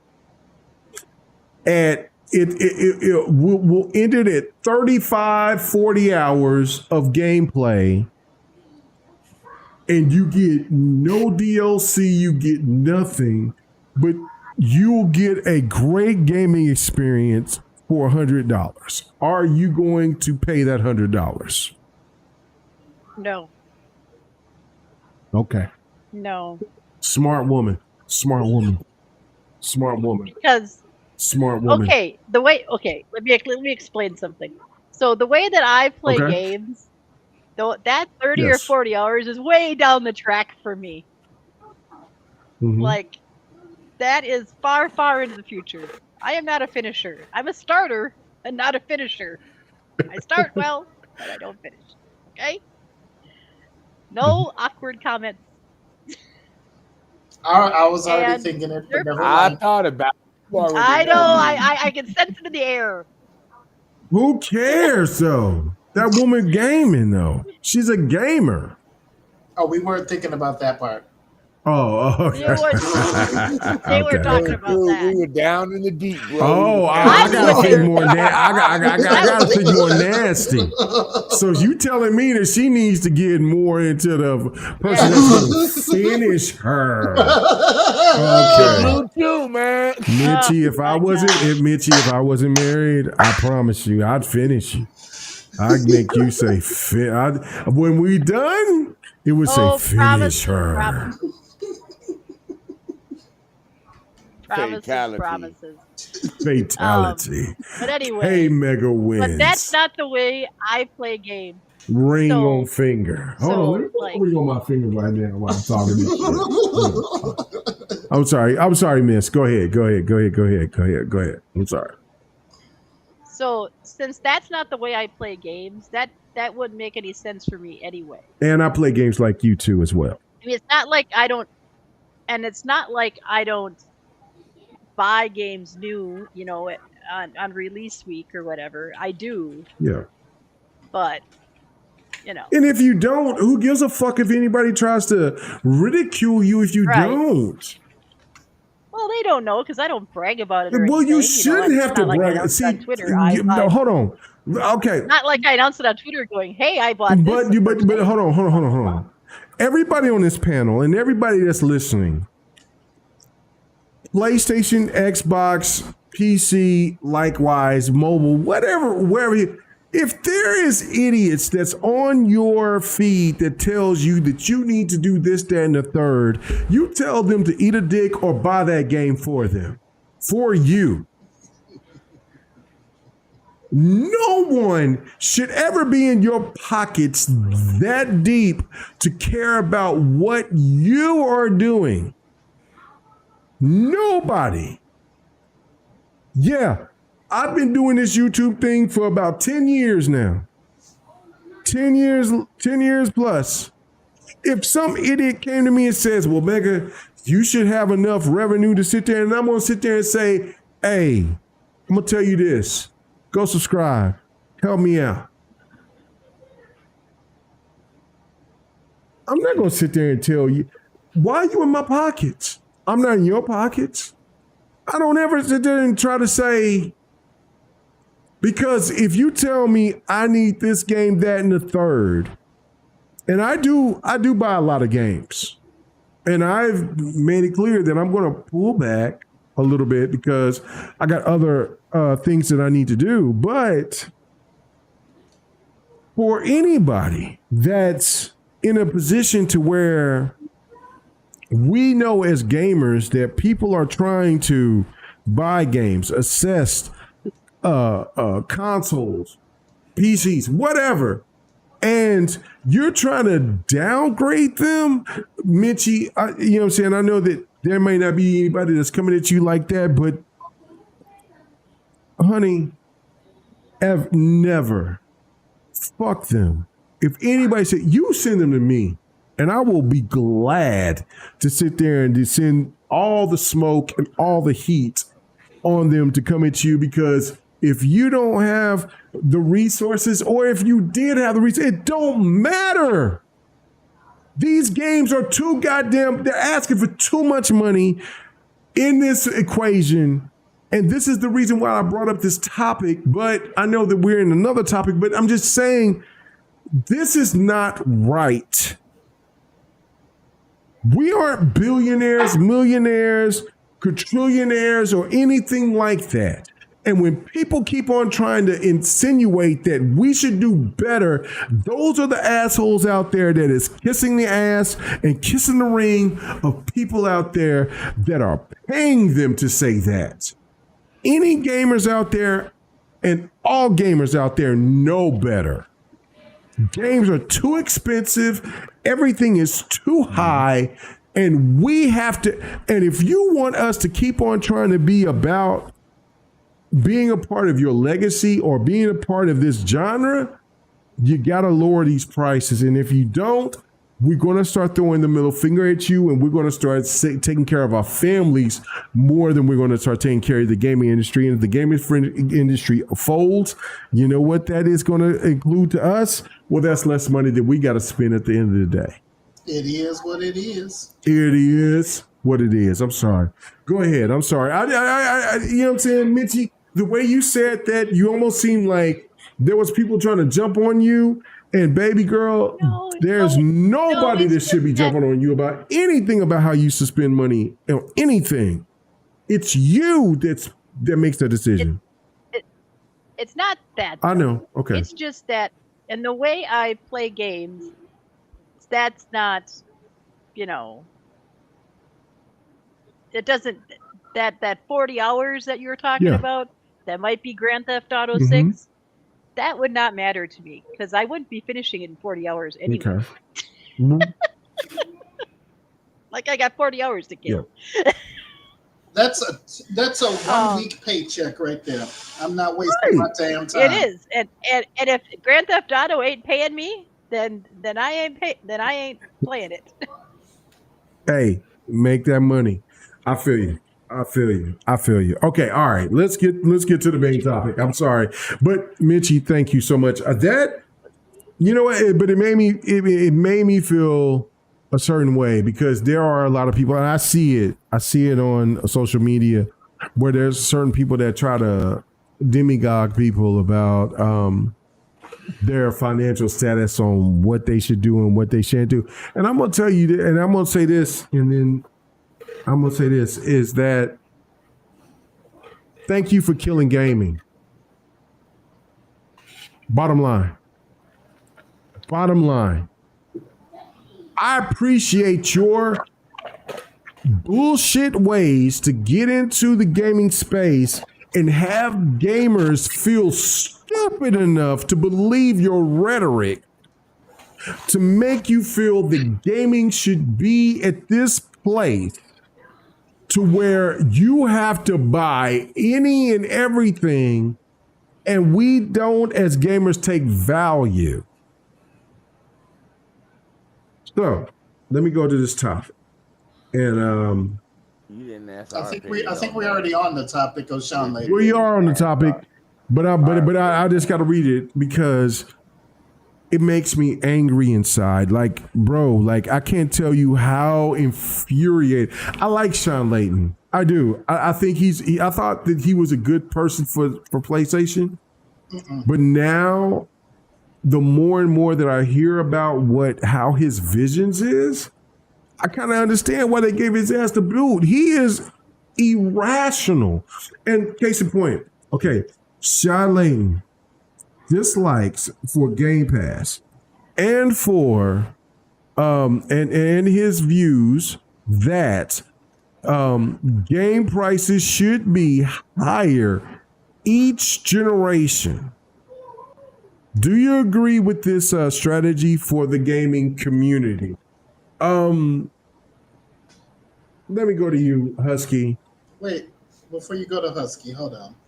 Well, hold on. Why I gotta go to Husky? I'm going to Husky. I'm gonna come right to you next. Okay. All right. Let Husky talk. Husky ain't saying nothing for a minute. Let Husky talk. Husky,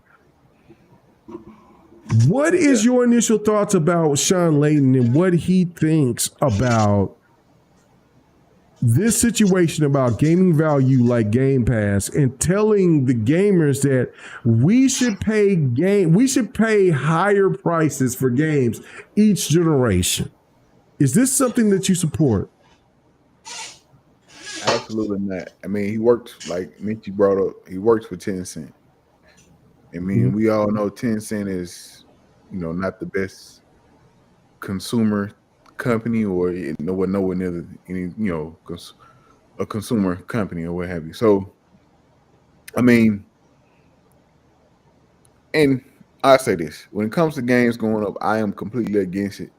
I understand you're going to have people that's companies going to try like the whole thing with, I still think call it the GTA is going to come out at $100. Nah, it's probably not going to be for the base. I don't think it's going to be for just the base. It's going to probably be, have the online because what they're going to try to do is package that on. What I think they're going to try to do is package the online with the base game. If you buy it up front, it'll be this price. But if you wait to buy the game, if you just buy the game, base game, and then you want to get the online, they're gonna try to charge you a little bit more for it. They're gonna try to charge you $20 or something, 30, whatever. They'll try to charge you something extra for the online if you buy it separate.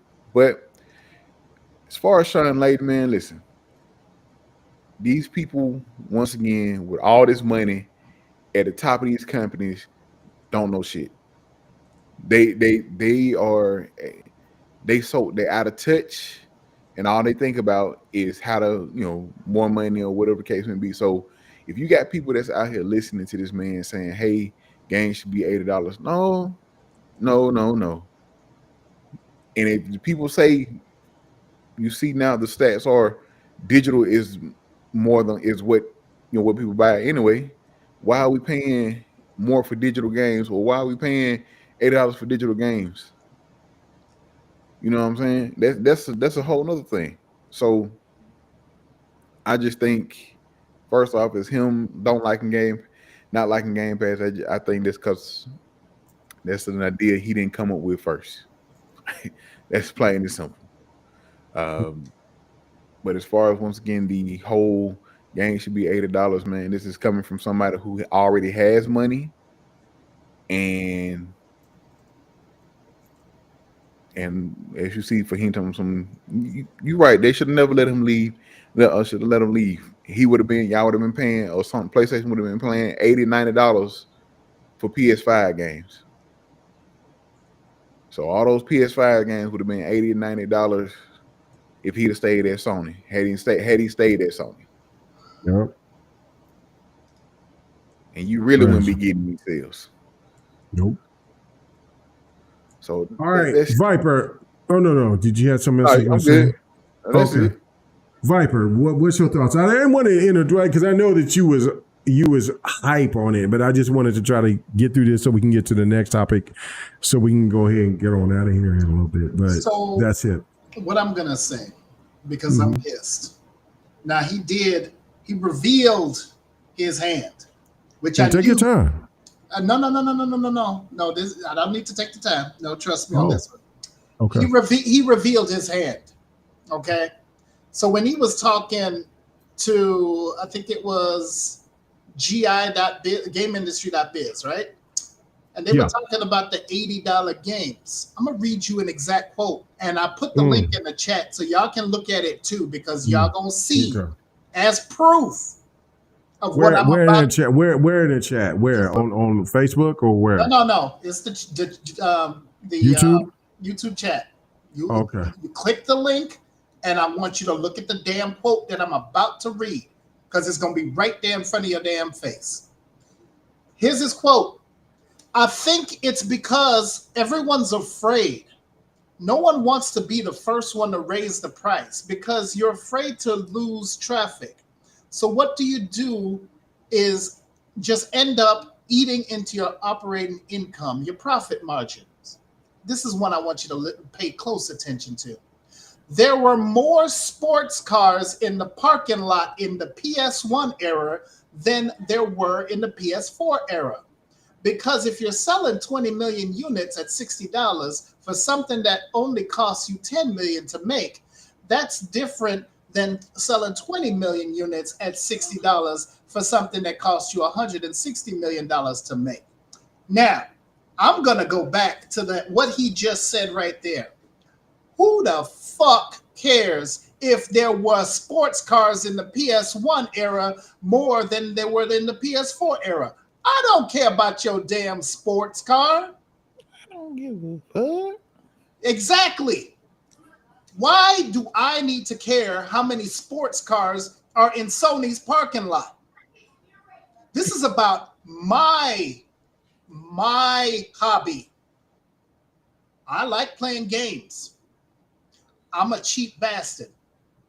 I'm not spending all this damn money just for these games that I can finish really quick. And I don't care if they take 40, 50, or 100 hours. I'm still not paying no more damn money. So when you talk about, we don't have enough sports cars in the parking lot. Fuck you. Fuck you. I don't give a fuck. Talk about it. I don't talk that shit. I like it. I like it. All these I like it, people that are backing him up or backing up all of these corporate assholes. Yep. Y'all are some fucking bootlickers. I don't give a fuck. I will call your ass out on this shit because I told y'all from the start. I'm not spending this money. And y'all gonna talk about, oh, you better get your money up. You better do this. You better do. No. See, he just told you what happened right there. He told you out of his damn mouth. That is, and I read the quote, and you got the link, and you can see it for yourself. He's talking more about how, oh, we don't have enough sports cars. If you're on YouTube, you see that link. And if you are watching on TikTok, I apologize. That link is right there. You can just go to my No, how about this? Why don't you pull it up on the screen? Pull it up on the screen. Okay, hold on. Let me go ahead and find it. Because I want everybody to read it for themselves. I don't want you to just hear what I'm saying. Because yes, there's some venom in what I'm saying. But I want people to see it with their own damn eyes. If you know how to read. So the fact is, if he's caring more about sports cars, then why should I even care about buying games for your damn console? Why should I even buy any games from you at all? You don't give a damn about the consumer. The consumers are the ones that's paying your bills. They're the ones keeping you afloat. When you've lost respect for the consumer, you lost your damn job. Period. This is it right here, right? This right here? Yep. Scroll a little bit down. Right there. Right there. That quote. Enlarge it so they can read it. Oh, no. They see it. They see it. They see it. No. It's kind of small right now. I mean, I think you need to zoom in so that they can see that quote right there. You asked me to do a little bit too much now because I'm trying to work with this. Okay, hold on. You know how you can push control, use the roll. All right, there we go. Right there. Can y'all see it? Right okay. All right. Yep, right there. Right there in the middle. Right there. I'm just how in the world can you be so damn dense? How can you be such an evil bastard? It's not dense. And I apologize. Because I said, I'm gonna let y'all cook, but please, Viper, Sir X-Man, help me on this one. I mean, everybody on the panel, please help me. Because we have so many people today that cares too much about what's going on in their backyard and not caring about what's going on with their public man or woman because they feel like, well, if it doesn't affect me, it's not going to affect what I got going on. Every day when we see what's going on, and I swear I'm going to do this political podcast at some point within a year. I promise you I am. But what I'm trying to say to gamers out here, look at this shit. These rich, sorry son of a bitches are telling you, I want more of what you have, of what you earned, than what I can give you. They put all this money into Spider-Man and Spider-Man 2, and I get it, right. Some people looked at Spider-Man 2 as this, that, and the third, but what came to the discussion to make it feel like, well, okay, we're not going to spend this type of money, but we're going to keep asking you for the same type of money for every other game that we do when we cut back dramatically.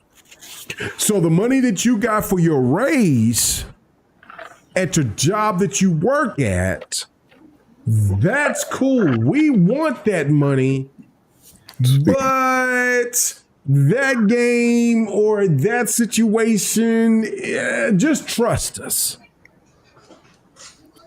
The hell with that. Gamers, Xbox, PlayStation, Nintendo, PC, mobile. We are better than this vibe to where they try to make you feel that you're insignificant because you don't buy their games, but yet they say to you, you're insignificant enough to wait for that game to get the patch after day one launch.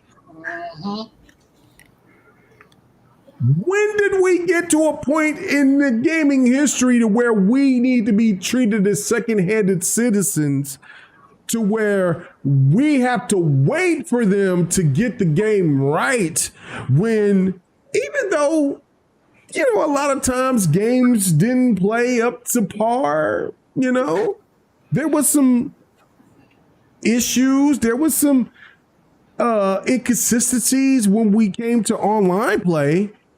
But when that game dropped, for when we had that single player avenue, we didn't have to worry about that.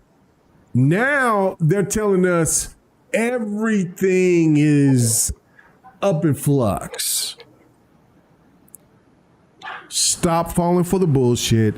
Stop catering to these companies just because they give you a little bit of change. Some of these companies give me a little bit of change.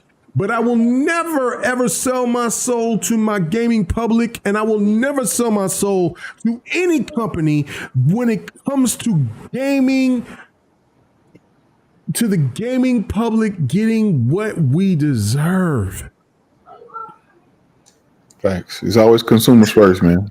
Hey, consumers first. If it ain't for us, these companies would never thrive. Correct. And they've got so many people. They got so many money-hungry people in these companies that are messing it up. You saw what happened with the first Berserker Kazan. How the executives got bonuses, but the developers didn't get anything. Right. Well, this was a little quick point that I wanted to bring up, but this is crazy because I guess we'll go ahead and move on to one of our last topics. I'll just move on to our last topic, but before that, I will say this. This is crazy.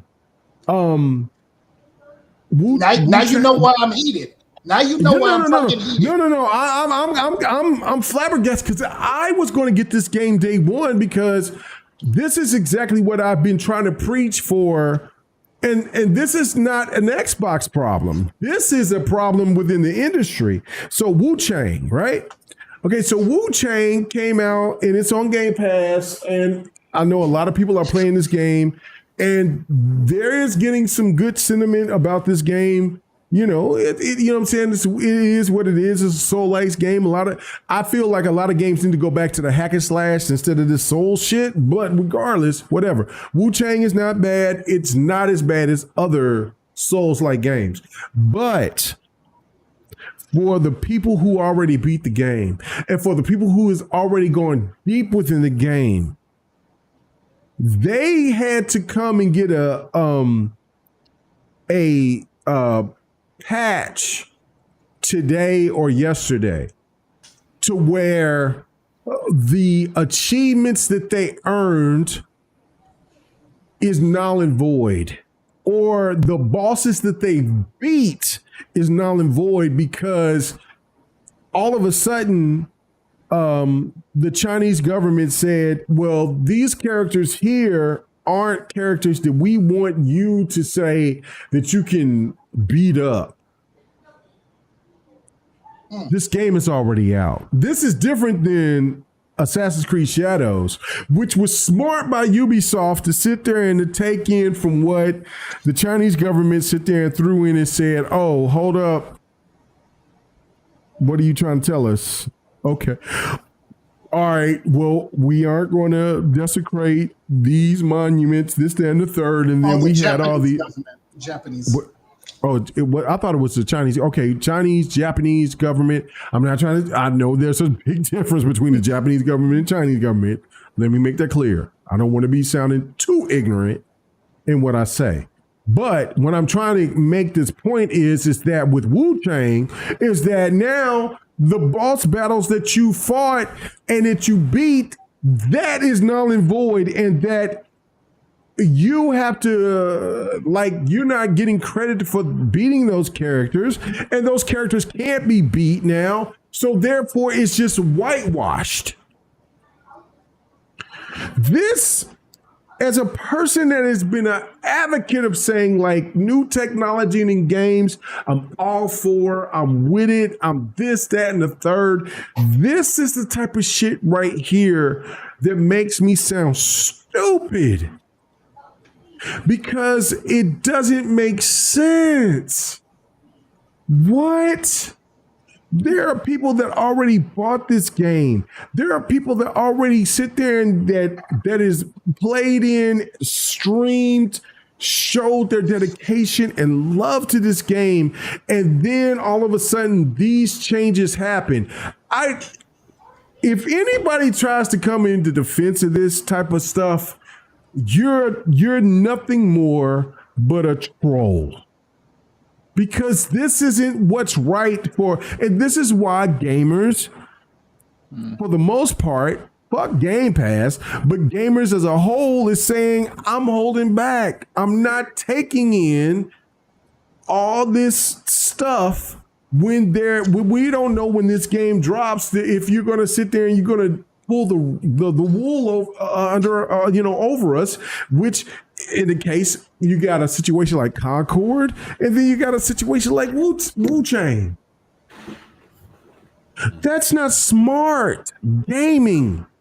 You're not going to invest people to trust your game until it gets to prices that Minchie or other people will say, okay, I see it for $10. I'll go ahead and I'll risk the $10, but I'm not going to spend the 40 plus, because if you're already taking these things out within the game before I even buy it, why would I even want to try it? Exactly. That's the thing that needs to be understood and looked at. And there are some people that don't like when I sit there and I bring up this rhetoric, because you know what? You're a fucking corporate slave, just like the rest of them. And that's just the bottom line. PlayStation, Xbox, indifferent. We have to, as gamers, have to look at this situation to where game preservation is important. Also, on top of that, if you know that this game is not ready for prime time, delay it. Stop listening to the public and the gaming media that sits there and tells you that you should push this game out. Exo Machina, they're popping out stuff and content all the time right now. Hey, it needed time. I'm with that. So anyway, all right. So let's move on. And okay, so let's get to the And then when it comes to Grand Theft Auto, like you asked Michi, yeah, I was never gonna buy it. I'm not buying. If Grand Theft Auto is $100, I'm not buying that shit. But okay, so I got two topics, and then we're getting out of here. Okay, so one, and this should be pretty quick. And the last one is going to be the tricky one, because I asked you about that with the top 5. But and this is a fun thing, and I can't wait to hear you guys' comments on your thoughts on that. So let me make this a point to you guys right now. So if you have your top 5 games of this generation so far, so let me make this up. Okay, so my last topic is your top 5 gaming characters of this gen. And it's crazy because I had to do a lot of research, because there's a lot of characters that I love within this gen, but I was kind of thinking like, hold up. You know what? That's a good discussion, because it's a top 5. It's not a top 10, not a top 20, a top 5. So we'll get to that. But before that, I want to get to this topic, and I'm going to go to Husky on this. I'm going to go to you on this one, Viper, and then I'll go to Husky next. Bungie will be integrated into PlayStation Studios.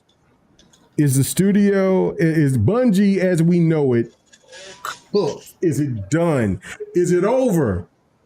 Husky, is it over? It's Bungie as we know it done. And then after that, we go to Viper.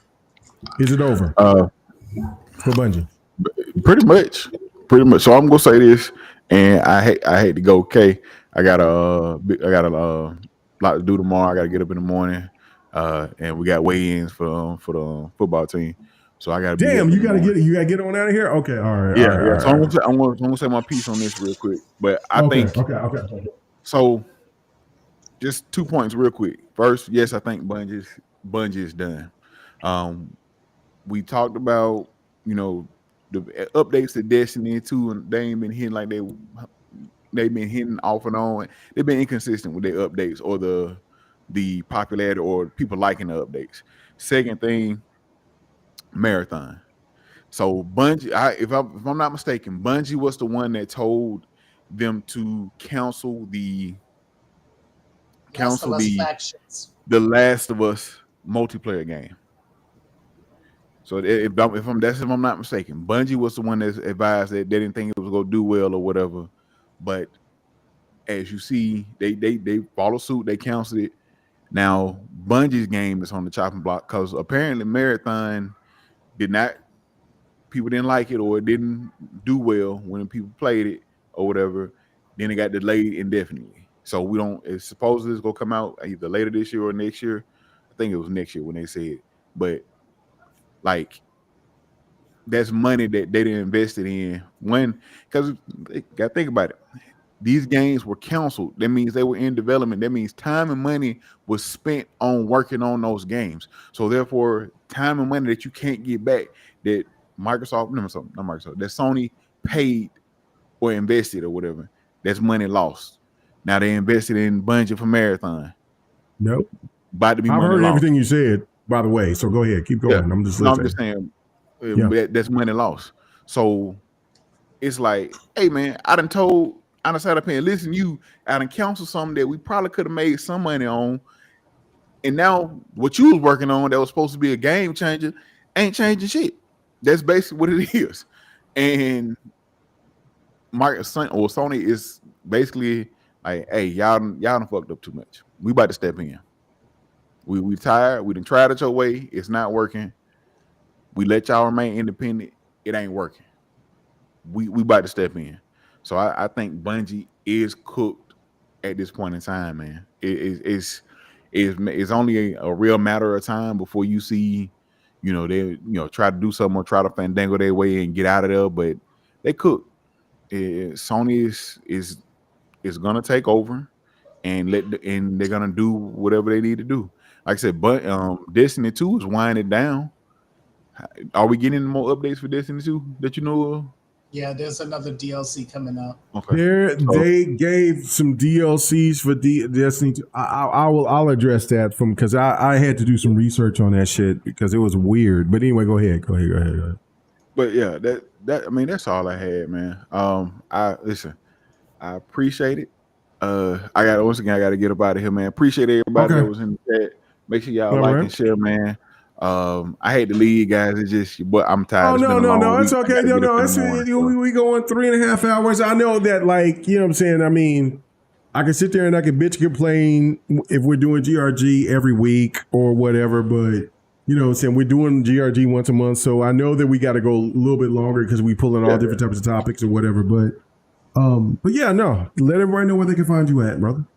Y'all know y'all can always find me at the Husky Hokage. I'm over on TikTok, YouTube, Instagram, Twitch, and Twitter. Tune in, be on the lookout for me, man. Your boy doing a little song right now. So I appreciate everybody. Love GRG. Congratulations. Man, love the family. Well, I'm glad that you love it here, man. We love to have you here, man. So, but I will holler at y'all later, man. And y'all have a good night. You have a good night, man. Enjoy what you're doing, man. And congratulations again, brother, man. I cannot be more happier for your success, your growth. You know what I'm saying? That's what it's all about. So do what you got to do. Good night, man. Good night, man. I have a good one. All right, man. I don't know, man. Mitchie, I know, you know what I'm saying, because I know that you at your end as well. What do you think about this situation right now? Like, I mean, I don't know. Your thoughts?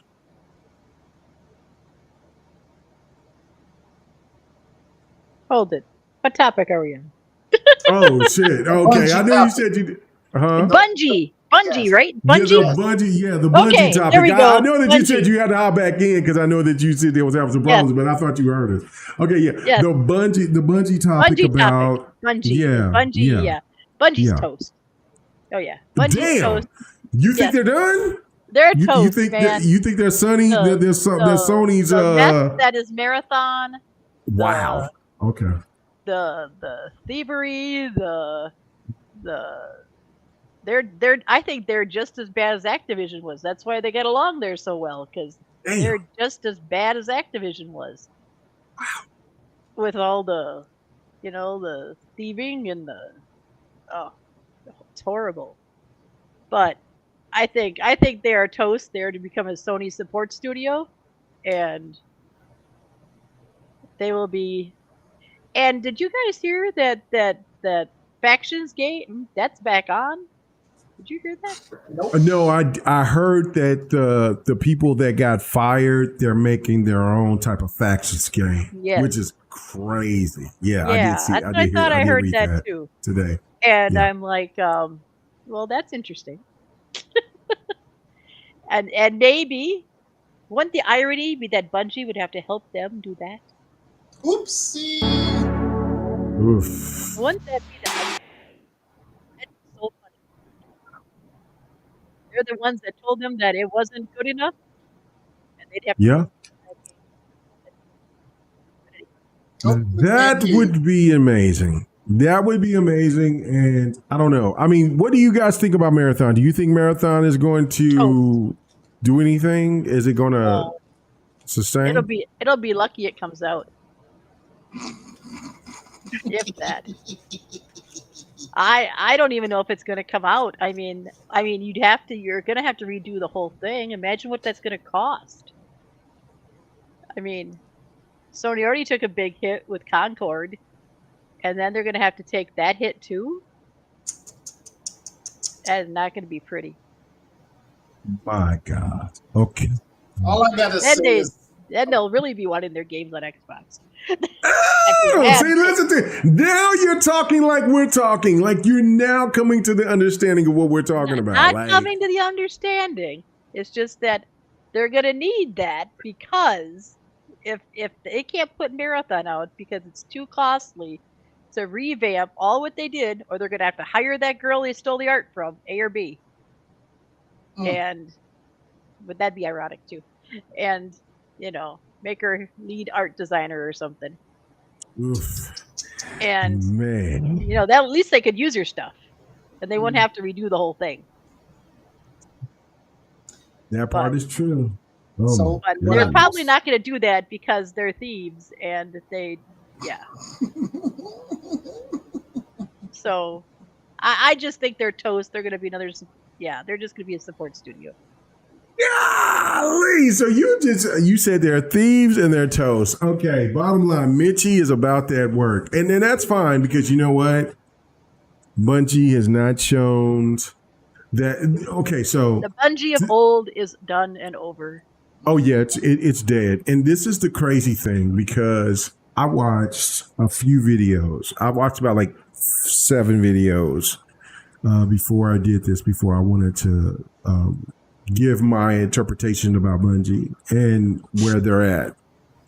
And Viper, I want to know if you feel, or Sir X-Man, if you guys feel, if you agree with me on this, because I'm not going to go into the long logistics of what I was watching, but the way that Destiny started off and that disappointment, because I remember my son, he turned me on to Destiny. He was like, this is going to be any and everything possible. So we played the demo. We played the demo so many times. Like, I was like, okay, I'm hyped. He said, we're ready. And once we get in, I'll guide you because he was a better single player. Because like I said, he played in the MLG at his prime when he was in his 20s.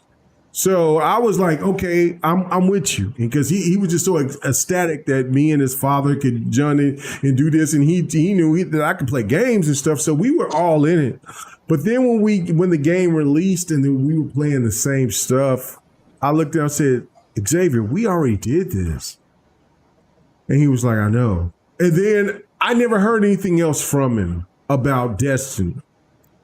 He got off of Destiny and went completely on back to Call of Duty, and then just kind of like settled on that. Now that's Destiny. And then like with the Tekken King came out, and I'm kind of in and out. I don't know about this. And then the third, fast forward into Destiny 2. I beat the story in Destiny 2. I'm intrigued. And I'm playing games with Mooch and Xbox 448 and all these people. And then I'm over here playing with a person that joins Xbox 448's channel, and he's cussing us out because certain things aren't happening. And I'm thinking that, okay, like, you know, these guys, and I already knew these guys were serious, right? Like I played with other players and I knew that these guys were all animate and all this and that. And I know me, you know, Sir X-Man, you guys know me. Now, like Mitchie has never seen my nasty side, but Viper and everybody else on this panel knows me. If I get to a point where I'm not fucking with you, I'm on this level, I'm on this level. But I try not to be on that level because I'm trying to be diplomatic about what's going on. Well, I'm getting cussed out. And Mooch and him was like, hey, calm down. Like, Mega don't know, he don't play this game like this. Well, the problem is that it wasn't me. It was because the game was glitched. And I'm like, well, hold on. Because bot messaged me. This is real shit. Like, this is so real. Like, I wish Xbot was here right now, because Xbot messaged me, because, you know, me and Xbot 448, you know what I'm saying, Justin, aka Justin, we are friends. We are diehard friends. I love Justin. And Justin hit me up on my motherfucking phone line and said, Mega, don't trip. He's just like that. Just sit there and just be cool. I said, okay, because I said, you know me. He says, I know. That's what I'm telling you. And I said, all right. So dude saying, you stupid motherfucker, blah, blah, blah, blah, blah, blah, blah. And I'm like, bro, I swear, you know, Viper, you know, Searchman, you know me. I am not that. I will not tolerate that type of talking to. Yes. Disrespect. I will, if I'm wrong, I will admit that I'm wrong. I will apologize. I'm a human. I'm not. But if you sit there and try to act like that I'm a lesser human than you, it is going to be different. Because, bro, I am a demon when I'm mad. So anyway, I said, okay, I'm backing off. So this was a guy that was a former podcaster on, it wasn't Crispy. So, you know what I'm saying? Shout out to Crispy. I love Crispy, even though I think he's ridiculous on his political views, but I love Crispy. I think Crispy is a really good guy. He just misled on political stances. But it wasn't Crispy. It was somebody else that was a part of next podcast. That was brief. And this dude said to me, he said this word. He said, see, dumb colored people like you is what's hurting the base. Mooch even said, I'm out. Mooch knows me. Crap, everybody knows who I am, bro. Listen, Next Gen 448 knows. He said that's why Next Gen calls Kareem K Mega the most defiant one. I am, bro, are you really, what? And I said, what?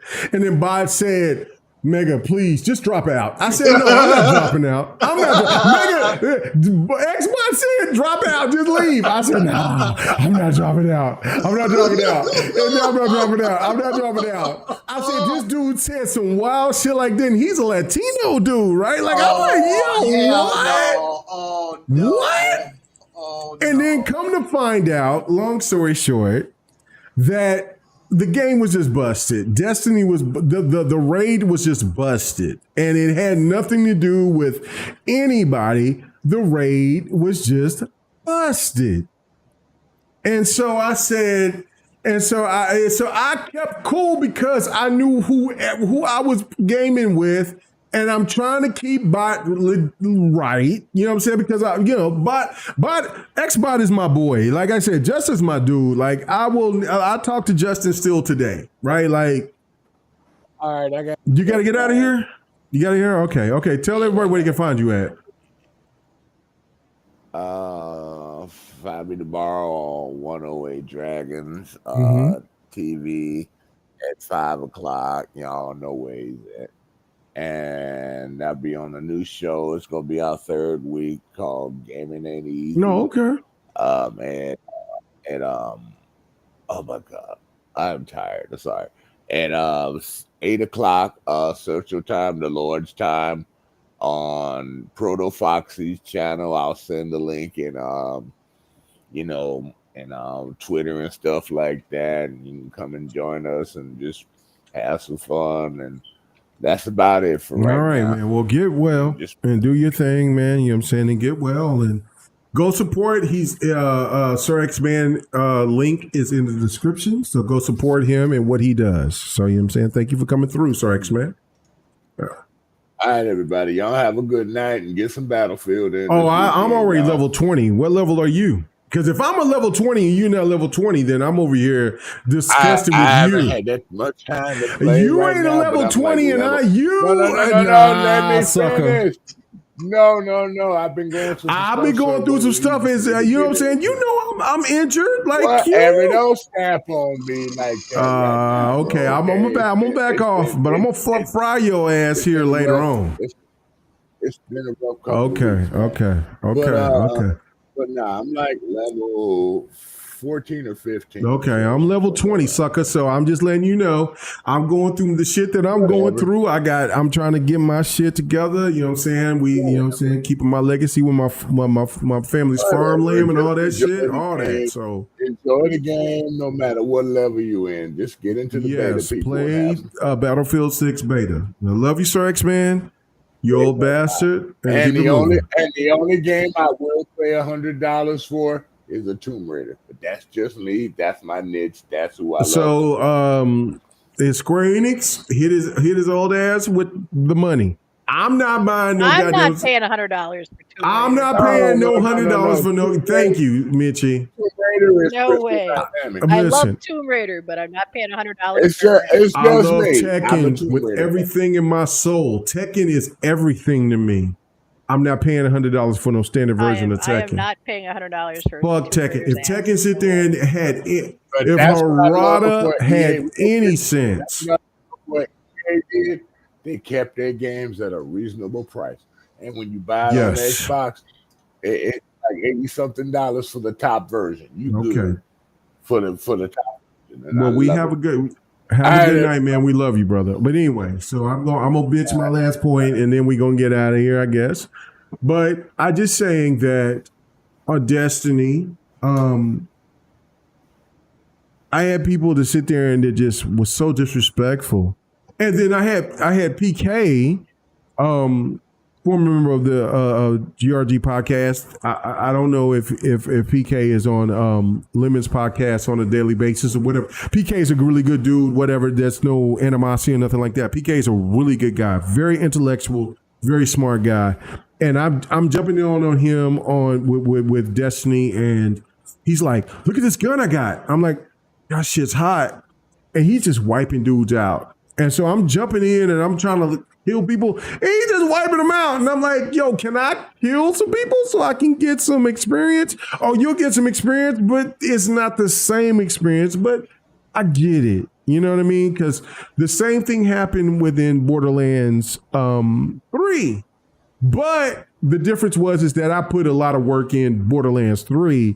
And though I had weapons not on the same level as PK had some crazy weapons, but I could still kill individuals at a high rate to what he was doing. And it, you know what I'm saying? So it was all love. Like PK, like that's what I'm saying. Like gamers are gamers, and I love gamers. You know what I'm saying? I'm a gamer, so I get it. And so some things I don't understand because I'm trying to like wanting to build people's level, esteem, and things like that. And other people just like they want to show you that they can just look, and they think like, follow me, I'm your leader, and I'm like, that's cool, I'm with it, but I still want to kill motherfuckers too to show that I'm worthy. But some people don't feel that way, and I'm not tripping about that. But going back to my original point with Xbot and Mooch, and it was somebody else that was in there, and then there was this other individual, and excuse me, I'm sorry. And he cussed me out. He said, Mega, you're a you're a low class piece of shit, and you need to do better. And then we come to find out that it had nothing to do with me. It was a glitch within the Destiny game. And I still kept, because Bot asked me to say, look, bro acts wild like that, keep your mouth closed. And I said, you know what? For you, I'm gonna do that. I'm gonna do that. And that's not like me. So Viper, I know that sounds crazy to you because that you know me. Viper, Sir X-Man, I would say 108 Dragons, Predator, and a few others know how I am. I am what? Motherfucker, what? But for my boy Xbox 448, because I'm telling you, like, I can't tell you how much love I got for Xbox 448, man. Tears can come out my eyes for Xbox. I've been through his bad times, through his struggles, through his great times, through his rise, through everything, and to now where he is humbled, he is good, he's feeling good, and life is doing him right. And it brings almost tears to me because Xbot, he's my friend. He is a good, legitimate friend. I love that boy. I want nothing more but the best for him. And so I listened because he knew me. Because Xbot knows me. Like I am a very difficult person to deal with. Like anybody that sit there and deal with me through anything, I'm difficult. Like I am all on team. But don't sit there and talk to me as though I'm something different. Like I'm a lesser, because I'm not looking at this situation as a lesser. I'm looking at this as a teammate. And I'm looking at this game as somebody that's wanting to build and network to build more people to come into our ethos as Xbox gamers, as a whole. That's what I do. From what Husky, as you see, as he's getting to the situation that he's at, to Viper, to where he's at, to where he's doing something completely different, to Sir X-Man, to where, like it's crazy because when I see, because when I check my status, right, because I don't really do all that shit that much. When I check my name, K-Mega405, I get traction. Now, a lot of PlayStation haters, they hate me for some stupid ass reason because I'm a gamer. And some of the times that, I'll whoop their ass in some games. But in other times, you know what I'm saying, if I'm playing against, Cyber or Cyberwolf or somebody like that that's really good at that particular fighter or something like that, they'll beat my motherfucking ass and they can post that all day. And I ain't afraid of it because I'm cool with that because I'm a gamer. I'm all about doing that smoke. But the reality of it is that what I try to do with this channel and what I try to do with everybody else is try to push them to elevate. Just the same thing as XBot did for me. Just like what We Game here was trying to do at the beginning with other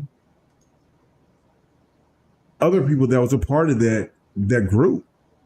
And me and XBot was a part of that, along with other people that are doing well, and I'm happy for them doing well in that, and I got nothing but love for them. I don't hate anybody's success on anything. I never will. But the one thing that K-Mega will never be is submissive to anybody.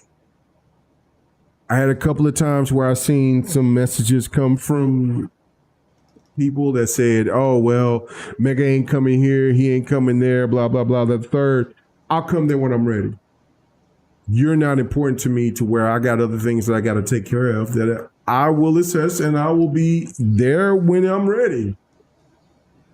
I don't need you.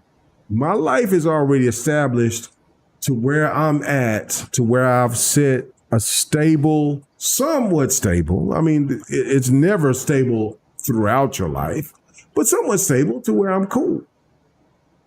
But I ain't never going to sit there and sell out any of my people. And I'm never going to sell out anybody else. Because anytime that I jump to somewhere else to where I can sit there and I can prolong my YouTube career, I got to have my people with me. Viper, Sir X-Man, Mitchie, you know what I'm saying? Ham Solo, anybody else, you know what I'm saying? Anybody else that's been associated with me, even in my turbulent times, we all gotta move. And even if they move and they get further than me, like Fontarelli or others, hey, let's go. You ain't gotta mention my name. I don't give a fuck about you mentioning my name. But all I gotta ask for is that you help the people that's been there with us to get to there. And I've seen a lot of people do that. Lemon has done that with PK. They've done it with other people and shit like that. So I got to have my people like Viper and other people. We're going to get, I'm going to get my man Viper. I'm going to get my man Sir X-Man. I'm going to get them there. There's only been one person. I'll say two. There's only been two people. There's never been over 1,000 subs dealing with me. And if they're dedicated to get there and they want to do that, Viper, Sir X-Man, anybody else, I'm going to get you there. I got the clout to do that much because I can get the people that listens that much to get you there. But if they're willing to do other things, then they're doing other things. But in this gaming space, I got enough clout to do that. And that's what we do. Anyway, I'm going long. We went Sorry, off topic. Yobi. I went way off topic. No way. God damn, it's 12:15. Okay, so we're getting dark 3 in the morning. I almost thought I was by myself because everybody was quiet. Somebody should have said, shut the fuck up. You were rambling. Because we were on the bungee topic. You just started. We're off the bungee topic now. Fuck bungee. Bungee cooked. Okay, last topic. Let's get the hell out of here. And Mitchie, you're almost close, but we're not going to be that close. Not 3:00. Okay, your top. Yeah, I know. Top 5 gaming characters this gen. Top 5 gaming this gens. I know. Look, you said you was gonna make your list, so I need your list. Viper, if you don't have a list, I'm gonna crush you. So I gotta go to the lady after my crazy long ass rant, and I apologize because I did. I swear to God, I forgot that I was by myself, and then I said, Hold the fuck up. It's not only me. I'm over here talking crazy. Hold on. Let me sit there and oh my God. What? I didn't say shut the fuck up, nigga. Let's get out of here. Because Okay, we were all right. waiting for you to breathe. Yeah, because we know for a fact if we interrupt you, you're going to start jumping down our No, throats. I would have been like, oh shit, I forgot. I'm sorry. Listen, I'm a humbler, more sensitive K-Mega in 2025. So tell me to shut the hell up. Mitchie, if you said shut up, I'm like, oh my God, I'm sorry. I'm so sorry. I'm so sorry. Because I was like, hold on. They talking. Holy shit. Okay, my bad. Okay, anyway. Okay, so Okay, are you ready? Mitchie, it's you. You're here. We're about to finish. Okay. We're done. All right. Top 5, and people in the chat, let us know what is your top 5 characters of this generation that you feel that's the top 5 characters of this generation. I got way more than 5, but let us know. Mitchie, what is your top 5? Okay, I think we'll go from 5 up, okay? Okay. Hazel from South of Midnight.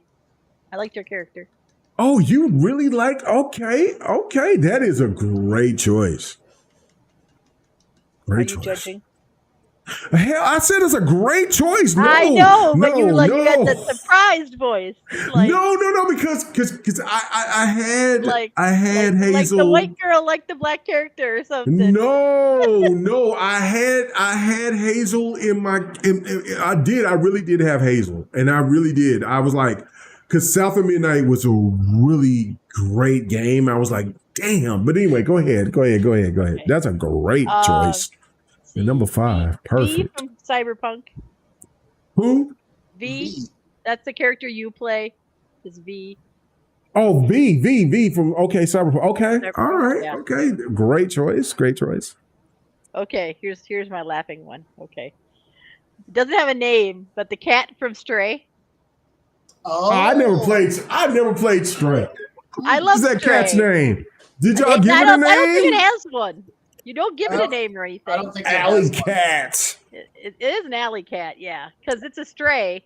That's obviously. Wow. Okay. But Okay.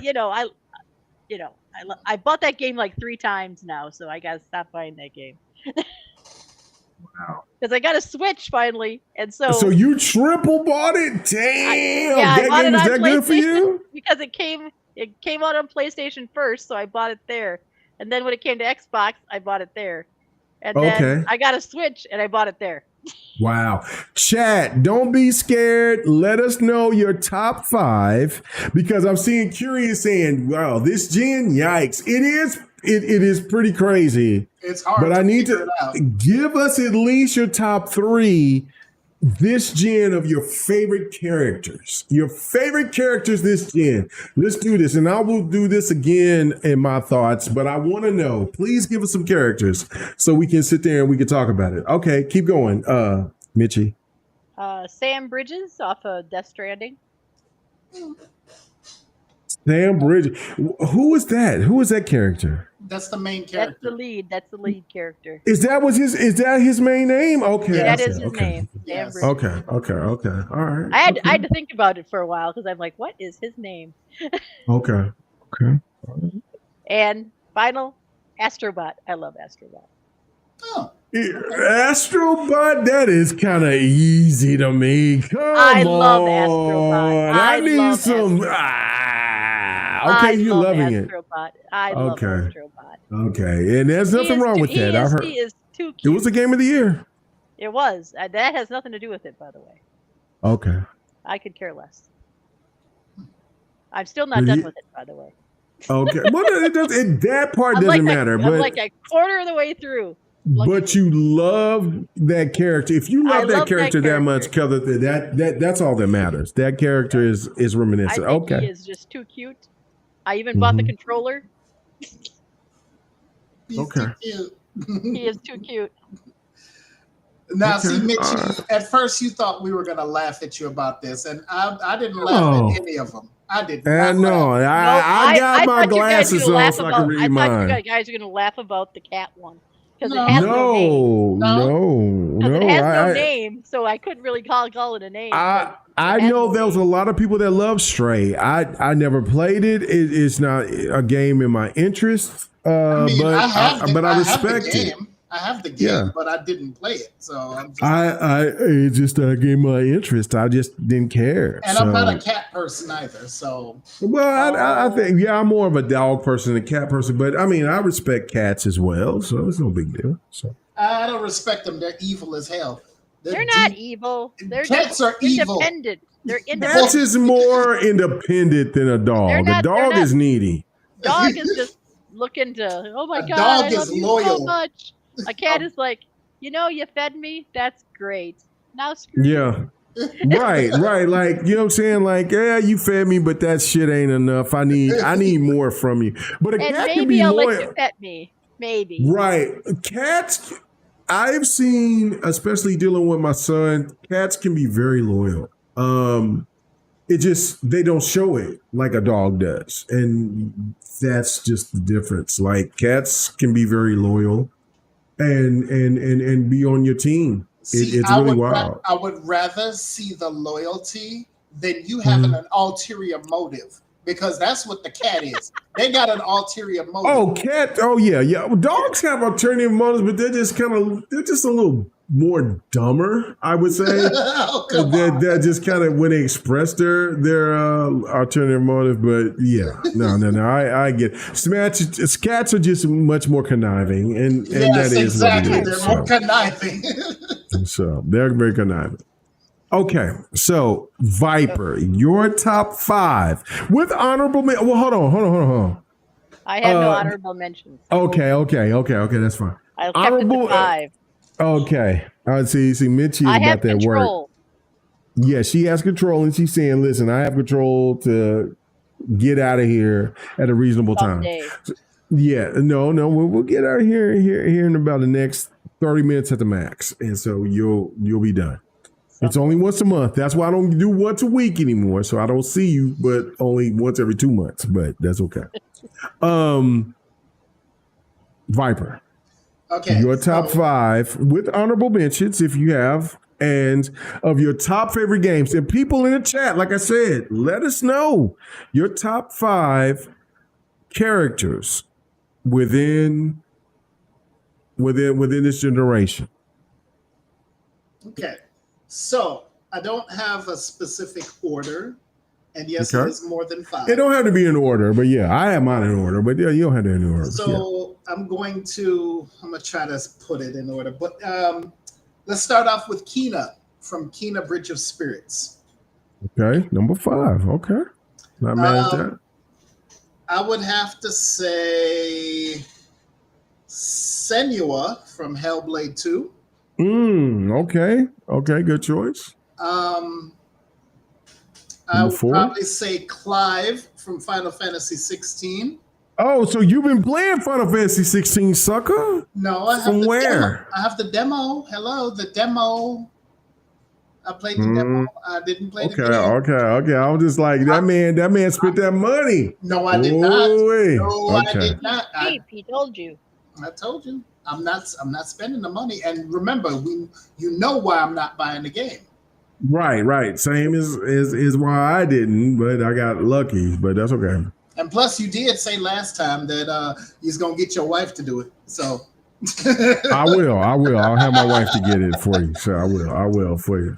But then I think this one would be the honorable mention. Alan Wake for Alan Wake 2. Okay.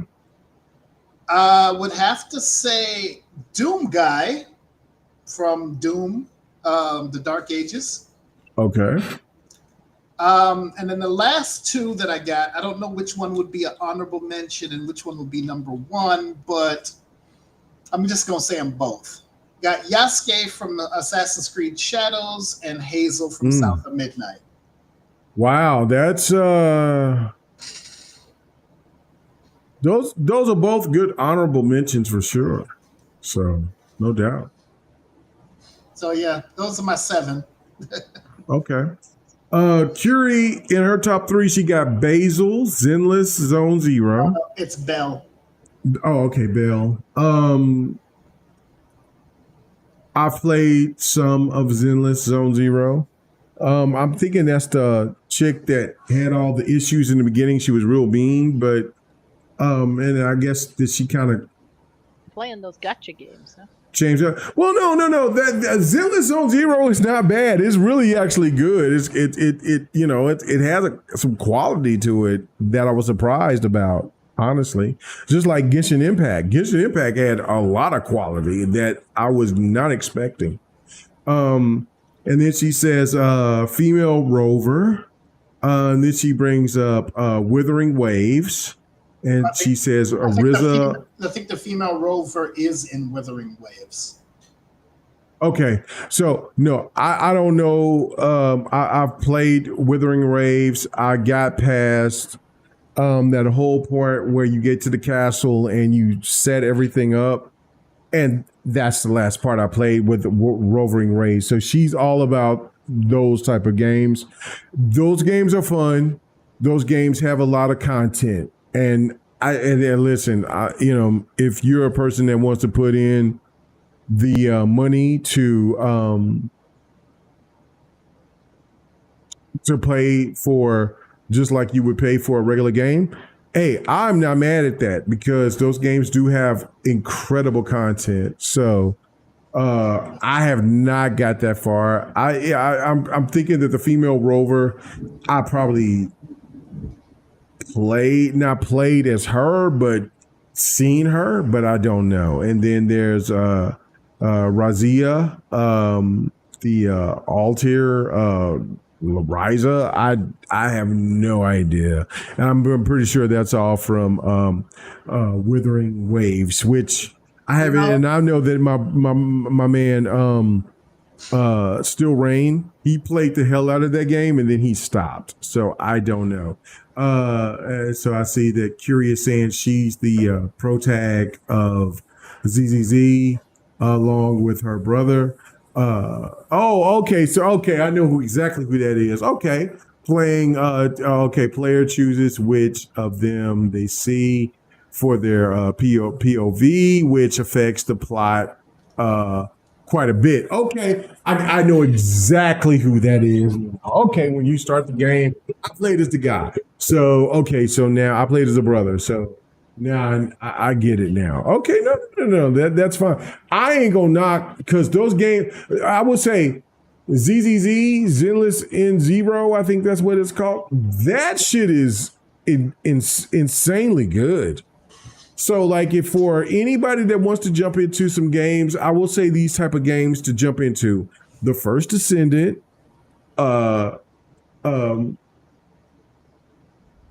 Zenless Zone, whatever ZZZ is that the Curious.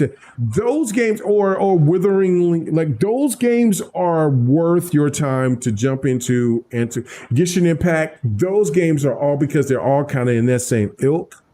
Those games are worth jumping into, investing your time, energy, and if you want to spend some money into it, do that for sure. Those games are good. Okay, as for me, my top 5. Okay, stopping at my 5 is Pin Mason from Miles Morales. I know that sounds crazy coming from an Xbox guy, pro Xbox guy, talking about a pro PlayStation game, which was Miles Morales. But Pin Mason was a very intriguing character for me. Like, because I felt her vibe, right? Like, I felt everything that was going on with her, in despite for like her advocacy, even though it was wrong. But then at one point I was like, damn, Miles, side with her, bro. Like, she's about that until it wasn't about that. And then you realize, you know what, like she got too power hungry, shit got too wild, and you had to control her. So that's why I really enjoyed Miles Morales the way that I did. And if Xbox gamers can get a chance of Spider-Man 2018 and Miles Morales, y'all cooking. It is so good. Miles Morales is so good. It is. It is a fantastic experience. Okay, so my fourth is Ranny the Witch. Do anybody know where Ranny is from? South of Midnight. No. What about you, Mitchie? Anybody in the chat? Do you know where Ranny the Witch is from? Nope, no clue. Zoneless, Zenless Zone Zero, Yobi. But what about my fourth most memorable character in this gen? What about that, Yobi? You got that? Ranny the Witch. Do you know where that's from? People in the chat, I'm giving you a yeah. Curie brought it up. Oh, Elden Ring. Yeah.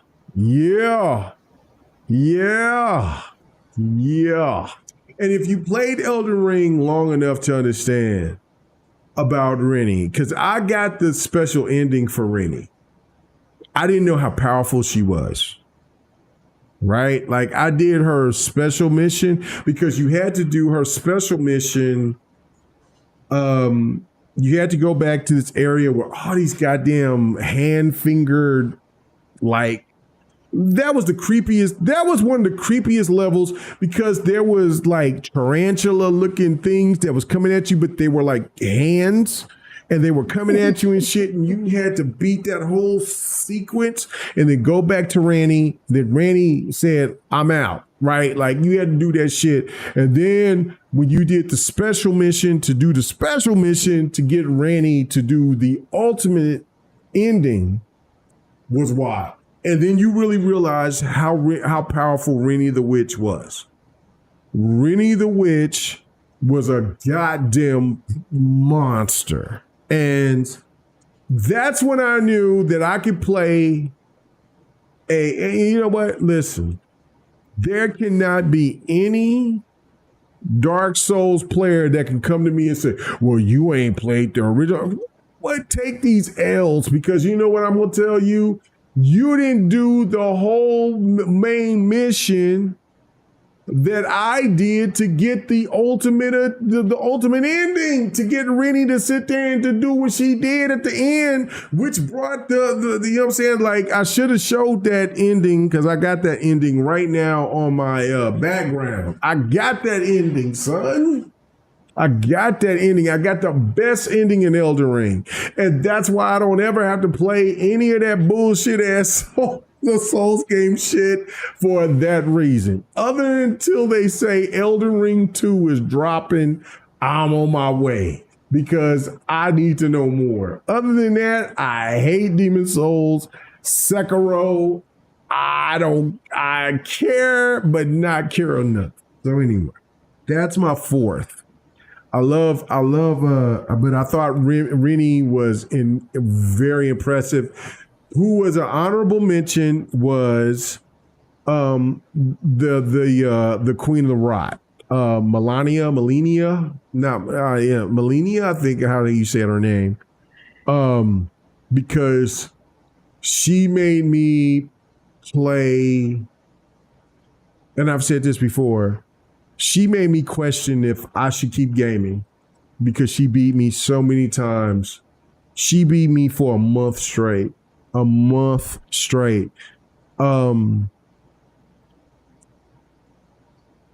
Mitchie, if you got beat for a month straight by a character that you was for a game that you was trying to beat, would you keep on playing or would you stop? I would take a break and come back later. Would you still keep playing until you beat her? Until it beat her or him or her? Probably, but I wouldn't play that game. Okay. I know better. What about you, Viper? Would you keep playing that game? I am not a glutton for punishment. Okay. What about you, Viper? Would you kept on playing a game that tortured you for a month straight? Nope, I'm not a glutton for punishment either. That's why I didn't. That's why I don't play Souls games because I know for a fact they're extremely difficult, and I don't care what anybody wants to say about. Oh well, you're not a real gamer. This, you're not a real gamer. That. You ain't got no skills. I'm like, I don't give a fuck. You need to get good. You know what? It turned personal because, and maybe I need to address that in a video at some point of why I went through that torture.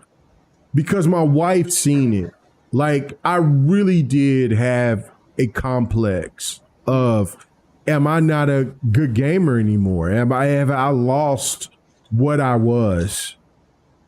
Elden Ring did that to me. And no game in my life did that to me. And because I mean, I beat characters and people say, oh, that character, it took me this, that. I put hands on them, but the Queen of Rot, Melania, whatever the hell he said her name, Melania, whatever he said her bitch ass name, the bitch, that's what I call her. She beat me so many times. I went through 3 different class builds to try to beat her. And then I went back to my original build, almost ready to give up. I really did. I swear to God. I said, I went back. I went through this whole, like, there was this special, like, because I went through that dungeon before. Like, it was the blood rot demon or whatever the hell he was. There was this chamber. You had to keep going down until you got to him, and he was a problem. I beat him. So, but it wasn't him that you got this special shield. There was this concrete shield that you had to get from somebody that was dead, because there was this whole tomb. And this tomb had all these dead people, and it was like internal dead people that was there. But you had to beat this one boss to get this concrete shield. I did all that. I went through that. I went through the sky shit. I went through like underground, I did everything. I changed my whole system by going to the chick with the moon and everything. I did it twice. I changed my system so many times to try to figure out how to beat the Queen of Rot. And she almost broke me. She almost broke me from where I was done gaming and I was done podcasting. I was done doing it all, bro. I was like, I guess that I'm just not the gamer that I thought that I was. That's how bad she was for me.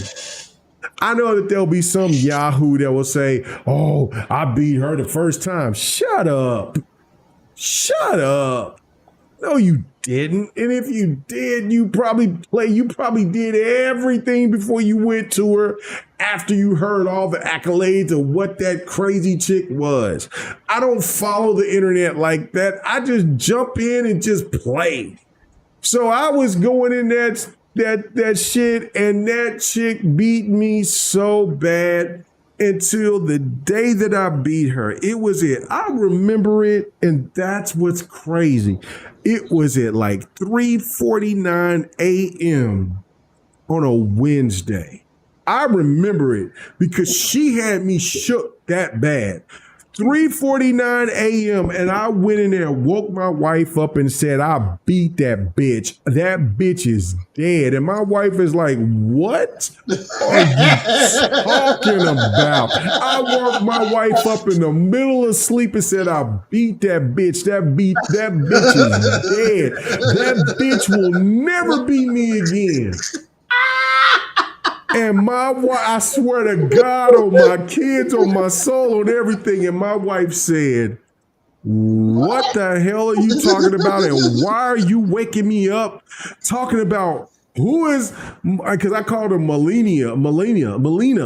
And she said, who the fuck is that? I said, this bitch from Elden Ring, the Queen of Rot. I said, that bitch died. And she looked at me, she raised up, and she said, better get your ass in there. No, she just looked at me with this look like she didn't say nothing. She just looked at me with this look like, I know this motherfucker didn't wake me up about this goddamn video game. And then she just said, Kareem, go away. And then I was looking at her like, you don't understand what I went through, but she said Kareem, because she did a long ass pause because I was ready for her to say, oh, good. Did you want to have a conversation? I forget, it's almost 4:00 in the morning. And she said, what the fuck? Kareem, get your ass go away. Yeah, go. Mitchie, have you ever sat there and had to talk to your boyfriend or something like that? Say, go away. I don't know. No. But my wife said, oh no, she said, go away. I woke her up because I couldn't, I was so excited. Bro, she blew my mind to proportion of like I was almost about to quit gaming because she beat me so many times. Bro, I did everything, medicines, cures, strategies, everything. And I said, this woman is a goddamn demon. I can't beat her. The gaming community, this game has beat me. I can't believe it, but I'm done. I'm old now. And when I finally beat her, bro, and even after my wife told me to go away, let me tell you what I did. My last point, I walked outside and I walked around the block. My back was so toast because, you know what I'm saying? I mean, my back, I'm always going to have back injuries because of my injury that I had from my work injury. But I walked around the block talking to myself in victory form as though I'm a king and I will slay anything. Bro, that's what that chick did to me. It should be number 1, but it's not. Number 3. I'm sorry. She's number 4. Well, it's Rainy, but she was an honorable mention. But she's an honorable mention. And maybe should have been number 1 because she had my game. She almost made me stop doing anything because she was that badass. So from software, fuck you for bringing that dirty bitch into our lives and making me feel that pain. Anyway, all right. So, okay. So number 3, Senua. Okay. Senua from Hellblade 2. Her complexities are so insane. Hellblade is one of those games that was so memorable to me because of Senua. And then when they dropped Hellblade 2 and then how great Hellblade 2 is, I was just kind of like, yo, not only that, like she was mentally gone in the first Hellblade, but in Hellblade 2, she's trying to maintain it on top of being a leader. all these other entities on top of that. That's just crazy. It's crazy. I love it. PlayStation gamers, buy that game. It is so well worth it. It is not only a visual treat, it's one of the best games to look at visually, but it is a mental mindscape.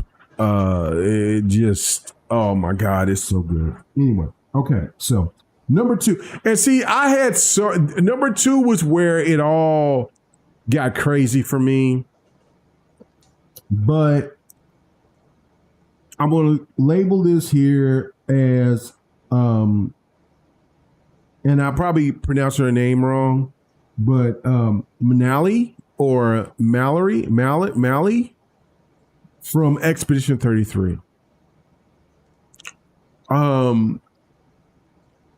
That's number 2. Once you figure out everything within that story of Expedition 33, my And that's why it's my game of the year. Like I said, I know that there's people that use Donkey Kong. It's this, that, and fun and all that. Man, the complexities of Expedition 33, I know. I ain't played Donkey Kong. I know Donkey Kong is a fun game that adds some really great elements to it. But what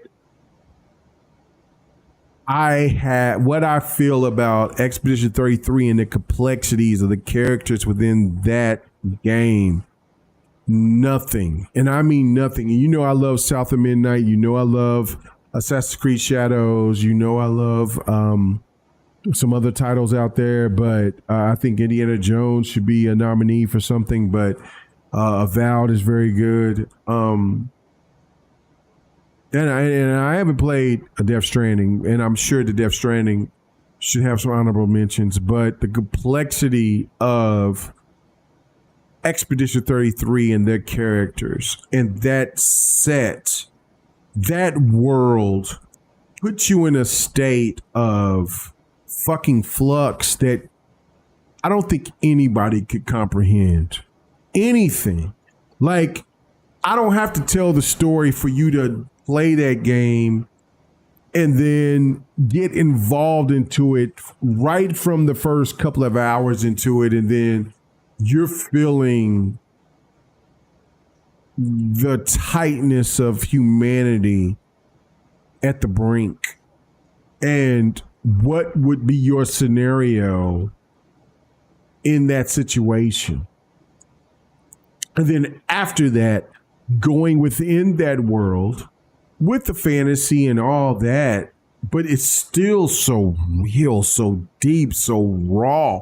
There's no game out there that's like that. And listen, you know how much like I said, I think South of Midnight touched on all the Southern charm, the character vision, everything so well and so good. And it should be nominated. It should win an award or two. But South of Midnight is not the game of the year. It's Expedition 33 hands down. I ain't played it, and I'm not trying to discredit Donkey Kong, but it's fucking Donkey Kong to a game that is setting into realism on top of the fantasy of a game world that touches on something so deep.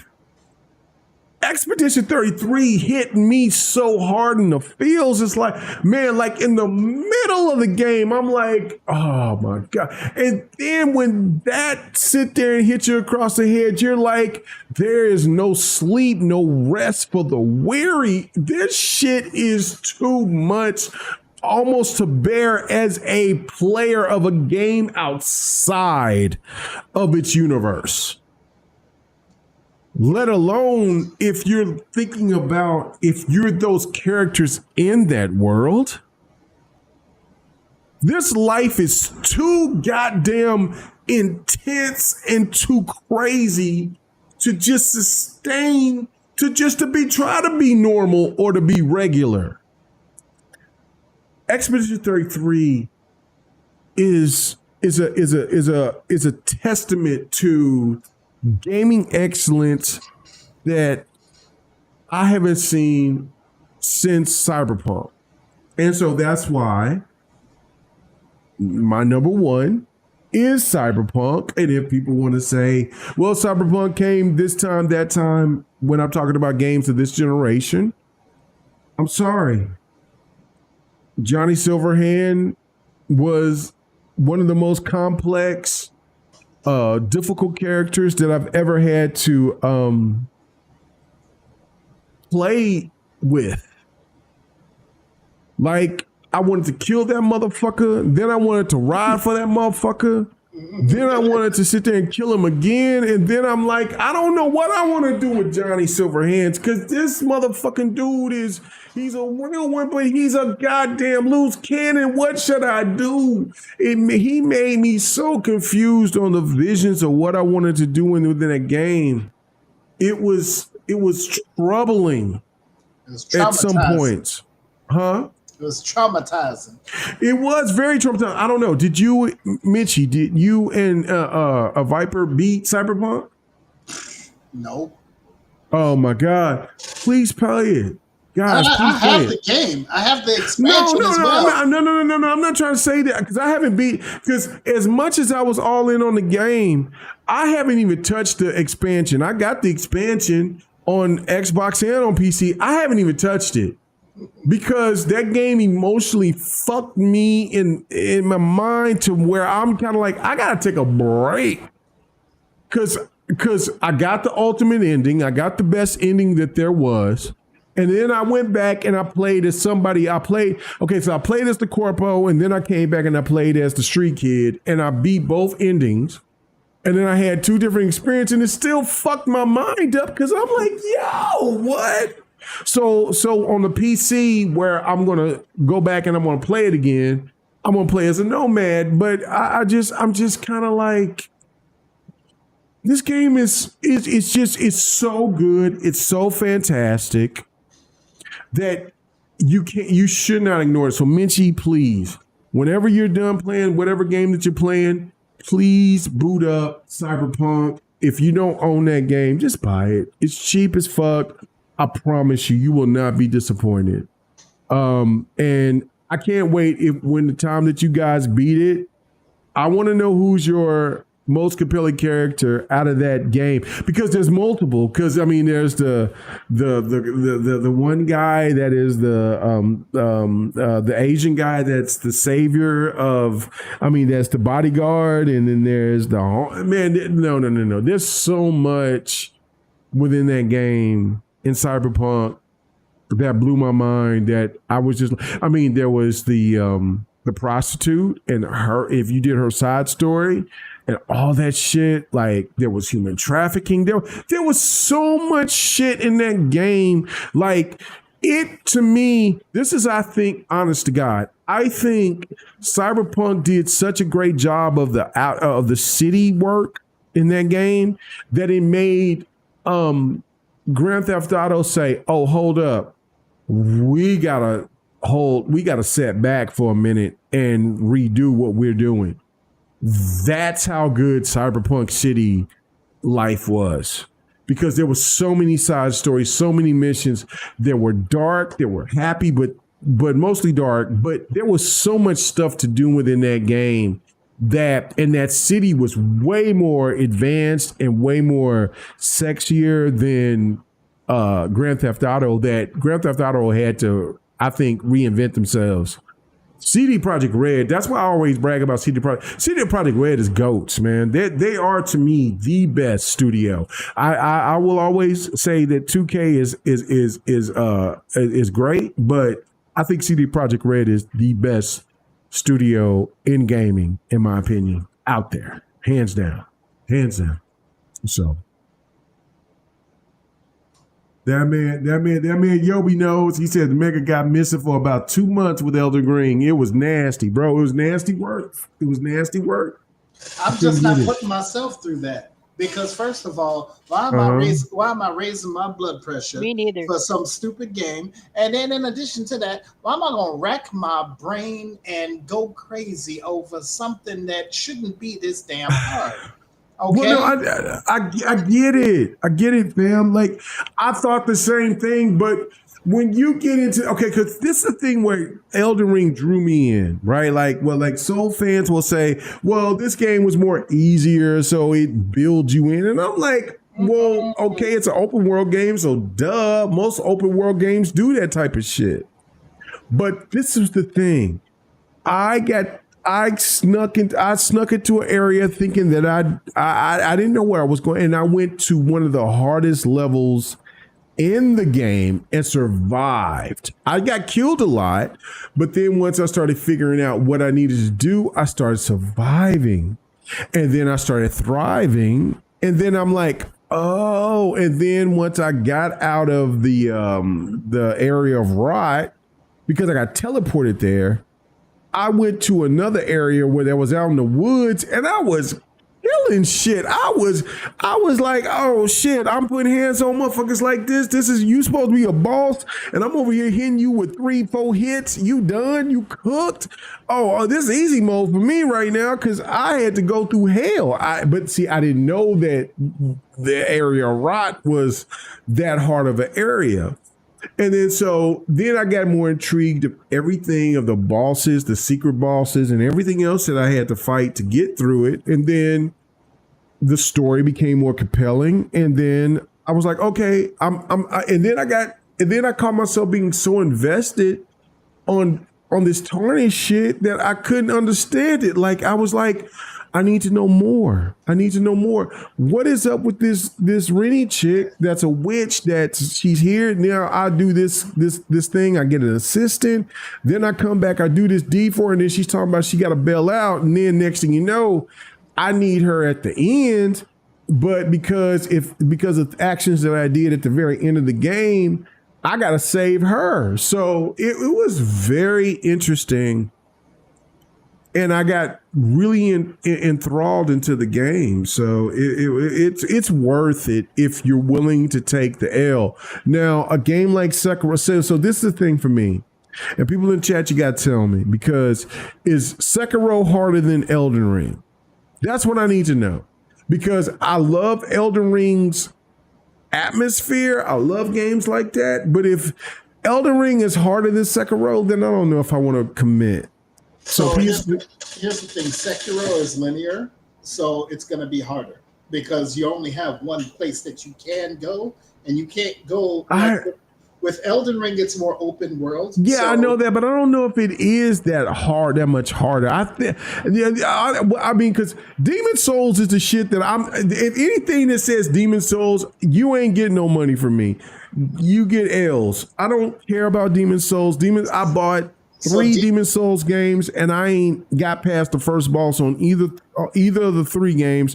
I don't care. Hate those games. You get nothing from me. I will never buy a game that's called Demon Souls. But I'll tell you this: Demon Souls, Dark Souls, and Bloodborne, they're much tougher. And so Bloodborne wasn't that much tougher though. I went through Bloodborne and got through I got through like a quarter of the game before I stopped. Bloodborne was not harder than the original Demon Souls or Demon Souls 3 in my opinion. Demon Souls 2 or 3. Hold on, let me see. I played Bloodborne for 30 minutes and surrendered. Yes, I beat that goddamn werewolf. I said, "Oh shit, let's go." I beat that werewolf. Then I got into town. I killed all that shit, and then I got on the beach, and then there was this dude. I beat his ass, and I'm like, "Oh, let's go." And then I got past that, and then I said, "Oh, okay, I got to play some other shit," because I think Titanfall came out. I was playing Titanfall, and then I never went back to Bloodborne. So. I don't know. So y'all got to let me know in the chat. Who are Bloodborne fans? I don't know. I really don't know. So. Well, it is 1:00 right now. Okay, so we're gonna get ready to be done right now. Okay, so my honorable mentions is Keontae from Scarlet Nexus. Keontae Randall from Scarlet Nexus. I thought Scarlet Nexus, like that was when I brought it up at the beginning of the show tonight. I said there's a character that I could not stand, and then I fell in love with her at the end of the game, and that was her. You know what I'm saying? It was Keontae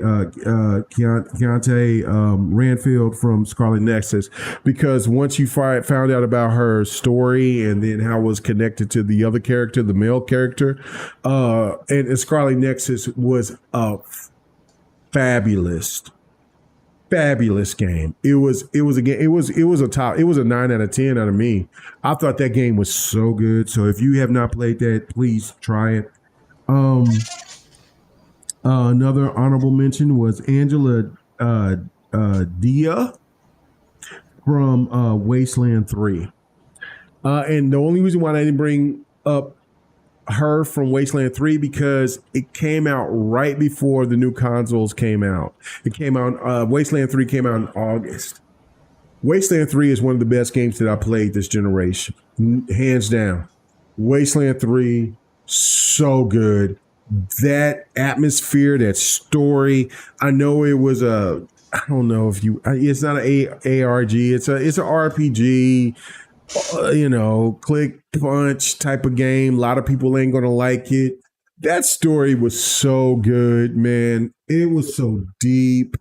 The crew that I had to check and see if I really wanted to deal with some of the people in my crew, but I needed some of them evil motherfuckers to take care of business so I could sit there and try to win this game. And change the atmosphere. But the way that this game was built, if you have not played Wasteland 3, I advise any gamers out there to give it a shot. It is a fantastic title. It's one of the best games of the generation for me, even when that game came out at the end of the last gen, but it got enhancements for this gen and it came out in August. Man, the villains in that game, and then like your predecessors, not predecessors, but your companions, you had to figure out what you wanted to do with those people. So it was pretty crazy. So anyway, another honorable mention was the Monkey King and Black Myth Wukong. Black Myth Wukong was my game of the year last year. It was so good. The complexities of the Monkey King. You hate him, you love him, you need him, but you despise him all at the same time. I thought that was real good. And then last but not least, and we discussed that before, which could go to both games, Diablo and Midnight Suns, and that's Lilith. She was very complex. You hated her, but you sided with her in certain instances in each game because of what was going on. So anyway, all right, guys. Thank you. I think everybody else is almost out of here. Mitchie, I appreciate you staying here till the midnight oil. Where can they find you at, young lady? Midnight. It's past midnight. It is, but okay. So I thought you was in Chicago time, but anyway, we can sit there and still say midnight oil. Anyway, thank you. We only do this once a month, so well, I am. It's not midnight. Well, I'm only asking you to do this once a month. I'm not asking you to do this once a week. So if you can you gave me that, so that's all I can ask. So thank you so much. Viper said the electricity went out, so it is what it is. So sorry that it was all because of that hoodie that he was wearing, and because he was wearing that Dark Sidious hoodie, he took it all. So Mitchie, where can they find you at? Thank you so much. Mitchie 1971 on PlayStation and 1991. Is that what you said? 1991. 71. Let's 71. Go! Gen X. Oh, no, hold on. You're a boomer. Yeah. No, you're a boomer. Hold on. No. No, I am not. I am a Gen Xer. You are a Gen Xer because Gen X is 60. What is it? 67? Was it 67 to 81? Something like that. 60 is 67 to 81 or 82 or 83 or something like that. So you're Gen X. You're Gen X. Okay. Yeah. So yeah, I got a Switch, and I don't know why, but I got one. Okay. All right. Well, I appreciate you, young lady. Not a 2. I got an OLED. Listen. And go ahead. I'm on Twitter and Threads. Oh, you're on. Okay, so go and check the description, and then check her out on Threads. Are you out there and you over here showing pictures? You out there in the pool and stuff like that? Because I see a lot of women out there showing themselves on the pool and stuff on Threads. No, that's not me. Oh, okay. I don't know. Like when I get messages from Threads, it's usually there's this one older lady and she likes to dance and shake her butt, and you know me, I'm an ass man, so I'm always with that. So if you out there doing your things on Threads, I will promote it anyway. So thank you so much for sticking around. I know we went late, and it is what it is. Listen, DJ Berto Dot said she outlasts the entire panel. She is a trooper. That is what it is. She is Elden Ring, the GRG podcast for August 2025. So And we ain't got to do this until September. So it is all good. So thank you so much. I appreciate it. Is there anything else that you want to say before we get out of here at 1:06 a.m. Central Time? Nope. All right. She says, let me take my ass to bed and let's do my thing.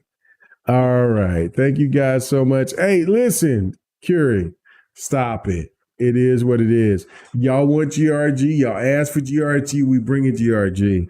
And Viper, somehow his electricity went out.